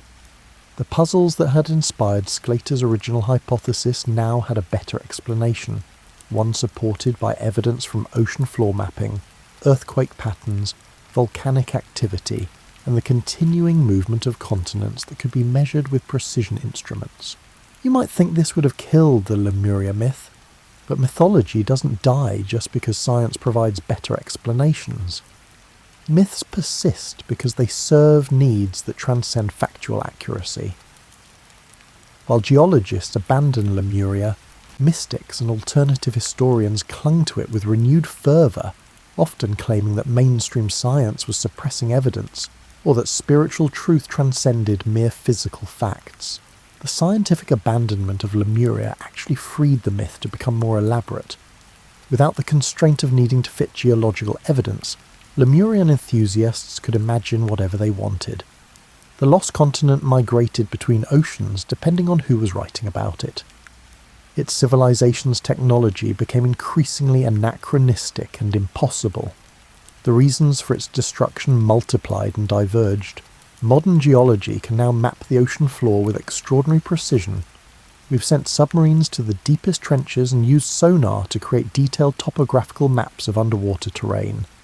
There's nowhere for a continent-sized landmass to hide. The Indian Ocean floor shows the expected patterns of plate tectonics, spreading ridges, subduction zones and volcanic chains, but no evidence of recent continental subsidence. Yet this definitive absence of evidence hasn't eliminated belief in Lemuria. Instead, believers have adapted their claims. Maybe Lemuria existed so long ago that geological processes have erased all traces. Maybe it was in a different ocean than originally thought. Maybe it wasn't a physical continent but an astral realm that existed on a different plane of reality. The myth simply evolves to survive, demonstrating impressive adaptability. The transformation of Lemuria from scientific hypothesis to disproven theory to persistent myth illustrates something important about how knowledge works. Scientific theories are provisional. They stand until better explanations emerge, then gracefully retire. Myths are different. They're not about explaining physical reality, but about meeting psychological and emotional needs. Disproving a myth's literal truth doesn't eliminate those needs. For scientists, plate tectonics replacing Lemuria represents progress, better understanding built on evidence. For believers, science's rejection of Lemuria might represent closed-mindedness or the limitations of materialistic thinking. These groups are essentially speaking different languages, pursuing different goals, and measuring success by different standards. The story of Lemuria's scientific demise is actually a success story for science, a demonstration of how the scientific method eventually arrives at better explanations by following evidence wherever it leads. But it's simultaneously a demonstration of science's limits. Science can explain physical processes, but it can't necessarily satisfy human yearning for lost golden ages or connections to ancient wisdom. As you settle more comfortably into your blankets, let's explore how Lemuria escaped the confines of both scientific journals and occult societies to become a presence in art galleries, bookstores, and eventually movie theatres. The lost continent proved irresistible to artists and writers because it offered something precious, a blank canvas. Unlike actual historical civilizations that come burdened with inconvenient facts, Lemuria could be whatever an artist needed it to be. It was Eden without biblical constraints, Atlantis without Plato's philosophical baggage, a lost world limited only by imagination. Science fiction writers were particularly drawn to Lemurian themes. Abraham Merritt's 1919 novel The Moon Pool featured hidden Lemurian ruins in Micronesia, complete with ancient technology and otherworldly beings. His lush, dreamlike prose transformed Lemuria from an abstract concept into a visceral experience. You could almost smell the tropical flowers and feel the humid air of his lost world. These early 20th century adventure stories treated Lemuria much as they treated any exotic location, as a setting for Western protagonists to have thrilling experiences. The actual Lemurians often appeared as wise mentors, mysterious guides, or occasionally obstacles to be overcome. They were essentially fantastical versions of the noble savage trope. Filtered through theosophical ideas about spiritual advancement, poets found Lemuria equally inspiring. The lost continent became a metaphor for vanished innocence, for knowledge lost to time, for the price of hubris. In these poetic treatments, Lemuria wasn't necessarily literal. It was symbolic, representing whatever the poet felt had been lost in the transition to modernity. The continent's physical existence mattered less than its emotional resonance. Visual artists produced countless depictions of Lemuria, each reflecting their era's aesthetic sensibilities. Victorian illustrations showed it as a vaguely classical civilization, with toga-clad inhabitants and marble temples.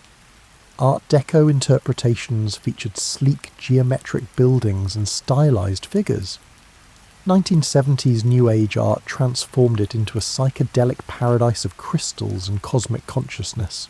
What's striking about these artistic representations is their diversity. Unlike historically attested civilizations that must conform to archaeological evidence, Lemurian art was constrained only by the artist's imagination and their audience's expectations. This freedom produced wildly varying visions, from primitive tribal societies to technological utopias, sometimes within the same decade.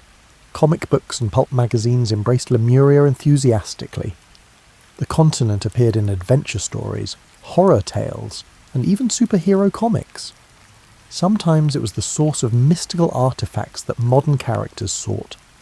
Sometimes it provided origin stories for mysterious villains or wise mentors.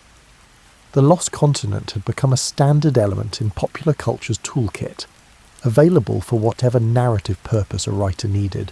The 1960s and 1970s counterculture found Lemuria particularly appealing. As young people rejected mainstream society and sought alternative worldviews, the Lost Continent fit perfectly into emerging New Age philosophy. Lemuria represented humanity before hierarchies, before pollution, before war. Everything the counterculture imagined could exist if only society would embrace peace, love, and spiritual development. This association with New Age culture cemented Lemuria's modern image. Walk into any metaphysical bookstore, and you'll likely find books about Lemurian crystals, Lemurian healing techniques, or how to channel Lemurian spirits. The continent has become thoroughly integrated into contemporary alternative spirituality. Alongside chakras, auras, and astral projection, musicians have composed symphonies and songs inspired by Lemuria.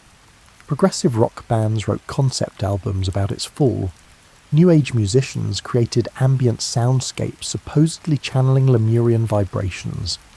The Lost Continent even appeared in video games, providing backstory and mystical elements for fantasy worlds. What's interesting is how Lemuria's artistic and cultural presence has eclipsed its scientific origins. Ask most people today about Lemuria, and they're more likely to mention crystals and spiritual evolution than lemur distribution patterns. The myth has successfully reproduced across cultural domains, adapting to each new medium, while maintaining enough consistency to remain recognizable. Television and film approached Lemuria more cautiously than print media, perhaps because visual media demands more concrete depiction. Still, the continent has appeared in documentaries about lost civilizations, usually framed as some people believe segments that present claims without endorsement. These presentations often treat Lemuria alongside Atlantis and other legendary places, rarely acknowledging that Lemuria, unlike Atlantis, originated as a serious scientific hypothesis. The internet age has been remarkably kind to Lemuria. Websites devoted to the Lost Continent proliferate, offering everything from supposedly historical accounts to guided meditations for connecting with Lemurian energy. YouTube features countless videos about Lemuria, ranging from earnest spiritual teachings to critical debunkings. The democratization of content creation means Lemuria can be endlessly reinvented by anyone with a camera and an internet connection. Social media has created communities of Lemuria believers who share experiences, theories, and art. These digital spaces function similarly to Victorian spiritualist societies, communities of seekers supporting each other's explorations of alternative histories and spiritual possibilities. The technology is modern, but the impulses are ancient. What all these artistic and cultural manifestations share is a sense that Lemuria represents something missing from modern life. Whether that's spiritual wisdom, harmony with nature, advanced but lost technology, or simply the romance of mystery, the Lost Continent serves as a receptacle for contemporary longings projected onto an imaginary past. As we approach the end of our journey, let's consider what Lemuria means now in our own time, when satellite imagery has mapped every inch of the planet, and scientific understanding of Earth's history is more comprehensive than ever. The story of Lemuria is ultimately a story about human imagination and its relationship with evidence. It demonstrates how easily scientific hypotheses can transform into myths when they tap into deeper needs and desires.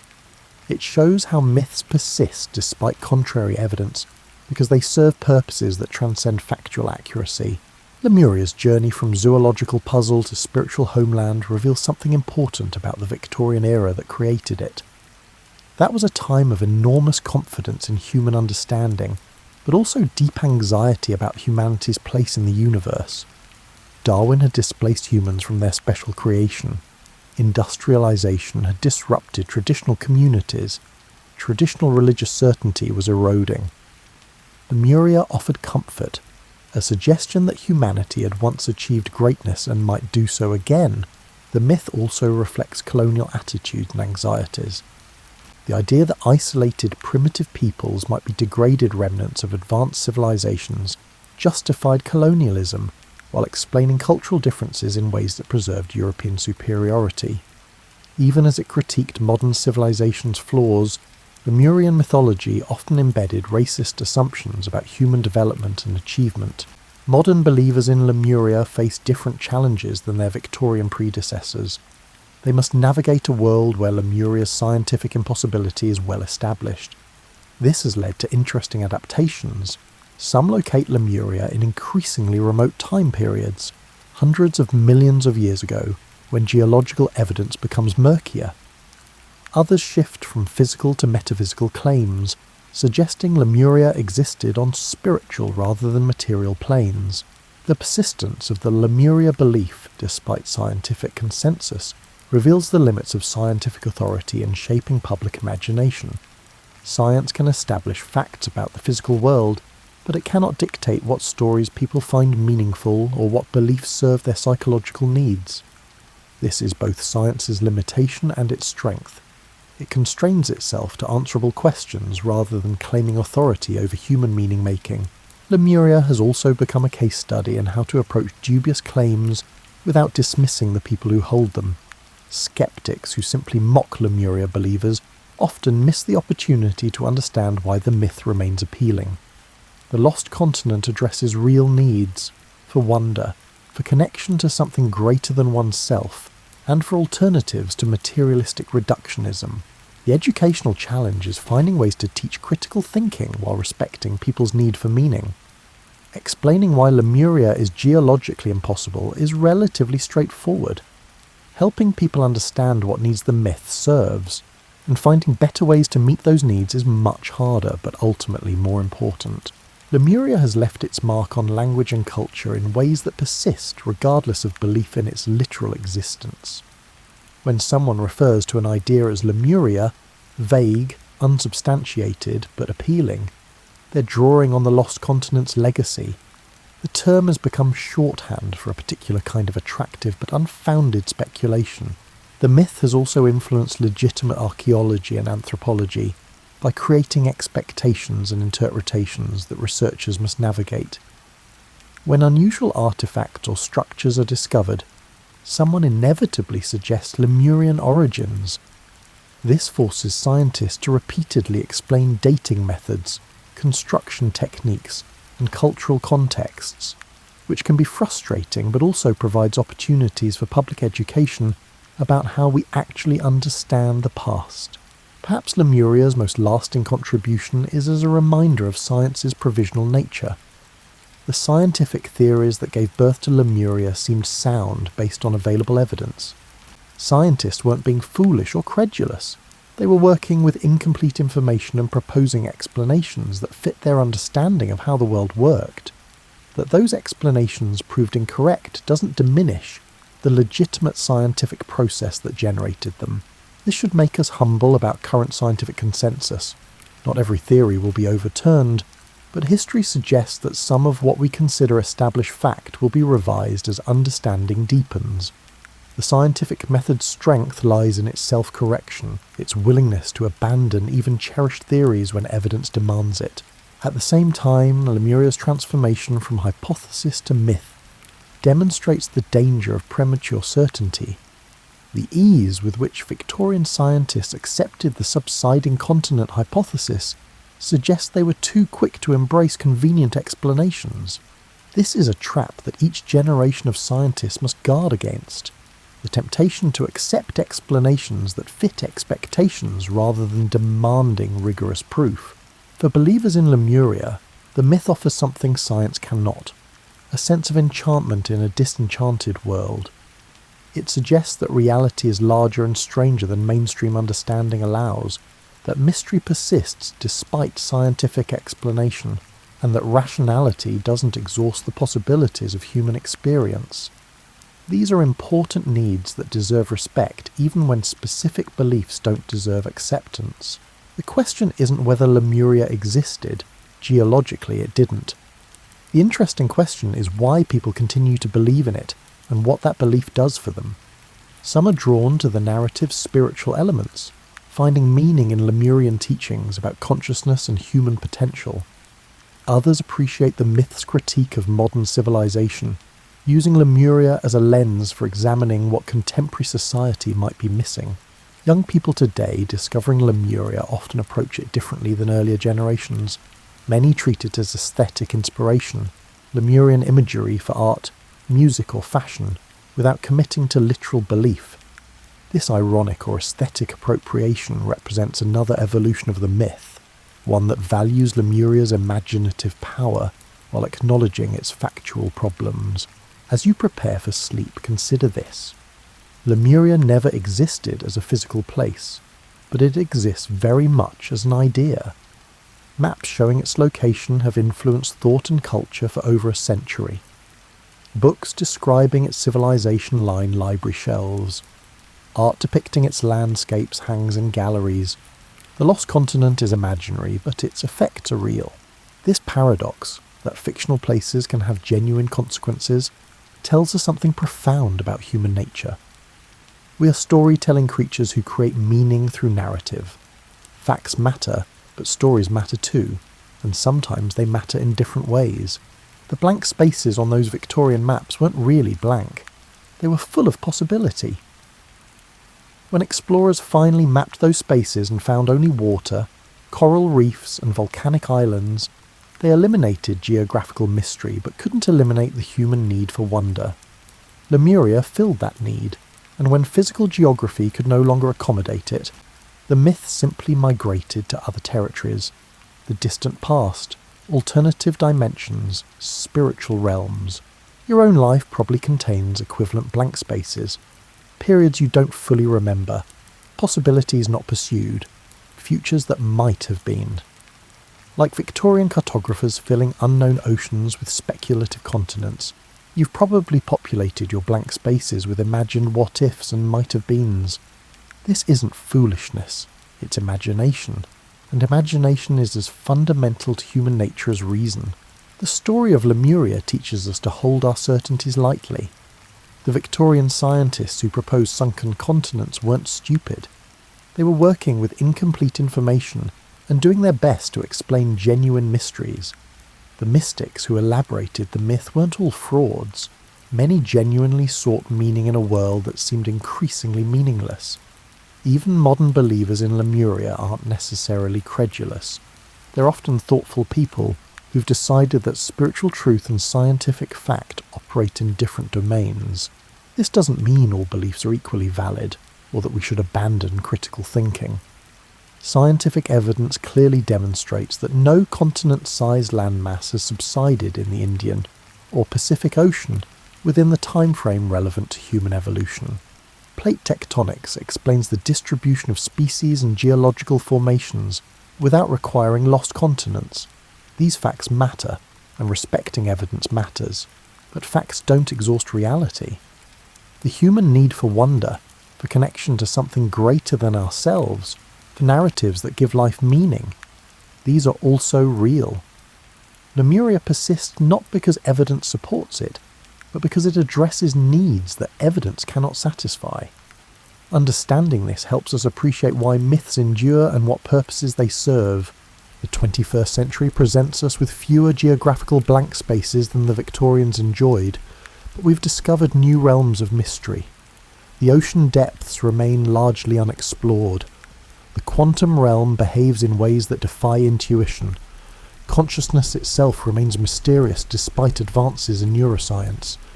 Perhaps these modern mysteries will inspire new myths, new Lemuria suited to contemporary needs. What we can learn from Lemuria's story is the importance of distinguishing between different kinds of truth. Scientific truth, based on evidence and testing, tells us what physically exists. Mythological truth, based on meaning and narrative, tells us what we need psychologically and spiritually.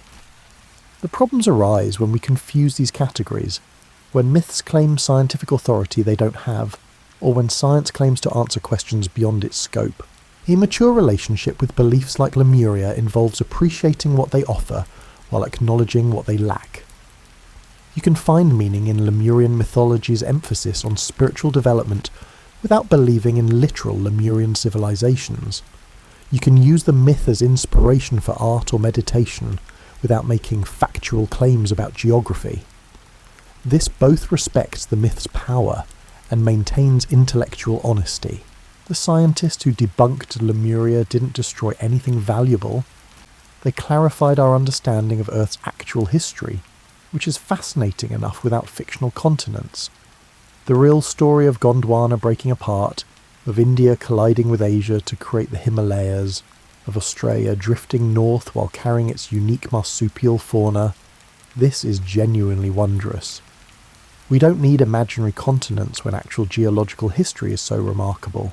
Yet something is lost when we eliminate all mystery, when every blank space gets filled with verified facts. The tension between knowledge and wonder, between explanation and enchantment, is one that each generation must navigate for itself. Perhaps the healthiest approach is maintaining both. Scientific literacy about how the world actually works, coupled with appreciation for the human imagination that can conceive of lost continents, ancient civilizations, and spiritual truths beyond material reality. Lemuria reminds us that humans have always been meaning makers, storytellers who shape our understanding through narrative as much as through observation. This is neither a flaw nor a virtue, it's simply what we are. The challenge is doing it consciously, with awareness of when we're making claims about physical reality and when we're expressing psychological needs through metaphor and myth. As you drift towards sleep, you might dream of tropical islands appearing on empty ocean horizons, of ancient temples emerging from mist, of civilizations that never were but somehow feel real in the way that dreams feel real. These dreams connect you to everyone who has ever wondered about what lies beyond the known, who has populated blank spaces with possibility, and who has found meaning in stories that transcend fact. The Victorians who imagined Lemuria were trying to solve real puzzles with the tools they had available. When better tools revealed better answers, the scientific hypothesis correctly faded away. But the myth persists because it serves different needs. Needs for wonder, for alternative possibilities, for narratives that suggest human existence is larger and more meaningful than materialistic reduction allows. Tomorrow, when you wake, you'll inhabit a thoroughly mapped world. Satellites have photographed every square mile of land and sea. We know where continents are, how they've moved, and why lemurs live where they do. This is progress. Genuine, valuable progress that expands human understanding and capability. But you'll also wake to a world that still contains mystery, still offers possibilities for wonder, and still invites imagination even in the absence of geographical blank spaces.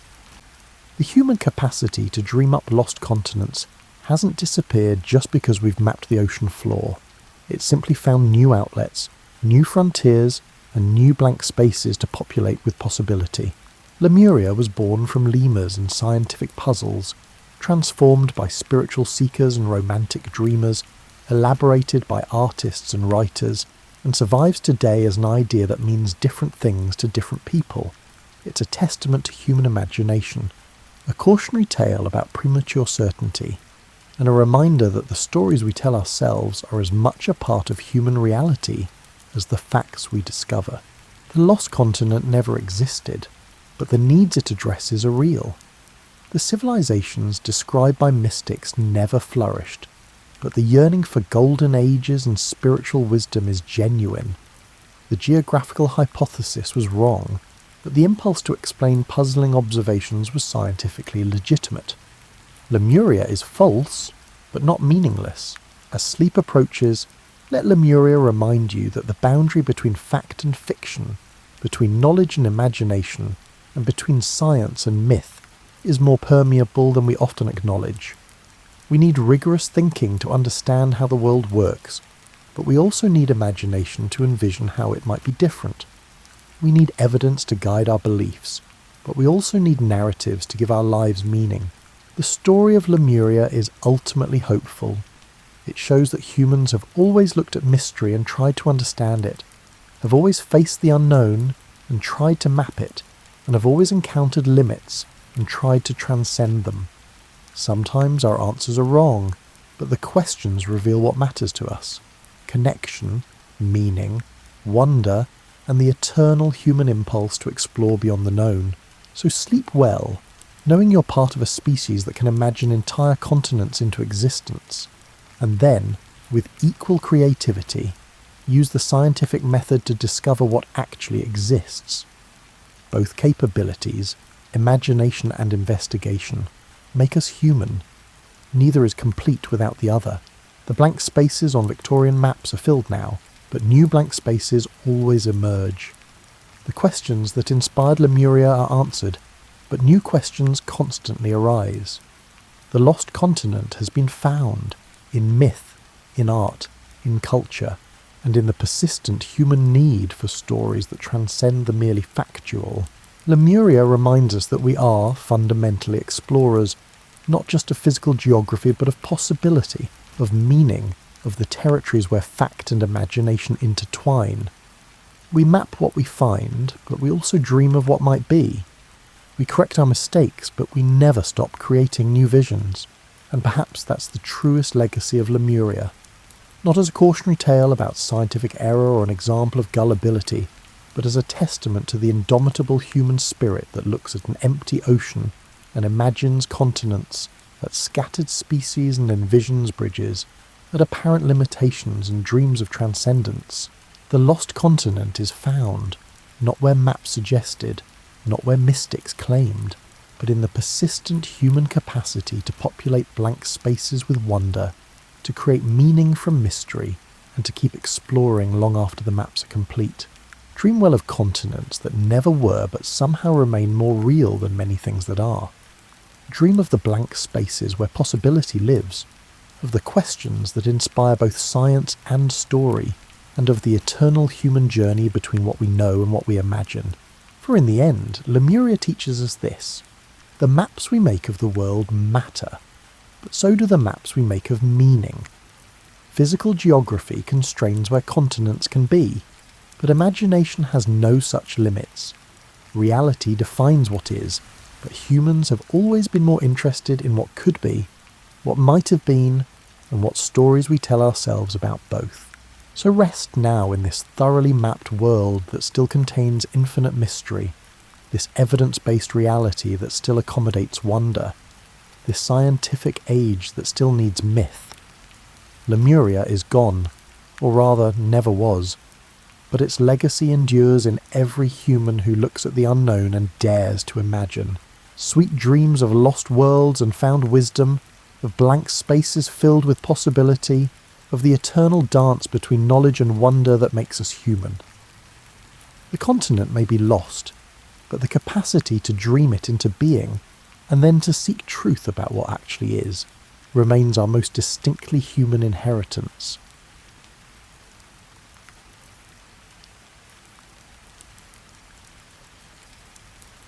Picture yourself settling into a comfortable chair on a quiet evening, perhaps with a warm drink in hand as we travel back to a time when the world was smaller and simpler, yet somehow more complicated all at once.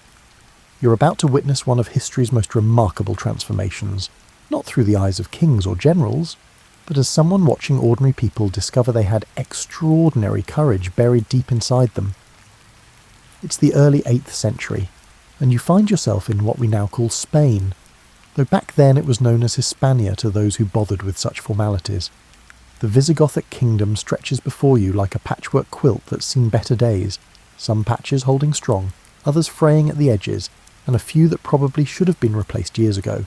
You'd think ruling a kingdom would be straightforward, wouldn't you? After all, you sit on a throne, people bow, and everyone does what you say.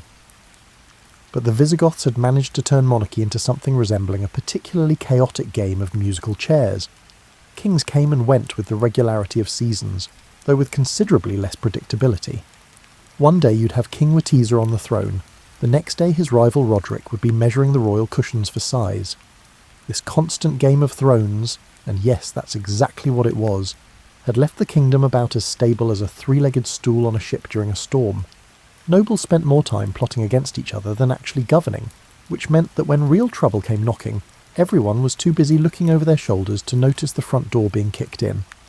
The irony, of course, is that while the Visigothic nobility were perfecting the art of political backstabbing, they were completely missing the bigger picture unfolding to the south.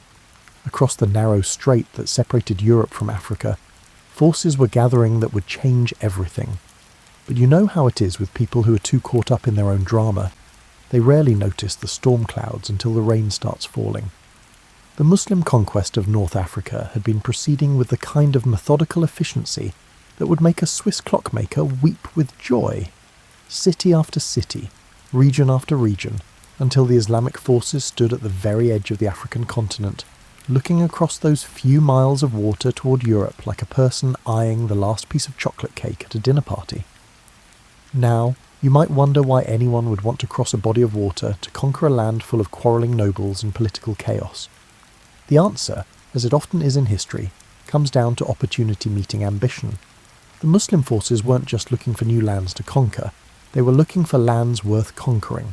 And despite all its internal squabbling, Hispania was still rich in resources, fertile in agriculture, and strategically positioned at the crossroads of Europe and Africa. The stage was set for one of those moments in history when everything changes so quickly that people living through it probably felt like they were watching the world's most dramatic magic trick. One moment, you have the familiar chaos of Visigothic politics, with its predictable unpredictability. The next moment, everything you thought you knew about power, religion, and daily life is turned completely upside down. But here's what makes this story particularly fascinating from our cosy vantage point centuries later. The people living through these changes didn't know they were witnessing the end of one era and the beginning of another. They were just trying to get through each day, make sense of rapidly changing circumstances, and figure out how to protect themselves and their families in a world that suddenly seemed a lot less predictable than it had been the week before. The Reconquista, that centuries-long process of Christian kingdoms gradually reclaiming the Iberian Peninsula, wasn't born in a single moment of inspiration or divine revelation. It emerged slowly, organically, from the accumulated frustration and determination of people who found themselves living under foreign rule and decided, sometimes one person at a time, that they weren't going to accept this as their permanent reality. As you settle deeper into your chair, imagine yourself as one of those people, watching the old world crumble and wondering what kind of new world might rise from its ashes. Because that's exactly where our story begins, not with the end, but with the ending that became a beginning. In 711, if you live near southern Spain, you may have seen something odd on the horizon. Ships. There were actually quite a few ships, and none of them were flying any flags that you recognised. This fleet wasn't the usual merchant traffic, or the occasional Viking raid that everyone had learned to treat as just another Tuesday inconvenience. The scene was something entirely different. The fleet approaching your shores belonged to Tariq ibn Ziyad, whose name would become so associated with this moment that the rocky outcrop where he landed, Gibraltar, literally means Jabal Tariq, or Tariq's mountain. It's one of those perfect historical coincidences that makes you wonder if someone somewhere has a sense of humour about these things.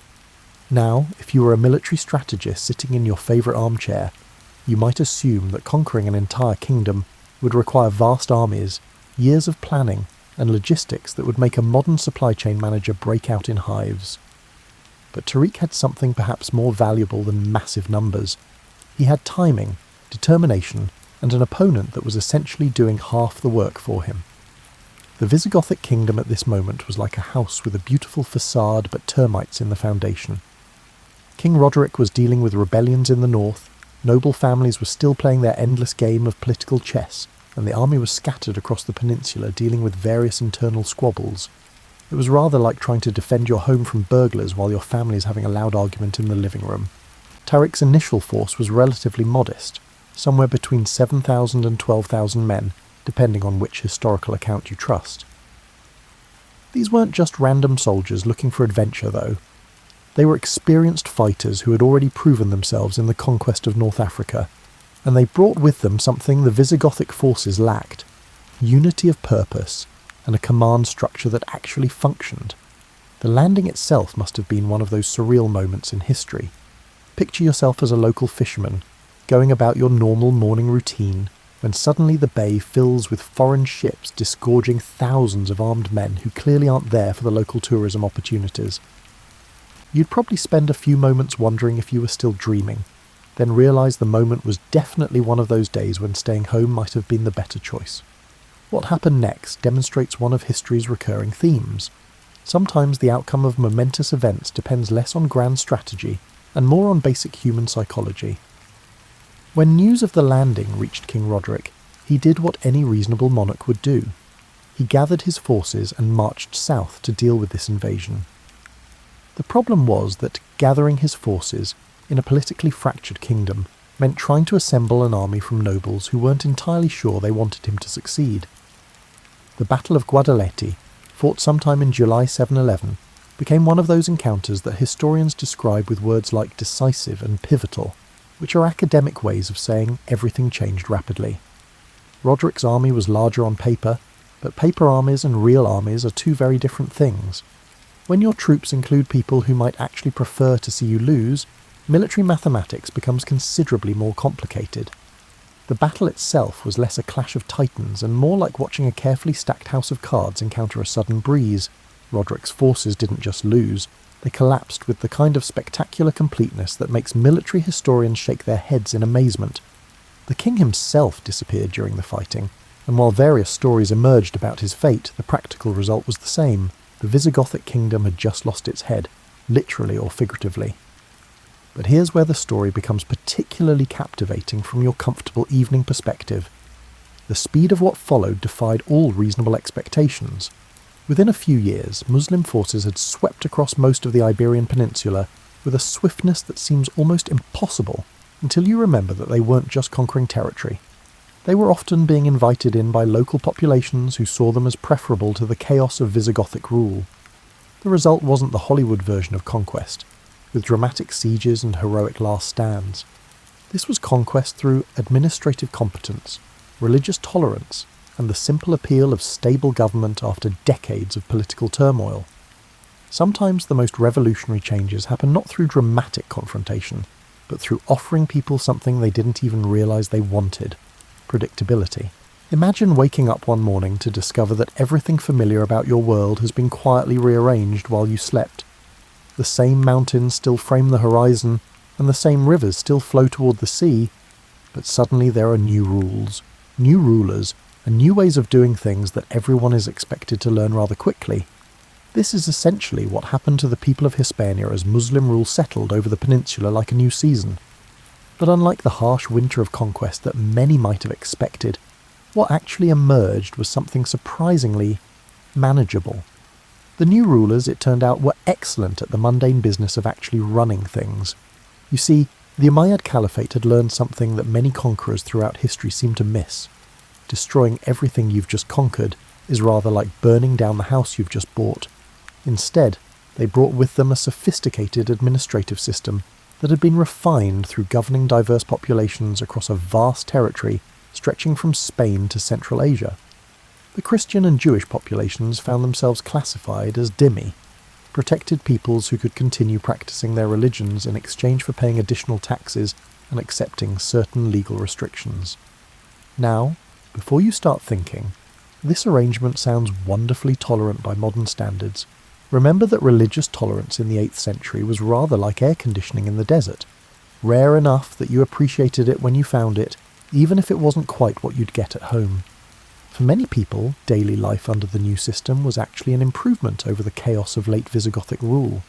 Trade flourished, cities grew, and the famous convivencia, the coexistence of Christian, Muslim and Jewish communities, began to develop in ways that would make medieval Iberia one of the most culturally rich regions in Europe.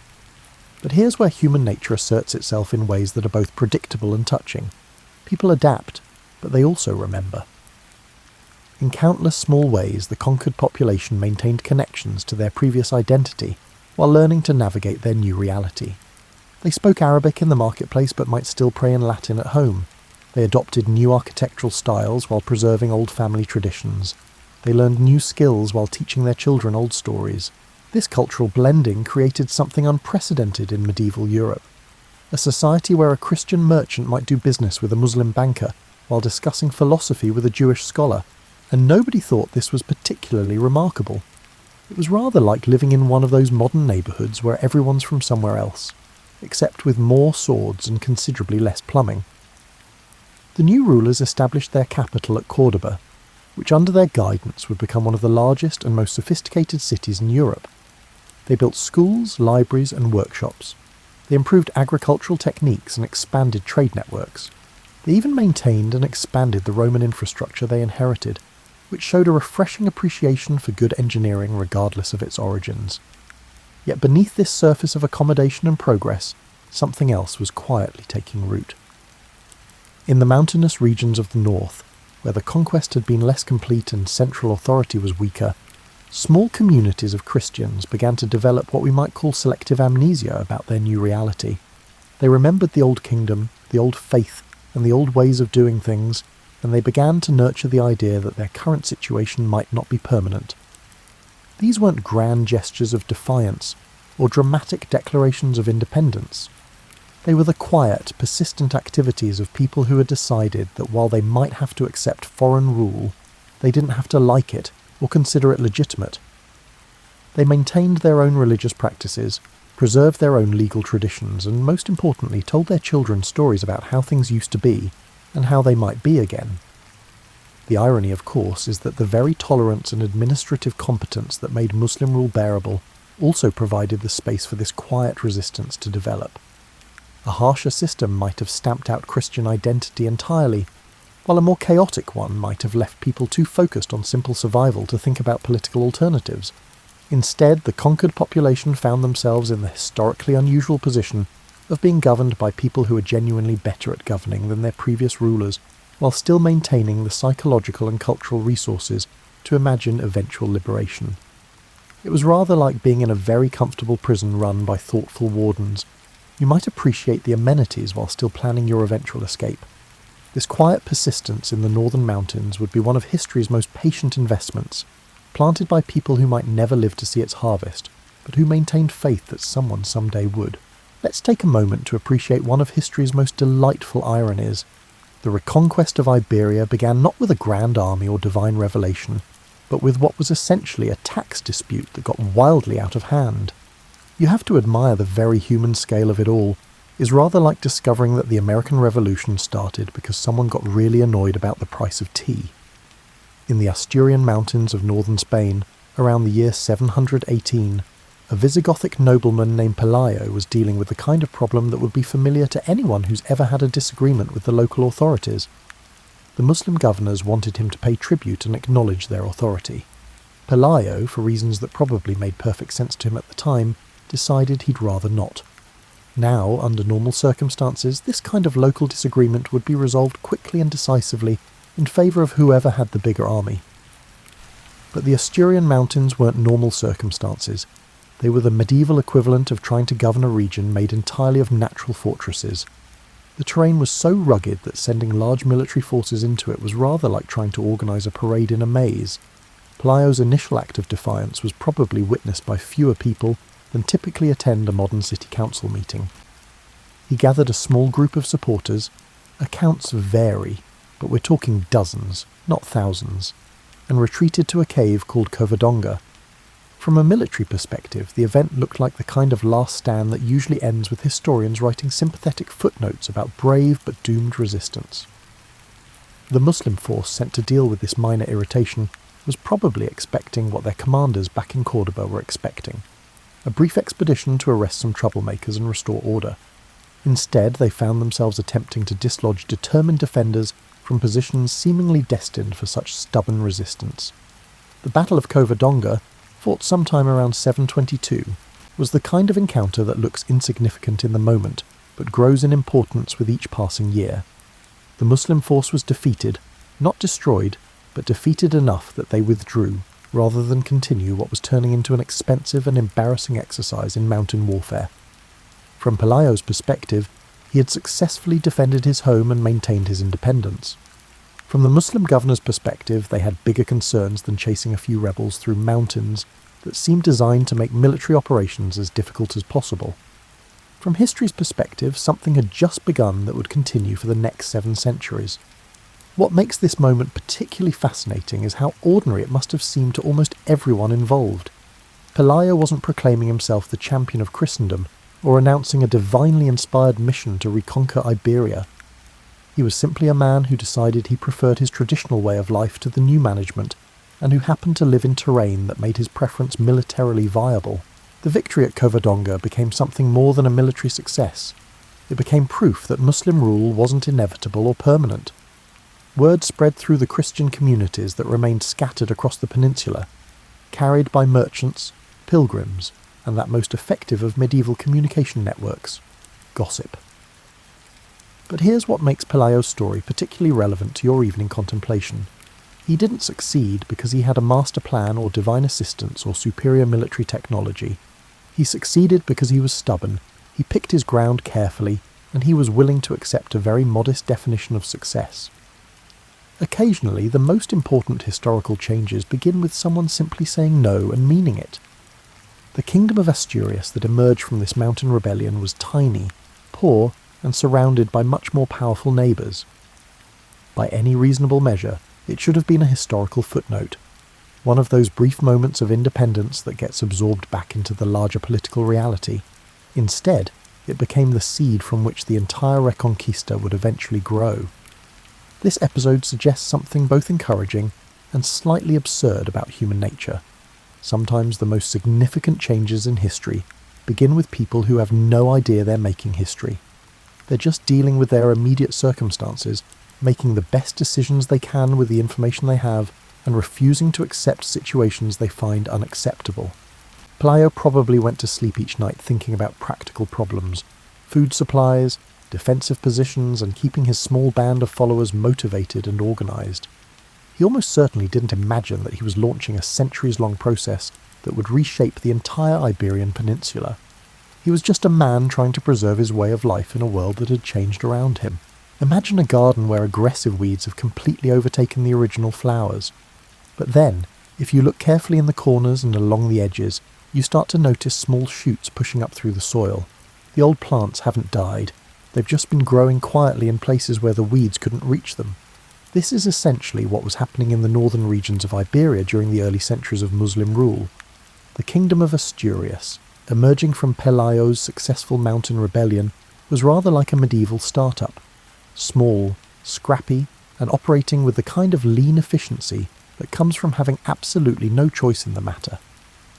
The early Asturian kings ruled over a territory that was mostly rocks, trees, and people who had gotten very good at making do with limited resources. But what makes their story particularly endearing is that they transformed their poverty into a strength rather than a weakness. Since they couldn't compete with the wealth and sophistication of Muslim Iberia, they positioned themselves as the authentic keepers of the old traditions. They were the original article, the vintage Christian kingdom, aged to perfection in mountain caves and seasoned with genuine suffering. King Alfonso I, ruling in the early 8th century, perfected what we might call the liberation through depopulation strategy. He would launch raids into the territories between his kingdom and the main Muslim settlements, not to conquer and hold ground, but to convince the Christian populations in those areas to pack up and move north to his kingdom. It was rather like being a medieval real estate agent whose sales pitch was, "Come live in our beautiful mountains, where the scenery is spectacular and nobody will try to convert you to Islam." This policy had the delightful side effect of creating a no-man's land between Christian and Muslim territories, a buffer zone that was difficult for either side to control, but which served as an excellent training ground for the kind of small-scale warfare that mountain kingdoms do best. The Asturians became experts at what we'd now call guerrilla tactics, though they probably just thought of it as how you fight when you can't afford to lose. Meanwhile, Leon emerged as the kingdom's new capital, when the kings decided that ruling from mountain caves, while romantically authentic, was becoming impractical as their territory expanded. Lyon offered the radical luxury of being a place where you could hold court without worrying about the ceiling dripping on your crown. The really clever part of the Asturian strategy was cultural as well as military. They positioned themselves as the continuation of the Visigothic kingdom, not its successors, but literally the same kingdom that had temporarily lost most of its territory. Their approach wasn't just propaganda. It was a comprehensive rebranding effort that would make modern marketing executives weep with admiration. They maintained Visigothic legal codes, preserved Latin literacy, and most importantly, developed what we might call the "we never really left" narrative. According to this version of events, the Kingdom of Asturias wasn't a new political entity, but rather the Visigothic kingdom in temporary exile, waiting for the right moment to reclaim its inheritance. This narrative was particularly powerful because it transformed what could have been considered a series of border raids and minor territorial expansions into something much more significant: the systematic recovery of stolen property. When Asturian forces captured a town or valley, they weren't conquering new territory. They were liberating occupied land and restoring it to its rightful rulers. The psychological impact of this approach was considerable. Christian populations throughout Iberia now had a focal point for their identity and aspirations. The Kingdom of Asturias proved that Christian rule was still possible, still viable, and most importantly still expanding. Every Asturian victory, regardless of its magnitude, demonstrated that the Muslim conquest was not the final chapter. But perhaps the most remarkable aspect of this early period was how the Asturian approach to reconquest was fundamentally different from what we might expect. Their strategy wasn't driven by religious fanaticism or ethnic hatred. It was driven by the much more practical desire to live according to familiar laws and customs. The Asturians didn't spend a lot of time denouncing Islam. They spent their time demonstrating that Christian rule could be effective, protective, and worth supporting. They were also remarkably pragmatic about their goals. Rather than declaring their intention to reconquer the entire peninsula, which would have sounded rather absurd coming from rulers of a mountain kingdom, they focused on the achievable objective of expanding their territory bit by bit, valley by valley, mountain by mountain. This patience and pragmatism would prove to be one of their greatest strengths. While other medieval kingdoms rose and fell through overambitious expansion or internal conflict, the Asturians built something sustainable, a Christian kingdom that grew stronger rather than weaker over time, and that would eventually become the foundation for much larger reconquest efforts. By the 9th and 10th centuries, Pelayo's persistent refusal to pay taxes had transformed into a situation that was beginning to cause the Muslim rulers of Iberia genuine discomfort. It's rather like watching a small crack in a wall gradually expand until you realise the whole structure might need attention. The Kingdom of Asturias had been quietly but persistently expanding, and by now it was no longer accurate to describe it as a minor mountain rebellion. Under kings like Alfonso II and Alfonso III, the kingdom had developed from a desperate refugee camp into a functioning medieval state, with its own economy, military organisation, and most importantly, a clear sense of mission. Alfonso III, who ruled in the late 9th century, was particularly good at what we might call expansion with style. He didn't just conquer territory, he established cities, built churches, and created the kind of infrastructure that made people want to stay, rather than flee at the first opportunity. Cities like Zamora and Toro weren't just military outposts. They were statements of permanence, announcements that Christian rule was back and intended to stay. But what's particularly fascinating about this period is that the Christian kingdoms were acquiring the same patience and strategic thinking that had made Muslim rule so successful. They weren't just fighting battles, they were building institutions, establishing trade networks, and most importantly, creating the administrative machinery that could govern an expanding territory. The really clever innovation was the development of what historians call the Reconquest ideology, a systematic intellectual framework that transformed military expansion into a sacred mission. The mission wasn't just about recovering lost territory anymore. It was about fulfilling a divine mandate to restore Christian rule to the entire peninsula. It was brilliant marketing that gave every border skirmish cosmic significance. This ideological framework had the additional advantage of attracting support from beyond the peninsula.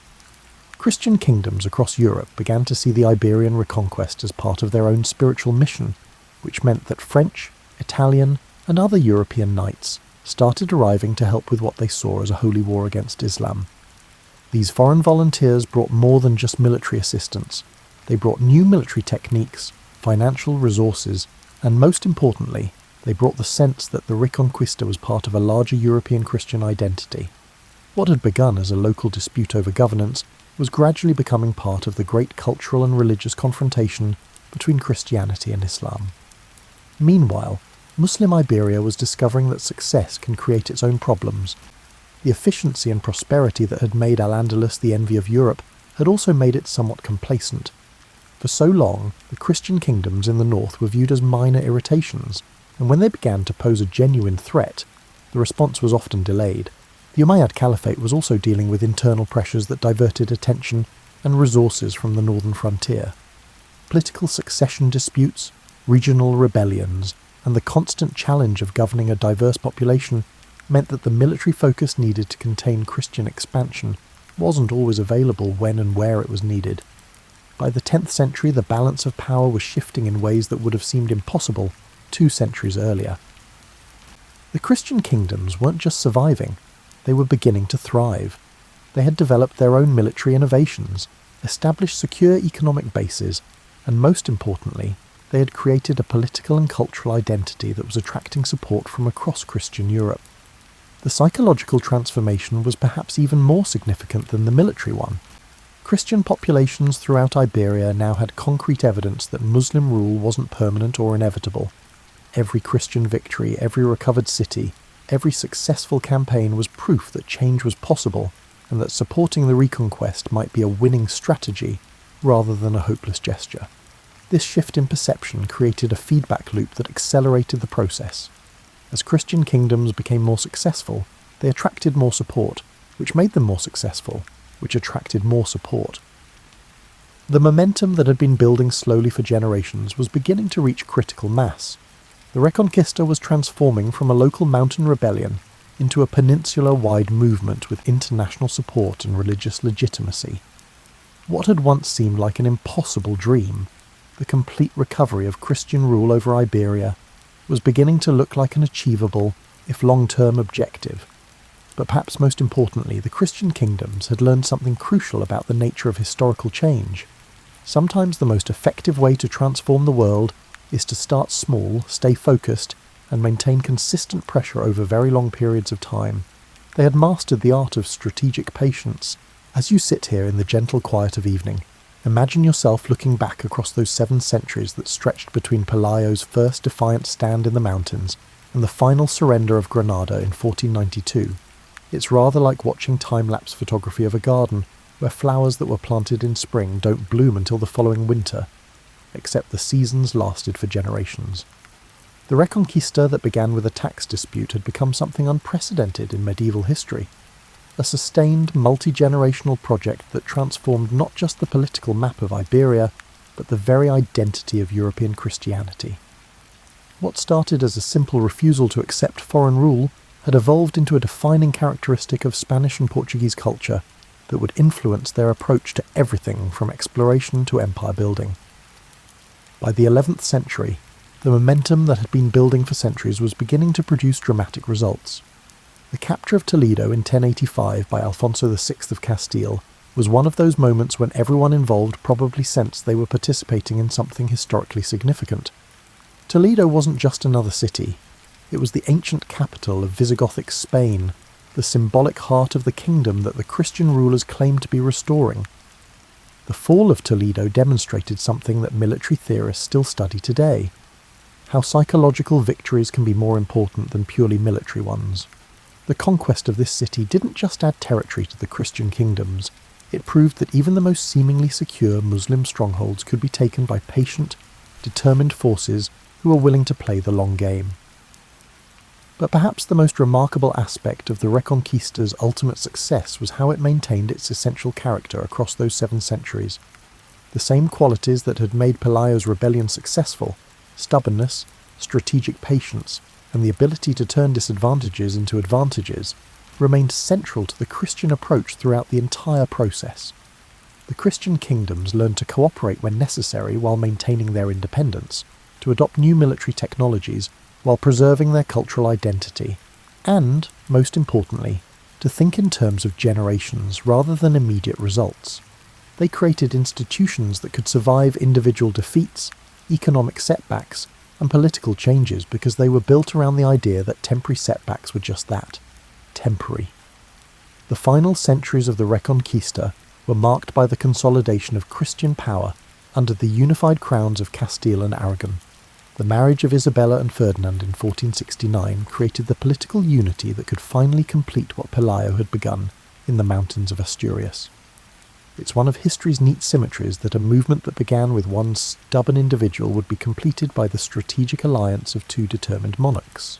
The surrender of Granada in 1492 marked not just the end of Muslim rule in Iberia, but the completion of one of the longest and most successful military campaigns in European history.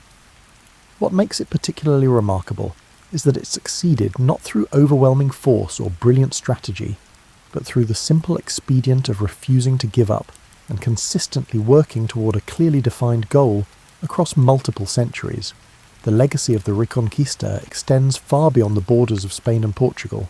The experience of successfully recovering lost territory through sustained effort created a cultural confidence that would fuel the age of exploration.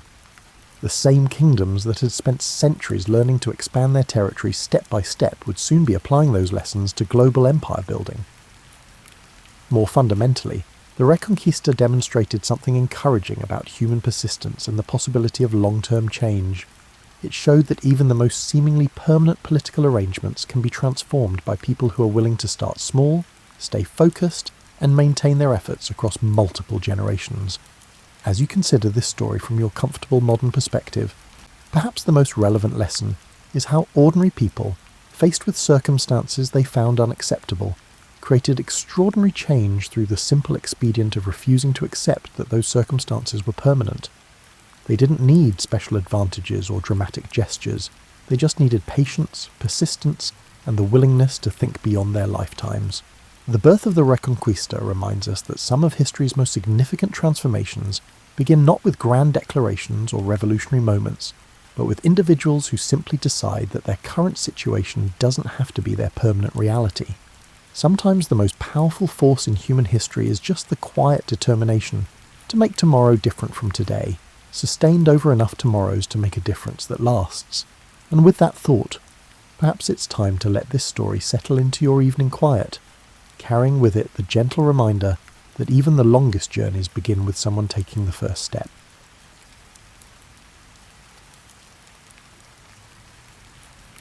Imagine you're driving through the rolling hills of central Italy, maybe humming along to the song on the radio, when you suddenly see the landscape start to change. The soft farmland gives way to something more dramatic. A huge limestone mountain that looks like the shoulder of a sleeping giant. Its slopes are covered in medieval stone buildings that look like they grew right out of the rock. This is Monte Titano.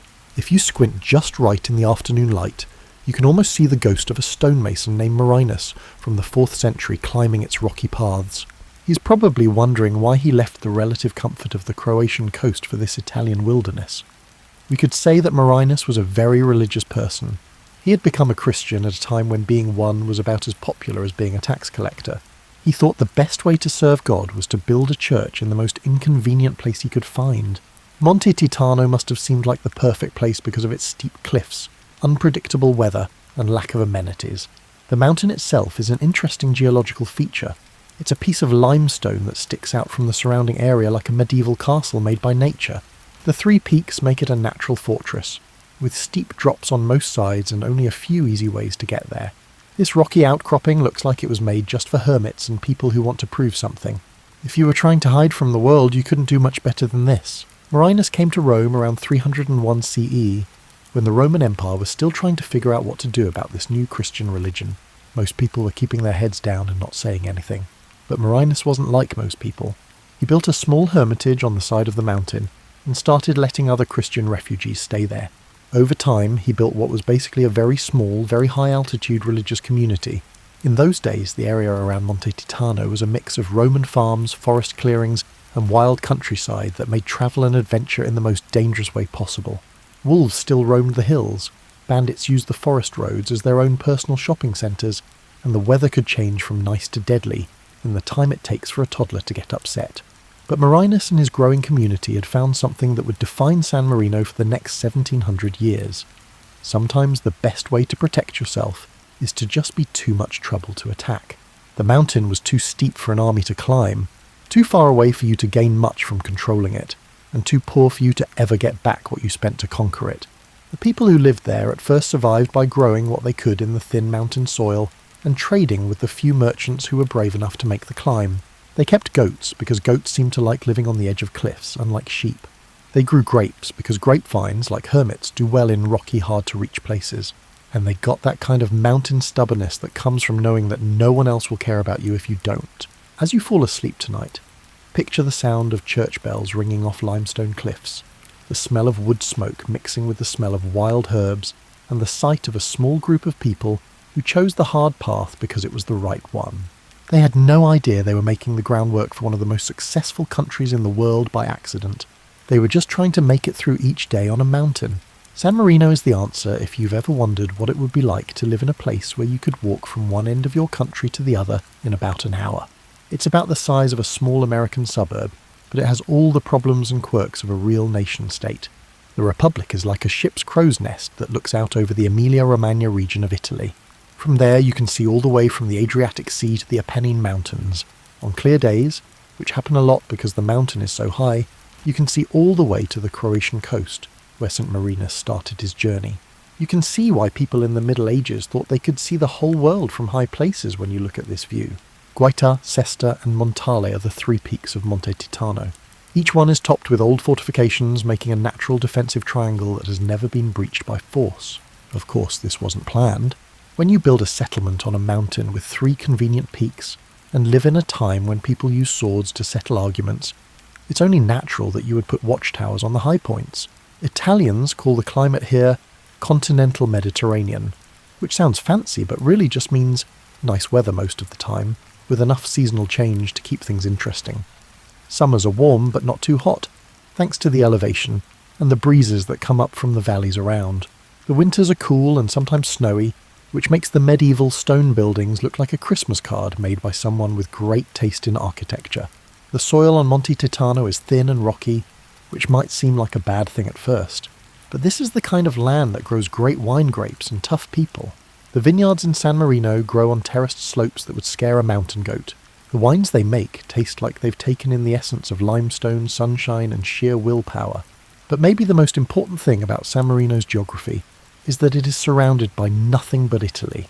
Geographers call the Republic an enclave, which means that it is a country that is completely surrounded by another country. It's like being a tiny island in a huge Italian sea, which has affected every part of San Marino's growth from the Middle Ages to now. This geographic reality made what you could call the Goldilocks effect of survival. San Marino was big enough to keep its own culture and traditions, but not so big that anyone really wanted to take it over. It was rich enough to keep its people from having to move somewhere else because they were so poor, but not so rich that it got the kind of attention that makes armies show up at your door with paperwork to take your stuff.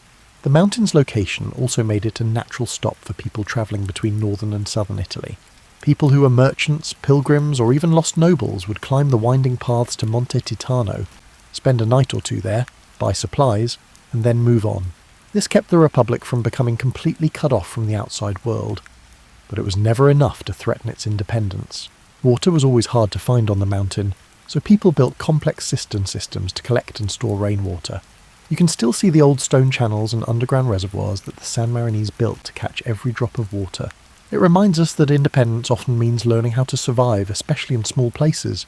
The forests that grew on the lower slopes gave the Republic wood for building, fuel for heating, and places to hunt that added to the Republic's diet.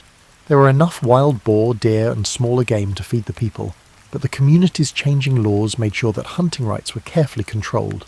The mountain's natural boundaries may have given people a healthy sense of scale, which is something psychologists might recognise. San Marino was small enough that everyone knew everyone else, big enough to hold all the different parts of human society, and far enough away from the rest of the world that problems could be solved by working together instead of needing help from outside. Imagine living in a house between two neighbours who spend most of their time fighting over property lines, fence lines, and whose dog is making too much noise. Now picture that your neighbours are huge medieval kingdoms with armies, goals, and a habit of settling arguments by setting things on fire instead of suburban homeowners. For most of its early history, this was the case in San Marino. Amazingly, they turned what seemed like a disadvantage into their biggest strength. To the north and east were the lands ruled by different Italian city-states. Venice had its maritime empire, Florence had its banking networks, and there was a rotating cast of duchies and principalities that changed hands faster than a cursed medieval sword. The papal states were to the south and west. The Pope had both spiritual and political power there, and his armies could be blessed by God and still stab you with a sword. San Marino was smart enough to know early on that when you're too small to fight the big powers, the best thing to do is to make yourself too useful to destroy and too harmless to fear. They were like Switzerland in medieval Italy, but instead of banking and chocolate, they offered strategic neutrality and great hospitality to anyone who climbed their mountain. San Marino became very good at being diplomatically invisible during the long wars between the Guelphs and Ghibellines. These wars were like a political argument that lasted for centuries about who should be in charge, the Pope or the Holy Roman Emperor. As Guelph armies marched through the valleys below, the San Marinese would wave from their mountaintops and offer to pray for their victory. When Ghibelline troops came by, they would do the same thing with the same enthusiasm and sincerity. This wasn't cowardice. It was smart politics by people who knew that sometimes you have to put aside your pride and serve tea to everyone who might think you're an enemy. People started to think of the Republic as a place where people from different sides could meet to talk things over, where religious pilgrims could find safety no matter what their political beliefs were, and where tired medieval warriors could rest without worrying about being attacked by their enemies. The relationship with the Papal States was especially fragile because San Marino was technically part of land that the Pope claimed as his own. The popes, who were busy running both a church and a government, usually found it easier to recognise San Marino's independence than to spend the time and money needed to take over such a small and economically unimportant area. This led to a series of papal recognitions that were more like acknowledgements of reality than formal treaties. The Pope seemed to be saying, "Fine, you can keep your little mountain republic, but don't cause any trouble and remember to invite us to your important festivals." In return, San Marino stuck to strict religious rules and made sure that any pope who came would get a warm welcome that made the climb worthwhile. The relationship with the Italian powers around it was similar. San Marino would pay tribute when it was appropriate, help with military matters when it was asked for and possible, and always show the kind of diplomatic courtesy that made it clear they knew their place in the grand scheme of things. They were like the ideal neighbour who never complains about noise, always returns borrowed tools in better shape than they got them, and can be counted on to water your plants when you're away. But this plan of strategic insignificance needed to be adjusted all the time. If you were too independent, you might be seen as a threat. If you were too dependent, you might be completely absorbed. For hundreds of years, San Marino walked this tightrope, developing an almost supernatural sense of when to stand up for themselves and when to fade into the background of bigger events. The Republic's location also made it a natural place for people to go when they were fleeing the political unrest that happened all the time in medieval Italy. Nobles who had been kicked out of their homes, intellectuals who had been persecuted, and the occasional merchant who had backed the wrong side in a city-state dispute would all make their way up Monte Titano to wait out the storm and plan their next moves. This brought in a steady stream of outside knowledge and skills that made San Marino's culture better, without ever threatening to take it over. If you can imagine a community meeting where everyone has to be there because there is no one else to make the important decisions, you can start to understand how San Marino accidentally came up with one of the most stable forms of democratic government in the world. Their political system wasn't based on ideas, it was based on need and the kind of common sense that comes from knowing that if you fail, everyone will starve. The early San Marinese had a problem that anyone who has ever been in charge of a neighbourhood association would know about. Someone had to decide how to use shared resources, settle fights between neighbours, and deal with emergencies. But they couldn't go to a higher authority when things got tough, like most communities could. It would take days to get to the nearest duke, bishop, or imperial representative, and they were probably too busy with more important things to care about fights over goat grazing rights, or when to clean the cistern. So they did what people have always done when they lived together. They made a system that let the people who are most affected by decisions help make them. The Arengo, which is San Marino's General Assembly, grew from informal community meetings into something like a town hall democracy. But the town was actually the whole country. The Arengo wasn't a modern parliament. It was more like a big family meeting where everyone had strong opinions. Most decisions needed to be agreed upon, and the loudest voice didn't always win. In medieval times, every head of household could take part, which meant adult males who owned land. However, the property requirement was so low that it basically included anyone who owned a goat, kept a vineyard, or could show that they weren't completely dependent on someone else for survival. The dual captaincy came out of these meetings and became San Marino's most important contribution to political science. They didn't choose one leader who might be tempted by power or corrupted by authority. Instead, they chose 2 captains regent who served together for 6 months. It was like having 2 presidents who kept each other honest by making sure that any abuse of power would be seen right away by the person sitting next to you. This system came about because of real-world experience, not political theory. They had noticed that single leaders often started to believe they were more important than they really were. But committees could argue about decisions until the wolves were actually at the door. 2 people, chosen for their skills and required to work together, could make decisions quickly and keep an eye on each other's possible excesses. The 6-month term limit was also useful. 6 months was enough time to deal with the complicated business of running a small republic, like negotiating with nearby powers, managing shared resources, and settling major disagreements. But it was not long enough for anyone to start thinking of the job as a career instead of a civic duty. It also meant that everyone knew that today's leader would be tomorrow's neighbour. This makes people much more polite when they are in charge. But maybe the most creative thing about San Marino's government was how it handled law and justice.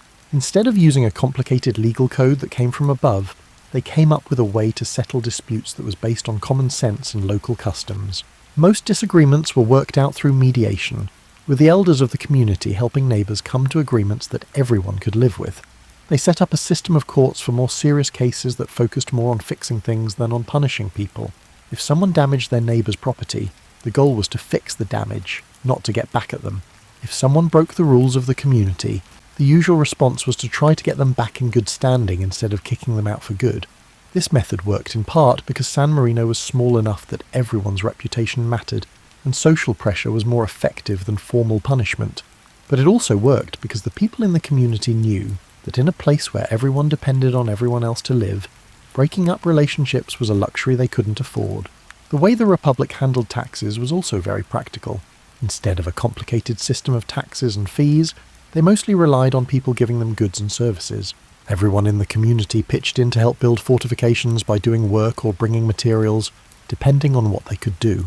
Everyone pitched in to help pay for diplomatic trips or to host important guests, based on what they could afford. This system of government had to create something amazing. A political culture where leadership was seen as service instead of privilege, where decisions were made together instead of by one person, and where the health of the community was more important than individual goals. It wasn't perfect, no human system ever is, but it was very strong and surprisingly good at managing the difficult task of keeping a small mountain republic free for more than 17 centuries. It's funny how a community suddenly realizes it has become a country, like someone who starts collecting stamps as a hobby and then finds out they're running a philatelic empire.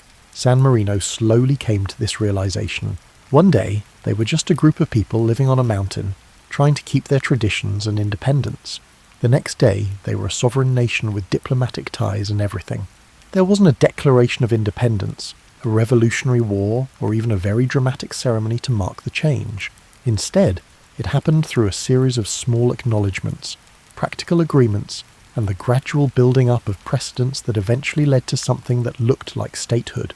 It was like becoming famous without realizing when you stopped being a private person. In 1631, Pope Urban VIII officially recognized San Marino's independence. This was the first sign that the small community had crossed an invisible line into becoming a real country. It wasn't that the Pope was being especially nice. It was more like a busy landlord officially saying that the tenants in the small apartment upstairs could take care of themselves, and probably didn't need to be directly supervised. But getting the Pope's approval was one thing. Living in a world where nation-states were getting stronger was something else entirely. During the 17th and 18th centuries, Europe saw the rise of territorial consolidation, where bigger powers took over smaller ones through war, marriage, or just to make things easier to run. San Marino's continued independence started to seem less like a strange thing from the Middle Ages, and more like a political miracle. They were able to stay alive because they were very good at what we might call strategic irrelevance. They were too small to be a threat, too poor to be worth conquering for economic reasons, and too well-positioned to be completely ignored. They were in a good place in the complicated world of European politics, important enough to be a neutral meeting place, but not so important that they could be dangerous on their own. This was especially important during the time of Napoleon. when the French emperor was changing the map of Europe with the same excitement as someone who had just bought a house and was rearranging the furniture. Napoleon, strangely enough, not only left San Marino alone, but also offered to give them more land. The San Marinese, who had been able to stay alive for hundreds of years, politely said no. They knew that taking gifts from Napoleon could mean making promises they couldn't keep and getting attention they didn't want. The 19th century brought new problems as nationalism spread across Europe, and the Italian peninsula started its long journey toward unification. San Marino was in the strange position of being asked to join something that didn't really exist yet. A unified Italian nation that was still more of a dream than a reality. They answered in a way that was typical of them, practical. They generally supported Italian unification, gave political refugees from Austrian and papal authorities a place to stay, and even offered military help when they could do so without putting their own safety at risk. But they also made it clear that they would not give up their own independence in order to support Italian nationalism. This job needed a lot of diplomatic skill. San Marino needed to show that they were on the same page as their Italian neighbours, but they didn't want to look like a remnant of the old feudal system that the nationalists were trying to get rid of. They had to show the new Italian state that they were useful, but not so useful that it would be tempting to take them in. San Marino's main idea that helped them get through this time was understanding the difference between independence and sovereignty. They could negotiate, defend, and keep their sovereignty, the formal recognition of their right to exist as a separate political entity, through careful diplomacy. Independence, the ability to make their own decisions about their own lives, was something they had to show through good government and strong community ties. The charismatic leader of Italian unification, Giuseppe Garibaldi, knew this difference. After a failed campaign, he went to San Marino for safety. There, he was not welcomed as a conquering hero, but as a guest who had earned sanctuary through his dedication to freedom. The Republic's decision to protect him, even though the Austrian authorities were putting pressure on them, showed that their independence wasn't just a legal technicality, but a real commitment to the values that had kept them going for hundreds of years. By 1871, when Italy became a unified country, San Marino had changed from a medieval oddity into a real member of the community of nations. They had treaties with big countries, diplomatic representation in important cities, and most importantly, an international reputation that made it seem normal for them to stay independent. But the most interesting thing about San Marino's accidental nationhood is how little it changed the way they ran their government and lived in their communities. They stayed a republic of neighbours who just happened to live in the same country, not subjects of a state who just happened to live in the same place. The difference may seem small, but it changed how they saw their relationship with each other and the world around them. Imagine waking up every day in a place where your commute to work might take you past fortifications that are 1,000 years old, where your local grocery store is built on a foundation that is older than most European cathedrals, and where you might run into your head of state at the market. This was the daily life of people in San Marino, who somehow managed to live normal lives in one of the most accidentally amazing places on Earth. The mountain itself set the pace for daily life in the Republic. The eastern slopes of Monte Titano woke up early. The warm gold light painted the limestone walls of the old towers, and the light slowly spread across the terraced vineyards and olive groves that clung to the mountain sides. The air in the morning smelled like wild herbs like rosemary, thyme and sage that grew in the rocky crevices. It also smelled like wood smoke from the chimneys of houses that looked like they were made of mountain stone. As it always has been in farming communities where daylight is precious and seasons don't wait for anyone, work started early. The vineyards needed constant care, pruning in the winter, training in the spring and harvesting in the fall. The thin mountain soil needed careful cultivation to grow anything more than food. But maybe because of these problems, San Marino's wines became known far beyond the tiny borders of the Republic. The olive groves were just as hard to work in. Their silver trees were rooted into terraces that previous generations had carved out of the mountainside with only their willpower and simple tools. Olive oil wasn't just something to cook with. It was also money, medicine, and the basis for trade with the valleys below. A good harvest could pay for diplomatic missions or infrastructure projects, but a bad one meant having to cut back and hope for a better year next year. But farming was only one part of the Republic's economy. Because of where it was on old trade routes, San Marino was a natural place for merchants to stop on their way between northern and southern Italy. The Republic's markets, which were held in the shadow of medieval towers, became known for their honesty. In a world where travelling merchants never knew if they would be cheated, robbed or both, San Marino offered something rare: reliable, fair dealing. This reputation for honesty in business wasn't just a fluke. In a community where everyone's actions had an impact on everyone else's wealth, keeping trust wasn't just the right thing to do, It was necessary for economic survival. If a merchant cheated visitors, their neighbours would shun them because they knew that their reputation as a group was their most valuable asset. Craft traditions that grew up in San Marino were based on both need and chance. Stonemasons had to learn how to work with the local limestone for both building and decorating. Woodworkers who lived on the lower slopes of the mountain had access to the forests, and learned how to make furniture and tools that could stand up to the mountain's extreme weather. At first, metalworkers only made weapons and tools for farming.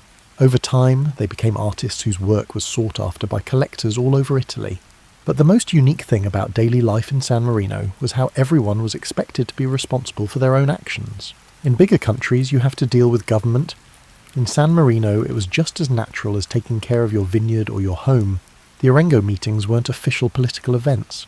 They were community gatherings where neighbours talked about things that were important to them and made decisions together about things like how to keep the roads in good shape and how to handle foreign affairs. The social calendar was made up of both religious holidays and civic festivals.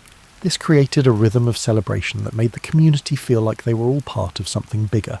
The Feast of St. Marinus, which took place on September 3rd, was both a religious holiday and a national celebration. It included processions, traditional foods, and the kind of communal activities that reminded everyone why they chose to live on a mountain together. The food culture in San Marino is unique because it is based on mountain ingredients and Italian influences, but it is still very local. The food tasted like the mountain itself because it was made with wild game from the nearby forests, cheese from mountain goats, wine from terraced vineyards, and olive oil pressed from trees that grew in soil that was so rocky it seemed impossible. The Republic's approach to education showed that it knew that in a small country, everyone's work is important. Kids learned more than just reading, writing, and math. They also learned useful skills like farming, making things, and how to be a good citizen. They learned as they grew up that they were inheriting more than just property or a job. They were also inheriting the responsibility of keeping a unique way of life alive that had lasted for hundreds of years through the hard work of many people. San Marino's culture saw public service as a normal part of adult life, not as a special job. This is perhaps the most amazing thing about the country. Citizens were expected to serve on committees, help make decisions about public issues, and take turns in different government jobs. The captain's regent were not professional politicians.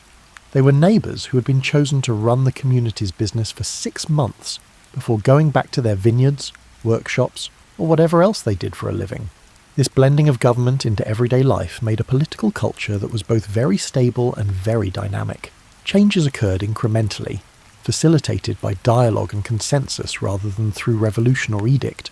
However, they transpired as the community adjusted to emerging challenges while preserving its fundamental values and traditions. When you're not sure you wanted international recognition in the first place, it can be a little awkward. San Marino went through this in the 1800s and 1900s as the world slowly realised that this tiny mountain republic was more than just a charming medieval curiosity. It was a real sovereign nation with all the rights and duties that come with being a state. Getting formal diplomatic recognition was like being asked to join a club you didn't know you wanted to join, only to find out that being a member came with a lot of rules you hadn't thought of before. All of a sudden, San Marino was expected to have opinions on global issues, follow formal diplomatic procedures, and have the kind of bureaucratic system that bigger countries take for granted. World War I was the first big test of their new international status. Most of Europe was too busy tearing itself apart over issues of nationalism, imperialism, and royal family feuds that had gotten way out of hand. San Marino, showing the diplomatic skill that had kept them free for hundreds of years, declared neutrality and spent the war years helping refugees, while carefully avoiding any actions that could be seen as taking sides. This neutrality didn't mean staying out of world affairs, it meant doing active peacekeeping work that took a lot of skill and resources. The Republic became a safe place for people fleeing the violence, a place where people from both sides could talk to each other, and a sign that not every disagreement had to be settled with guns. It was hard work that used up a lot of their resources, but it also made San Marino known as a real neutral power, instead of just a country that was too small to matter. During the interwar years, fascist movements spread across Europe, and the old way of doing diplomacy fell apart into ideological conflict. San Marino was in a strange situation because it was surrounded by Mussolini's Italy, while trying to keep democratic institutions that their powerful neighbour saw as outdated. The Republic's response was a lesson in how to stay alive by being flexible in diplomacy. They got along well with the fascist government, while quietly keeping up their usual democratic practices. They didn't say anything that would make things worse, and they continued to shelter political refugees. Overall, they acted like good neighbours who just had different ideas about how to run their own affairs. This balancing act needed to be adjusted all the time and sometimes needed to be given up. San Marino couldn't openly oppose fascism without risking being taken over, but they couldn't support it without going against the democratic values that made them who they are. The answer was what we might call principled pragmatism, keeping their core values while changing how they acted in order to stay alive in a world that was becoming more hostile. The tensions reached a breaking point during World War II.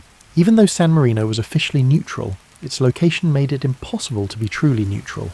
Allied planes flew over their land and German troops were nearby. The Republic clearly sided with the democratic powers, even if they couldn't say so out loud. The most dramatic event happened in 1944, when German troops briefly took over San Marino. They said it was to keep the Allies from using their territory, but it was really to show what could happen if the Republic's neutrality became a problem. The occupation only lasted a few weeks, but it reminded everyone that independence, no matter how legally solid, depended on the goodwill of bigger powers. After the war, San Marino became independent, and its wartime record made it even stronger. The Republic had been able to keep both Allied and Axis refugees safe, avoid major damage, and show that small countries could stay strong even when things got really bad. Their reputation for principled neutrality became one of their most useful diplomatic tools. But being recognised came with new duties that sometimes clashed with the old ways of doing things.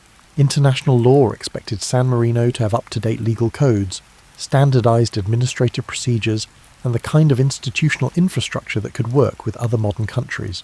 This meant slowly changing informal community practices into formal government systems. This process kept the substance of traditional governance while changing its form to fit modern needs. Tourism growth brought both chances and problems. San Marino is the world's oldest republic, and its beautiful mountains and well-preserved medieval buildings make it a great place for travellers who want something different from the usual European tourist experience. Tourism brought in money and made the republic known around the world, but it also threatened to turn it from a real community into a kind of historical theme park. To keep this balance, they needed the same kind of wisdom that had helped San Marino stay in power for hundreds of years. They needed to be able to welcome visitors without being overwhelmed by them, to show off their history without being stuck in it, and to stay true to who they were while taking advantage of the economic opportunities that tourism brought. The San Marinese solution was to welcome tourists while making it clear which parts of their society were open to business and which were still private community matters. People could visit the old fortifications, buy local crafts and taste the wine, but the Orengo meetings were still only for citizens, and self-government went on mostly the same way it always had. Take a seat and think about this amazing fact. In an age when huge corporations span continents and global powers measure their power in billions of people, San Marino has not only survived but thrived as a country with only 34,000 people living there and governing themselves on a mountain that you could walk across in an afternoon. It's like finding out that a community still runs by town hall meetings and everyone really goes, even though we live in an age of smartphones and space travel. The story of how San Marino went from being a medieval mountain village to a modern European nation-state is one of adaptation without abandonment. The country kept the basic principles of traditional government, while also adopting the technologies and institutions needed for a modern state. It's like fixing up a house that is hundreds of years old by adding modern plumbing and electricity, while keeping the stone walls and wooden beams that give it character. The Republic had to come up with some creative ways to solve problems that bigger countries don't have to deal with when they join the modern international system. How do you keep diplomatic ties with dozens of countries when your whole country could fit in a medium-sized sports stadium? How do you build a modern economy when your whole country could fit on a big college campus? During peak season, when tourists outnumber residents by a wide margin, how do you keep real traditions alive? San Marino's way of dealing with these problems showed the same practical wisdom that had helped them stay alive for 17 centuries.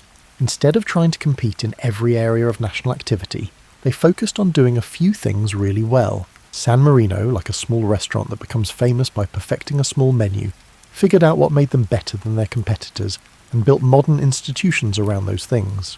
Their diplomatic strategy took advantage of the fact that they were an ancient republic with a long history of staying neutral and running a democracy. San Marino could be truly neutral because it has never been powerful enough to make enemies, while larger countries may have trouble letting go of old grudges and imperial baggage.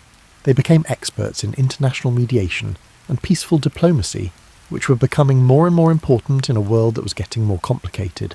The Republic's way of growing the economy was also smart.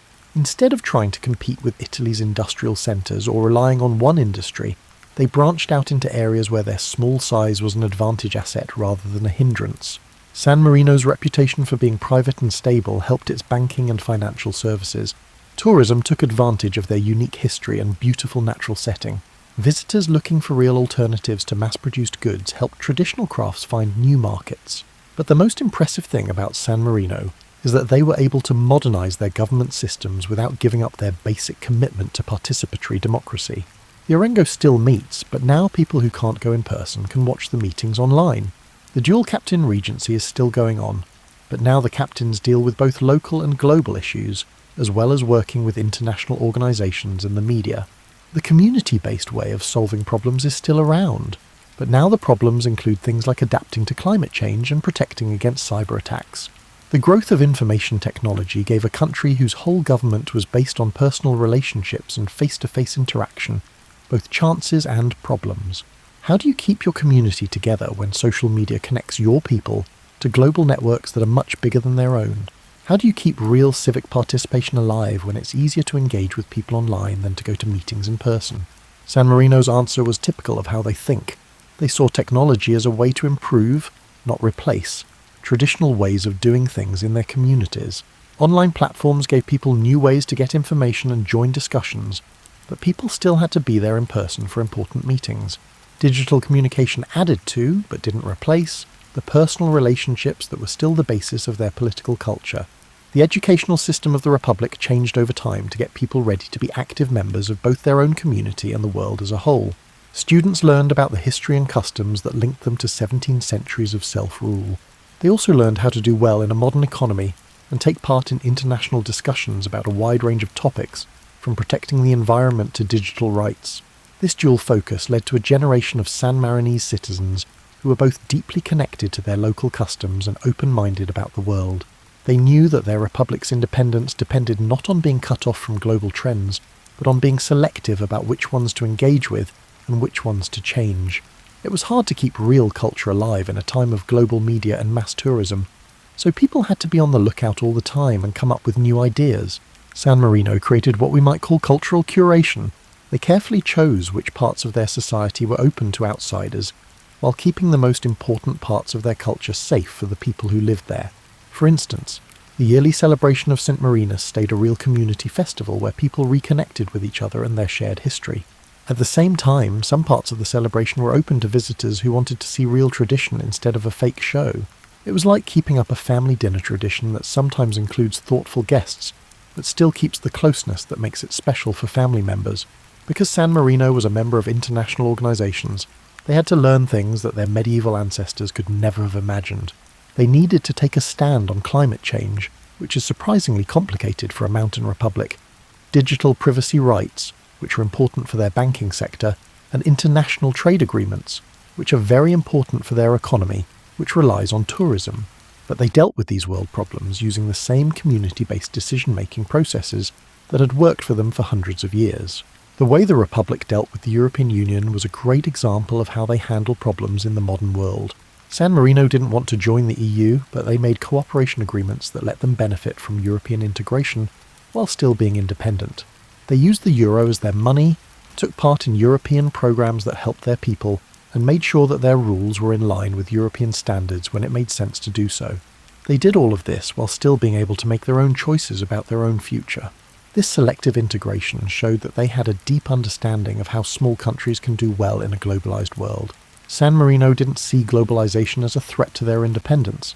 Instead, they saw it as a chance to use their unique traits for the good of everyone. Because they were smaller, they could be more flexible and responsive than bigger countries. Their stability and democratic traditions made them good partners for international cooperation. As you get ready for bed, think about what San Marino's strange story can teach us about the good and bad things that can happen when people live together in today's complicated world. This is a place that almost accidentally became a nation, survived by being able to change rather than being strong, and thrived by knowing that the best way to protect what matters most is to be open to change in all other areas. The Republic's journey from a hermit's refuge to a modern nation-state over the course of 17 centuries teaches us things that go far beyond its small borders. San Marino shows that real participatory democracy is not only possible but also sustainable when it is based on community responsibility rather than just individual rights. This is important in a time when many people feel disconnected from the political systems that govern them. Their way of running things shows that size and complexity aren't always necessary for effectiveness. San Marino, on the other hand, makes decisions as a group using processes that value consensus building over winner-take-all competition. This is in contrast to larger countries, which have problems with bureaucratic inefficiency and political polarization. It's a reminder that talking about problems is often better than fighting over them. The diplomatic history of the Republic is a great example of how to use soft power and position yourself strategically. San Marino showed that power doesn't come from having a strong military or a strong economy. It comes from having a good reputation, being reliable, and being able to offer something useful to others. Their neutrality wasn't just a way to stay out of world events. It was an active choice based on principles that people from all political backgrounds respected. San Marino's story shows how important it is for communities to stick together to protect their independence and identity. Larger societies often have problems with social fragmentation and a lack of civic engagement. The Republic, on the other hand, kept strong community ties by making sure that every citizen had both opportunities and responsibilities to help the common good. The economic lessons from San Marino are just as important. Instead of trying to compete in areas where their size was a disadvantage, they worked on building competitive advantages based on what made them unique. They became specialists instead of generalists, using their reputation and position instead of trying to match their neighbours' industrial capacity. Their way of preserving culture in the face of modernization gives hope to communities all over the world that are trying to keep real traditions alive while also adapting to modern life. San Marino showed that it's possible to welcome outside influences while keeping your own identity, to join global networks while keeping your local community, and to embrace positive changes while protecting your core values. The way that generations of San Marinese have taken care of the environment is an early example of sustainable development.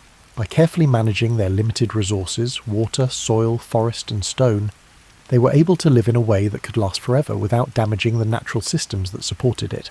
The terraced vineyards and olive groves that still dot the landscape are a type of partnership between human activity and natural processes that modern environmentalists are trying to bring back. But maybe the most important thing we can learn from San Marino's accidental nationhood is what political legitimacy really means. The Republic survived not because it was forced on people or kept alive by force, but because its citizens still saw value in their shared goal of self-governance. Their loyalty wasn't based on ethnic nationalism or ideological commitment. It was based on how well the system worked for the people who lived under it. This means that political systems that last must be earned all the time, not just passed down.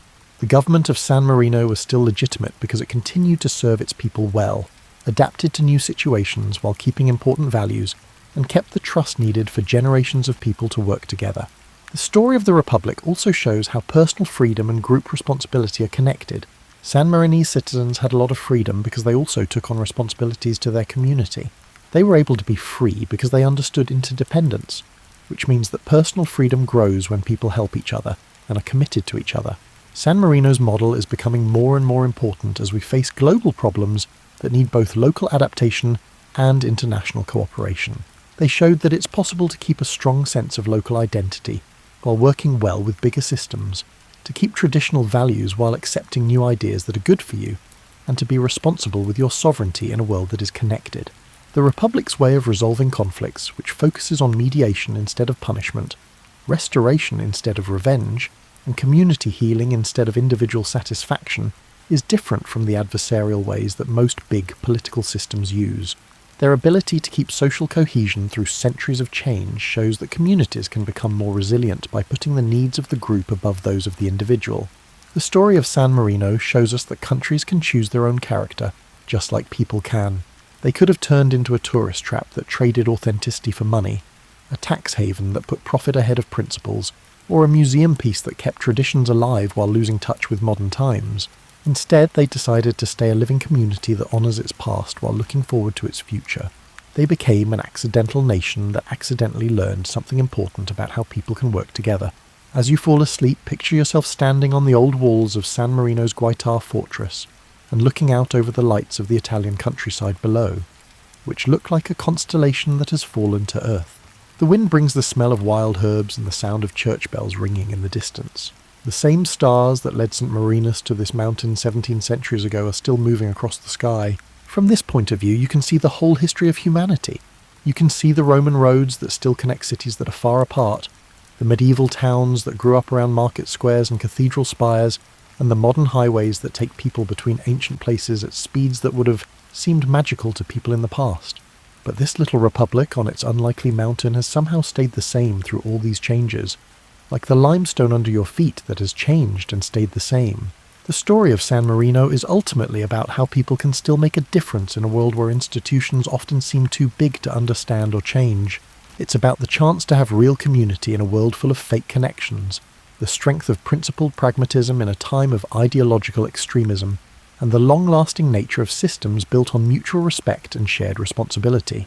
But maybe the most important thing is the accidental wisdom that comes from paying attention to what works, instead of what theory says should work. San Marino became a successful country not by following a big plan, but by making good choices one at a time, not by trying to get power, but by being responsible, and not by trying to get attention, but by earning respect. Their unintentional success gives hope to all the other unintentional communities, neighbourhoods, groups, families and friendships that make up our daily lives.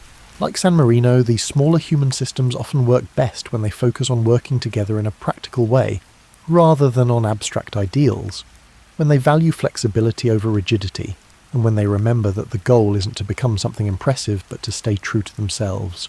As sleep approaches, the lights below start to blur, but the lesson is still clear. Even though the world can seem too big and complicated to navigate, there is still room for small communities where everyone's voice matters, where neighbours know each other's names, and where the business of living together is done with the kind of practical wisdom that turns survival into thriving. San Marino became a country by mistake because it wouldn't stop being a community. We can make something lasting, real, and worth keeping for the generations that will have to deal with the results of our choices in the communities we accidentally create, by choosing where to spend our time, energy, and care. Sleep well, knowing that the lights are still on in the world's smallest republic, which is on a mountain in Italy. Tomorrow's captain regents might be tonight's vineyard workers. Ancient stones protect modern dreams, and the accidental nation is still on its unlikely journey into a future that is uncertain, but hopeful. The Republic of San Marino is still around, not because it was meant to be great, but because for 17 centuries, ordinary people made extraordinary choices to protect something valuable, change something useful, and make something beautiful out of the simple things that people could work together on, like mountain stone. We all have the chance to build something worth keeping in our own small ways and in the communities we choose.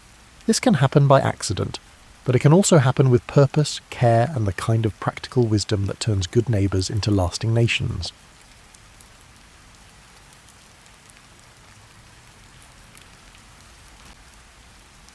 Albert Einstein was born on March 14th, 1879, in the modest city of Ulm in the German Empire. His father, Hermann, managed small electrochemical ventures, and his mother, Pauline, nurtured a love of music. Contrary to later myths, he wasn't a poor student, rather, he disliked rote memorization and preferred exploring ideas on his own. At age 5, he received a simple compass. Its unwavering needle, guided by an unseen force, left him spellbound, hinting at hidden laws in nature. In school, he often seemed preoccupied, building intricate houses of cards or lost in thought. Though teachers labelled him indifferent, he was quietly constructing mental pictures that reached far beyond mundane lessons. Music also shaped his early life. Pauline insisted he learn violin, and though reluctant at first, he found a kinship with Mozart's compositions. This link between artistic harmony and orderly principles of the universe captivated him. Even as a child, he sensed that creativity and logic could coexist productively. His family's moves, first to Munich, then to Italy, created in him a sense of displacement. Rather than fitting snugly into any single cultural or academic mould, he became an observer, questioning everything around him. During a stint at a Catholic elementary school, he briefly embraced religious devotion. Yet he soon gravitated toward a more personal sense of wonder, one unbound by strict doctrine. Later, he would speak of a cosmic religious feeling, a reverence for the unfathomable mysteries of existence. The German educational system clashed with his inquisitive spirit. Teachers focused on memorization, while Einstein was enthralled by independent exploration. He pored over geometry and calculus texts in his free time, often outpacing his peers in conceptual understanding. One tutor noticed his knack for dissecting problems from multiple angles, an early sign of the thought experiments he would later make famous. Meanwhile, Hermann's business pursuits met with limited success, adding financial strain to the household. Yet in that uncertainty, Einstein found pockets of freedom. His parents rarely scolded him for daydreaming. Instead, they recognized his inclination to probe and analyze. When he built card towers, it was more than play. He studied balance, structure, and resilience, qualities he would apply to his theoretical work. Overlooked details of his youth further illustrate his distinctive perspective. He once spent hours trying to visualize how a beam of light might appear if one could race alongside it. These musings were embryonic glimpses of the relativity he would formalize years later. Far from mere fanciful flights, they were a training ground for a mind unafraid to question conventional frames of reference. Another seldom noted aspect was his relationship with language. Raised in a multilingual environment, German at home, occasionally Italian outside, he developed a nuanced appreciation for words. Later in life, he would craft carefully balanced scientific papers where clarity took precedence over flourish. But as a boy, he simply recognized that words were imperfect vessels for ideas, sparking a habit of visualizing concepts to grasp them more deeply. By his early teens, Einstein grew increasingly restless with formal schooling. The Luitpold Gymnasium in Munich, with its strict regimen, clashed with his burgeoning interests. Feeling stifled, he began to defy conventional academic paths, in a decision that alarmed his teachers. He left school before graduation and followed his family to Italy. To some, it looked like a rash move, yet it was an act of self-determination, fueled by a longing to learn without constraint. During this period, he explored philosophy as well, delving into Kant's works and pondering the nature of reality. Such readings reinforced his conviction that genuine understanding required more than reciting facts. He craved first-hand encounters with the puzzles of the universe, from the motion of planets to the properties of light. Though his childhood did not revolve solely around science, he played violin, enjoyed walks, and showed flashes of humour, it was imbued with a special kind of curiosity. He was neither the hapless student nor the overnight prodigy that later narratives would portray. Instead, he was a reflective, somewhat solitary child who found meaning in probing life's deeper questions. His early experiences, compass in hand, cards neatly stacked, violin tucked under his chin, crystallized into the core of a worldview that would soon turn the scientific world on its head. Ultimately, the disparate strands of his youth would unite in a bold questioning of the established order. Few recognized how far his curiosity would carry him. Einstein's choice to abandon the Luitpold Gymnasium before graduating startled his teachers, but he felt stifled by rote drills. He rejoined his family in Milan, where Hermann hoped to save his faltering business. Finally freed from rigid school routines, Einstein studied math and philosophy on his own. Devouring Kant's works and nurturing an obsession with the universe's hidden structure. Still, the need for formal credentials loomed. In 1895, he applied to the Swiss Federal Polytechnic in Zurich, known for its forward-thinking curriculum. Although he excelled in math and physics, he flunked the entrance exam's other parts. Undeterred, he spent a transformative year at the Cantonal School in Aarau, Switzerland. This school's progressive ethos welcomed curiosity and debate, an environment in which Einstein thrived. Living with the Winterler family, he formed close bonds. He briefly romanced their daughter, Marie, but also made lifelong friendships. Armed with improved preparation, he passed the Polytechnic entrance exam in 1896 and pursued a teaching diploma in math and physics. Zurich's intellectual pulse invigorated him. By day, he endured lectures. By night, he wrestled with scientific texts or debated theory in cafes. Less enthralled with rote note-taking, he favoured independent study. Though he admired some professors, others saw him as dismissive and unruly, a reputation that would later cost him solid references. During this period, Einstein met Mileva Maric, the only woman in their physics cohort. She was bright and tenacious, undeterred by an academic world largely unwelcoming to women. Their bond intertwined intellectual exchange and romantic attraction. Letters between them reveal lively dialogues about abstract science and the deeper questions of existence. Critics sometimes question the extent of Mileva's contributions to Einstein's early work. but it's certain she engaged in stimulating discussions at a formative time in his career. Einstein graduated in 1900. Despite his clear gift for physics, job prospects were scarce. Dismissed by some professors as headstrong, he received only lukewarm recommendations.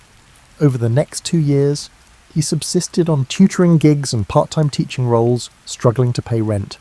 Meanwhile, his relationship with Mileva grew more serious. They had a daughter, Liesel, whose fate remains one of the murkiest aspects of Einstein's life. Records suggest she may have been adopted, but details are sparse. Financial anxiety gnawed at him, and paternal disapproval of Mileva added stress. Yet his scientific passion never dimmed. Whenever he found a spare hour, Einstein tackled research problems in thermodynamics or statistical mechanics. Despite their lack of widespread attention, these small papers demonstrated Einstein's capacity to critically examine conventional assumptions. A modest beacon of stability arrived in 1902. Einstein secured a post as a technical expert, third class, at the Swiss Patent Office in Bern. While many might view patent reviewing as mundane, the job offered a predictable schedule and a steady wage, precisely what he needed. Crucially, it also left him mental space for independent thought. Far from being a lull, this period set the stage for his most significant breakthroughs. Bern itself was unassuming, but it possessed an understated cultural vitality. Einstein, ever sociable in an understated way, found a small circle of like-minded acquaintances. They shared books, debated philosophical ideas, and sometimes playfully referred to themselves as the Olympia Academy. The group's informal spirit aligned perfectly with Einstein's own approach, freewheeling, yet anchored by a deep respect for rational inquiry. Meanwhile, his personal life moved forward. He and Mileva married in 1903, hoping to create a steel home. Their union was hardly perfect, fraught with the usual challenges of newlyweds, compounded by Einstein's preoccupation with science and ongoing money worries. Still, having a supportive partner with a keen interest in physics likely encouraged his intellectual wanderings during these formative years. Between 1902 and 1904, Einstein churned through patent applications by day, evaluating new inventions for novelty and feasibility.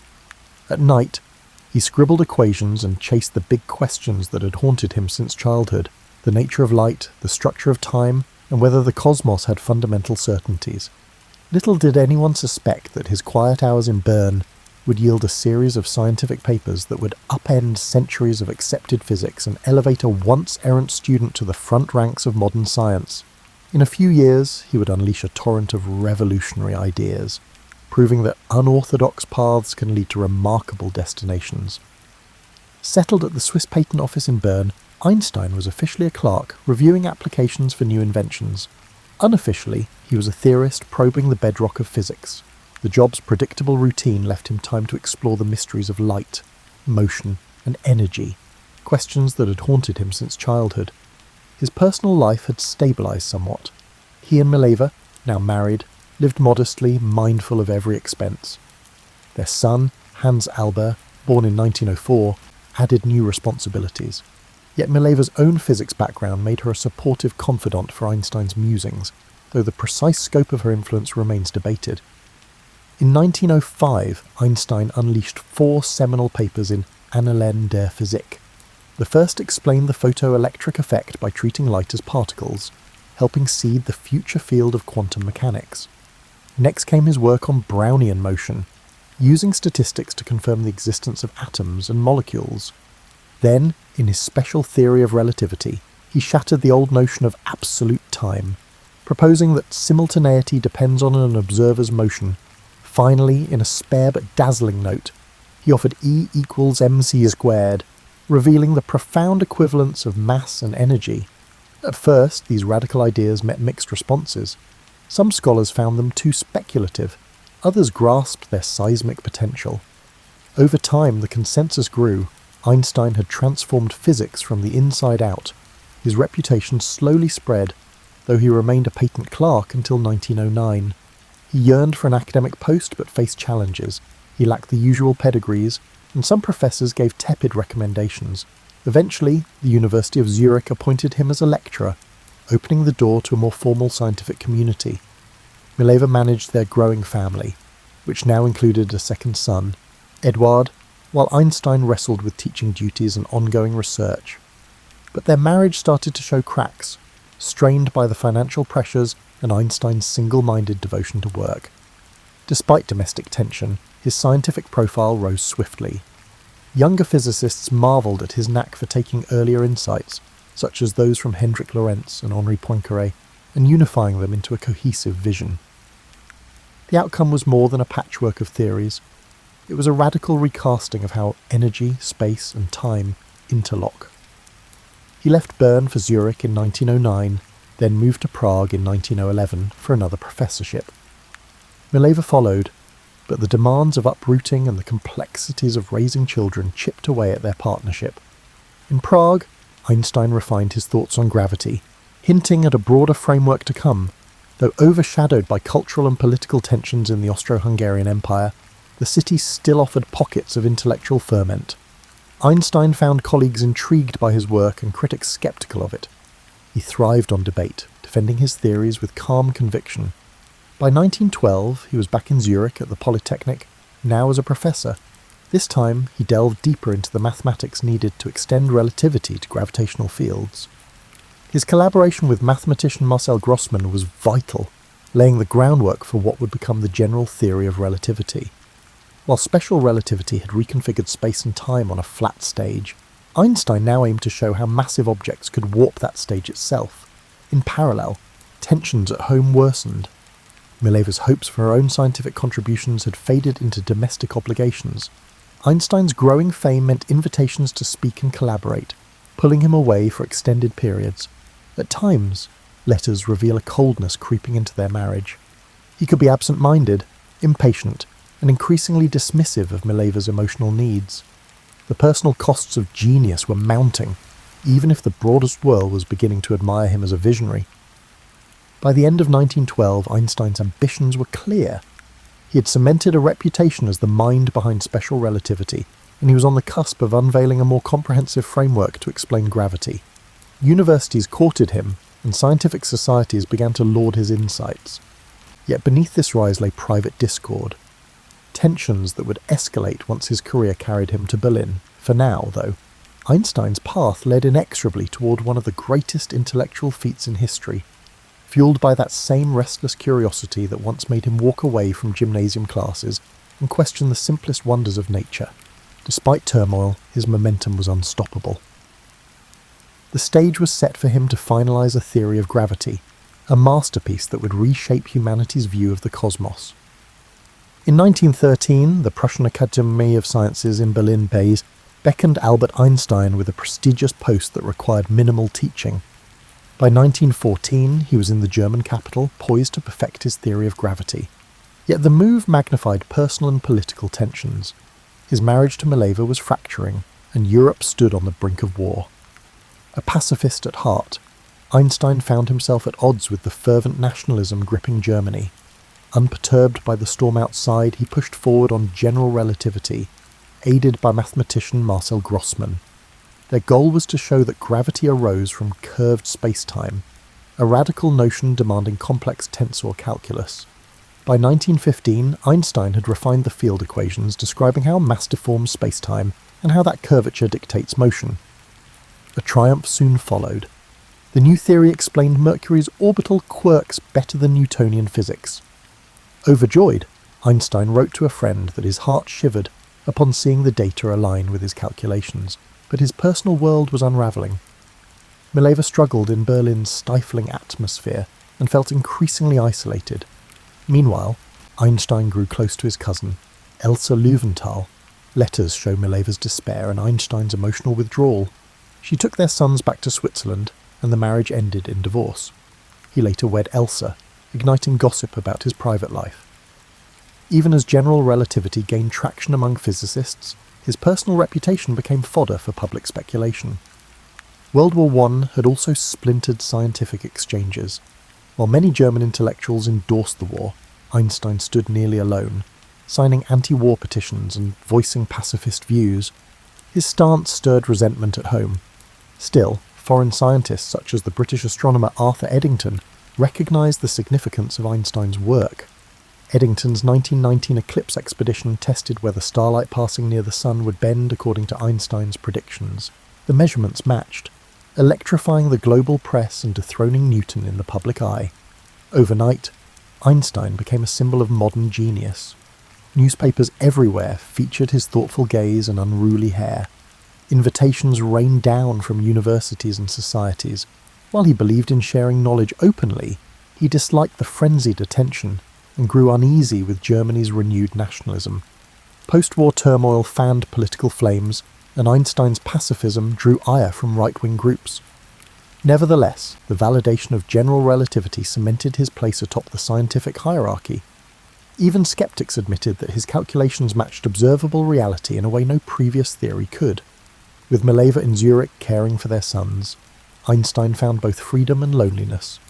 He married Elsa in 1919, relying on her to manage his crowded schedule and mitigate public demands.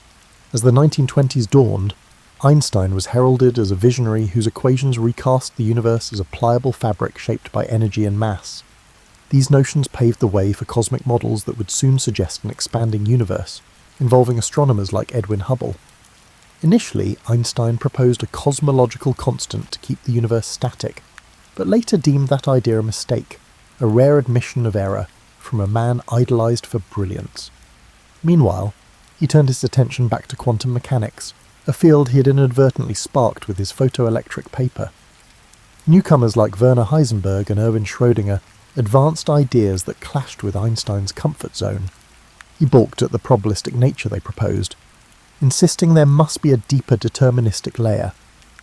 Thus began the famed series of debates with Niels Bohr, with Einstein challenging the notion that reality might hinge on randomness.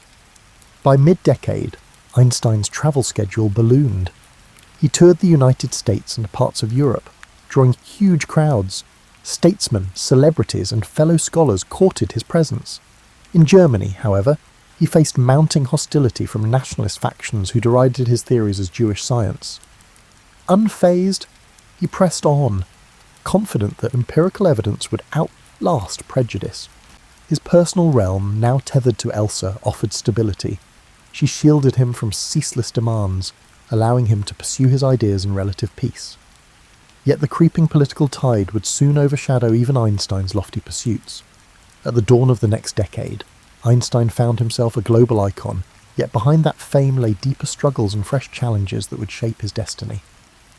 The 1920s were a whirlwind for Einstein, blending scientific milestones with worldwide acclaim. Ever the restless thinker, he spent these years grappling with quantum theory while maintaining his fascination with relativity. Though his general theory of relativity was universally hailed, he grew increasingly uneasy about the indeterminate flavour of quantum mechanics. To him, the idea that fundamental processes could be governed by pure chance seemed incomplete. Einstein's public image soared as he toured Europe and North America. Lecture halls overflowed. Audiences were drawn not just to his ideas, but also to his persona, rumpled suits, mischievous humour, and an aura of introspective brilliance. Journalists clamoured for interviews, often distorting his words into simplistic soundbites. Despite Elsa's best efforts to safeguard his privacy, the cult of personality grew. Politicians hoped his presence would lend prestige to their events, and luminaries from other fields sought his endorsement. Beneath the accolades, Einstein remained wary of fame. He believed that genuine discovery flourished in quiet reflection, not in the spotlight. Whenever possible, he escaped to the Alps or the countryside, revelling in mountain walks and violin practice. Music provided a counterbalance to the rigours of theoretical work, reinforcing his belief that art and science shared a quest for harmony. Meanwhile, in academic circles, the quantum revolution thundered on. Physicists like Niels Bohr, Werner Heisenberg, and Max Born claimed that probabilities lay at the heart of physical reality. Einstein countered that God does not play dice, questioning whether randomness was the final word. Their debates, polite yet intense, fueled a new era of theoretical exploration.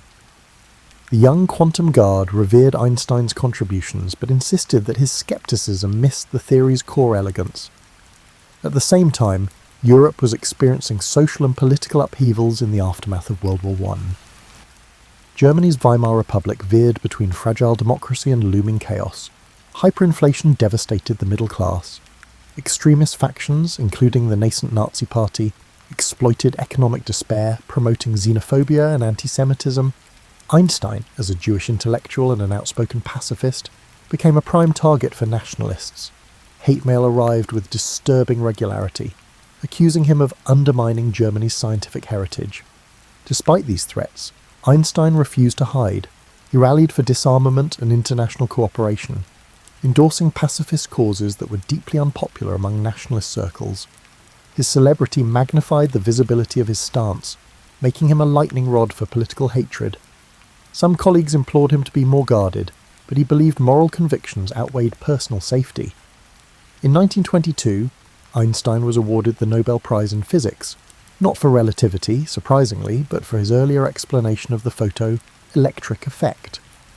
By then, the Nobel Committee had become wary of the ongoing debates about relativity, yet they could not ignore his contributions to quantum theory. When news arrived, Einstein was travelling in Asia. He embarked on a tour that took him to Japan, where he was met by enthralled crowds and showered with gifts. Notes from that trip reveal a man torn between gratitude for the adulation and a desire for solitude. Upon returning to Germany, Einstein found the political climate darker.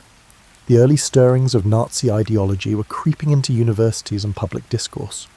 Although he tried to remain above petty bickering, vicious attacks on his un-German physics intensified. Right-wing publications branded relativity a hoax. Some of his lectures were disrupted by hostile demonstrators, and rumours of assassination plots circulated. Elsa, deeply concerned, urged him to consider emigrating. Yet Einstein hesitated. He felt a profound connection to German-speaking intellectual life, despite recognising its dangerous currents. He also clung to the hope that reason and goodwill might prevail. When not entangled in politics, he continued refining his approach to quantum puzzles. He developed thought experiments aimed at exposing hidden variables or revealing contradictions in the quantum framework. Each new exchange with Bohr underscored the chasm between Einstein's quest for determinism and the Copenhagen school's acceptance of uncertainty. By the late 1920s, Einstein's stature had grown colossal, but so had his disillusionment with Europe's volatile mood. Whispers of an eventual departure grew louder. In public, he spoke calmly about the spiritual crisis afflicting the continent. Privately, he pondered where his future lay. The man who had once roamed Italy in his youth, yearning for free thought, again stood at a crossroads. When Adolf Hitler rose to power in 1933, Einstein's predicament crystallized. The Nazis targeted Jewish scientists as scapegoats, accusing them of corrupting German culture. For Einstein, an internationally admired thinker yet domestic pariah, remaining in Germany became untenable. Acting on Elsa's urgings and his own sense of imminent danger, he left Berlin for what would become a permanent exile. Stopping briefly in Europe, he announced his resignation from the Prussian Academy. The move was both symbolic and pragmatic. He refused to serve an institution bent on persecuting him. Although his name still commanded respect abroad, in Germany his books were publicly burned and officials seized his assets. Nazi propaganda labelled him the arch-enemy of true science. Unfazed by personal attacks, Einstein worried about friends and colleagues trapped in a regime that suppressed free thought. He soon found refuge in the United States, accepting an appointment at the newly established Institute for Advanced Study in Princeton, New Jersey. Princeton offered serenity and intellectual autonomy, with no formal teaching duties. The Institute's wooded campus and quiet community reminded Einstein of the tranquility he once treasured in Switzerland. He took up residence in a modest house on Mercer Street, where curious townsfolk would spot him on daily walks, unruly hair, pipe in hand, lost in reflection. Yet exile weighed on him. Though grateful for safety, he missed the vibrant cafes of Europe and lamented the plight of Jewish refugees barred from many countries. He became an outspoken advocate for civil rights and international cooperation, determined to counter the Nazi threat. He supported various relief organizations assisting displaced scholars. Letters from this period reflect a mix of relief, sorrow, and moral urgency. Scientifically, Einstein continued to question the underpinnings of quantum mechanics. He collaborated with Boris Podolsky and Nathan Rosen on the famous 1935 EPR paradox, asserting that quantum theory was incomplete. This paper challenged the Copenhagen interpretation by suggesting that spooky action at a distance conflicted with the principles of locality and realism.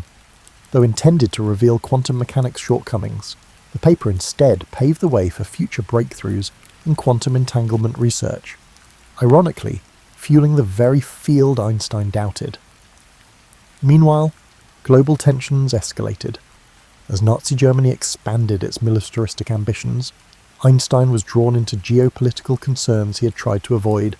Friends cautioned him about the possibility of an atomic bomb, highlighting the dire consequences if Hitler's regime managed to harness nuclear fission first. Ironically, it was Einstein's own mass energy equivalence E=mc² that foreshadowed the destructive power of splitting the atom. Alarmed by such prospects, he allowed Hungarian émigré physicist Leo Szilard to draft a letter in 1939, alerting US President Franklin D. Roosevelt to the possibility of a German atomic program. This letter, bearing Einstein's signature, catalyzed the Manhattan Project, though Einstein himself never worked directly on atomic weapons. Regret haunted him. In later recollections, he lamented that had he foreseen the scale of devastation nuclear arms would bring, he might never have signed the warning. Yet at the time, Einstein's pacifist leanings clashed with realpolitik, a painful contradiction he carried to the end of his life. Princeton gradually became home. Einstein strolled its streets in tattered sweaters, occasionally offering an impromptu violin performance for friends. He fielded letters from admirers worldwide, often replying with brief but thoughtful notes. Photos from the era show a gentle-faced figure, equal parts grandfatherly and inscrutable. He advised younger scientists, although his own research shifted away from mainstream physics. Fixated on unifying gravity with electromagnetic forces, he pursued a theory of everything that increasingly isolated him from the cutting-edge work on quantum fields. Outside the academic sphere, Einstein gained a voice in public debates. He spoke out against racism in America, comparing it to the anti-Jewish sentiments he had witnessed in Europe. He supported civil rights activists and forged friendships with prominent black leaders, despite the era's pervasive discrimination. Occasionally, he faced criticism for meddling in social issues rather than sticking to science. But Einstein considered moral responsibility inseparable from intellectual freedom. As World War II raged, Einstein's heartbreak was twofold. Germany, once his intellectual cradle, had become a synonym for barbarity, while the Allies were forced to develop weapons of unprecedented lethality. He could only watch from afar, offering moral support and condemnation of fascist ideologies. In the aftermath of World War II, Albert Einstein's status as a global icon solidified. Yet his latter years were marked by reflection and a sense of unresolved questions. Despite pushing physics towards quantum theory, he remained resistant to its probabilistic core. Though the Manhattan Project had validated the destructive potential of E=mc², it also weighed heavily on his conscience. He loathed the arms race that followed and spoke openly against nuclear proliferation. Living in Princeton, he continued his quest for a unified field theory, an ambitious bid to reconcile electromagnetism and gravity under one framework. He toiled over complex equations, convinced that nature possessed an underlying simplicity. Critics, meanwhile, argued that he was out of touch with emerging quantum field theories. Undeterred, Einstein pursued his unification program almost in solitude, likening himself to a lone traveller on a winding road. Younger physicists acknowledged his genius, but often parted ways with his methods, embracing instead the quantum approach he had always found unsettling. Beyond science, Einstein's voice resonated in global debates. He championed a supranational government to curb the risk of nuclear war, advocating collective security over nationalism. Despite controversies, many admired his stance, seeing in him a moral compass shaped by first-hand experience of authoritarianism. He wrote letters to world leaders, sometimes scoring partial victories, often meeting polite indifference. Yet he pressed on, believing that scientific insight conferred a duty to safeguard humanity from its inventions. His private life in Princeton had a gentle routine. Each morning brought a steady stream of letters seeking his opinion on everything from cosmic theories to personal woes. He obliged when he could, but dismissed frivolous requests. Afternoons often involved slow walks or reading classical literature. Evenings might find him improvising on the violin, seeking solace in music's structured freedom. Friends found him warm but occasionally aloof, an introvert who valued genuine conversation yet disdained small talk. Elsa's death in 1936 had left an emotional gap that he filled through companionship with his stepdaughter, Margot, and a circle of close confidants.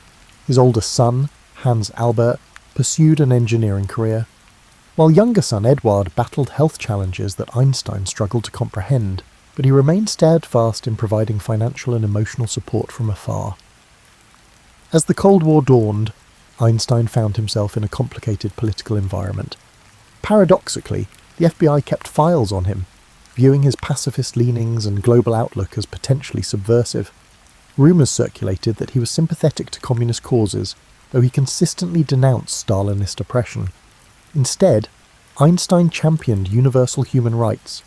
He grew vocally critical of McCarthyism, branding it an assault on intellectual freedom akin to the political witch hunts he had fled in Germany. By the early 1950s, health issues nudged him toward a quieter pace. Yet his mind remained agile, and he sometimes engaged in public letters urging scientists to unite for peaceful endeavours. He admired younger luminaries like Kurt Gödel and conversed with them about the nature of logic and mathematics. But he found little common ground with the new wave of particle physics. Students worldwide still saw him as an emblem of pure genius, while Einstein himself downplayed personal accolades, insisting he had simply followed his curiosity wherever it led. In 1955, Einstein experienced internal bleeding from an abdominal aneurysm. Though doctors recommended surgery, he refused, declaring that it was his time to go with dignity. True to form, he spent his final days revising a speech he intended to deliver for Israel's 7th anniversary, reflecting his long-standing support for Jewish communities while advocating peaceful coexistence. He died on April 18, 1955, leaving behind notes and half-finished equations in search of that elusive unified field. News of his passing reverberated across the globe. World leaders and fellow scientists paid tribute to the man who had reshaped our understanding of space, time, and energy. Yet Einstein's legacy extended beyond equations. He embodied the principle that moral conviction and intellectual daring can and must coexist. In death, he became even more iconic, his name synonymous with visionary genius, and his photograph instantly recognizable as a totem of human possibility. Today, Einstein's work undergirds technologies from GPS to nuclear power. His debates about quantum mechanics remain at the heart of physics, pointing toward frontiers in entanglement and information theory. In that tension between breathtaking discovery and ethical uncertainty lies the fullest measure of Albert Einstein's singular, complex legacy.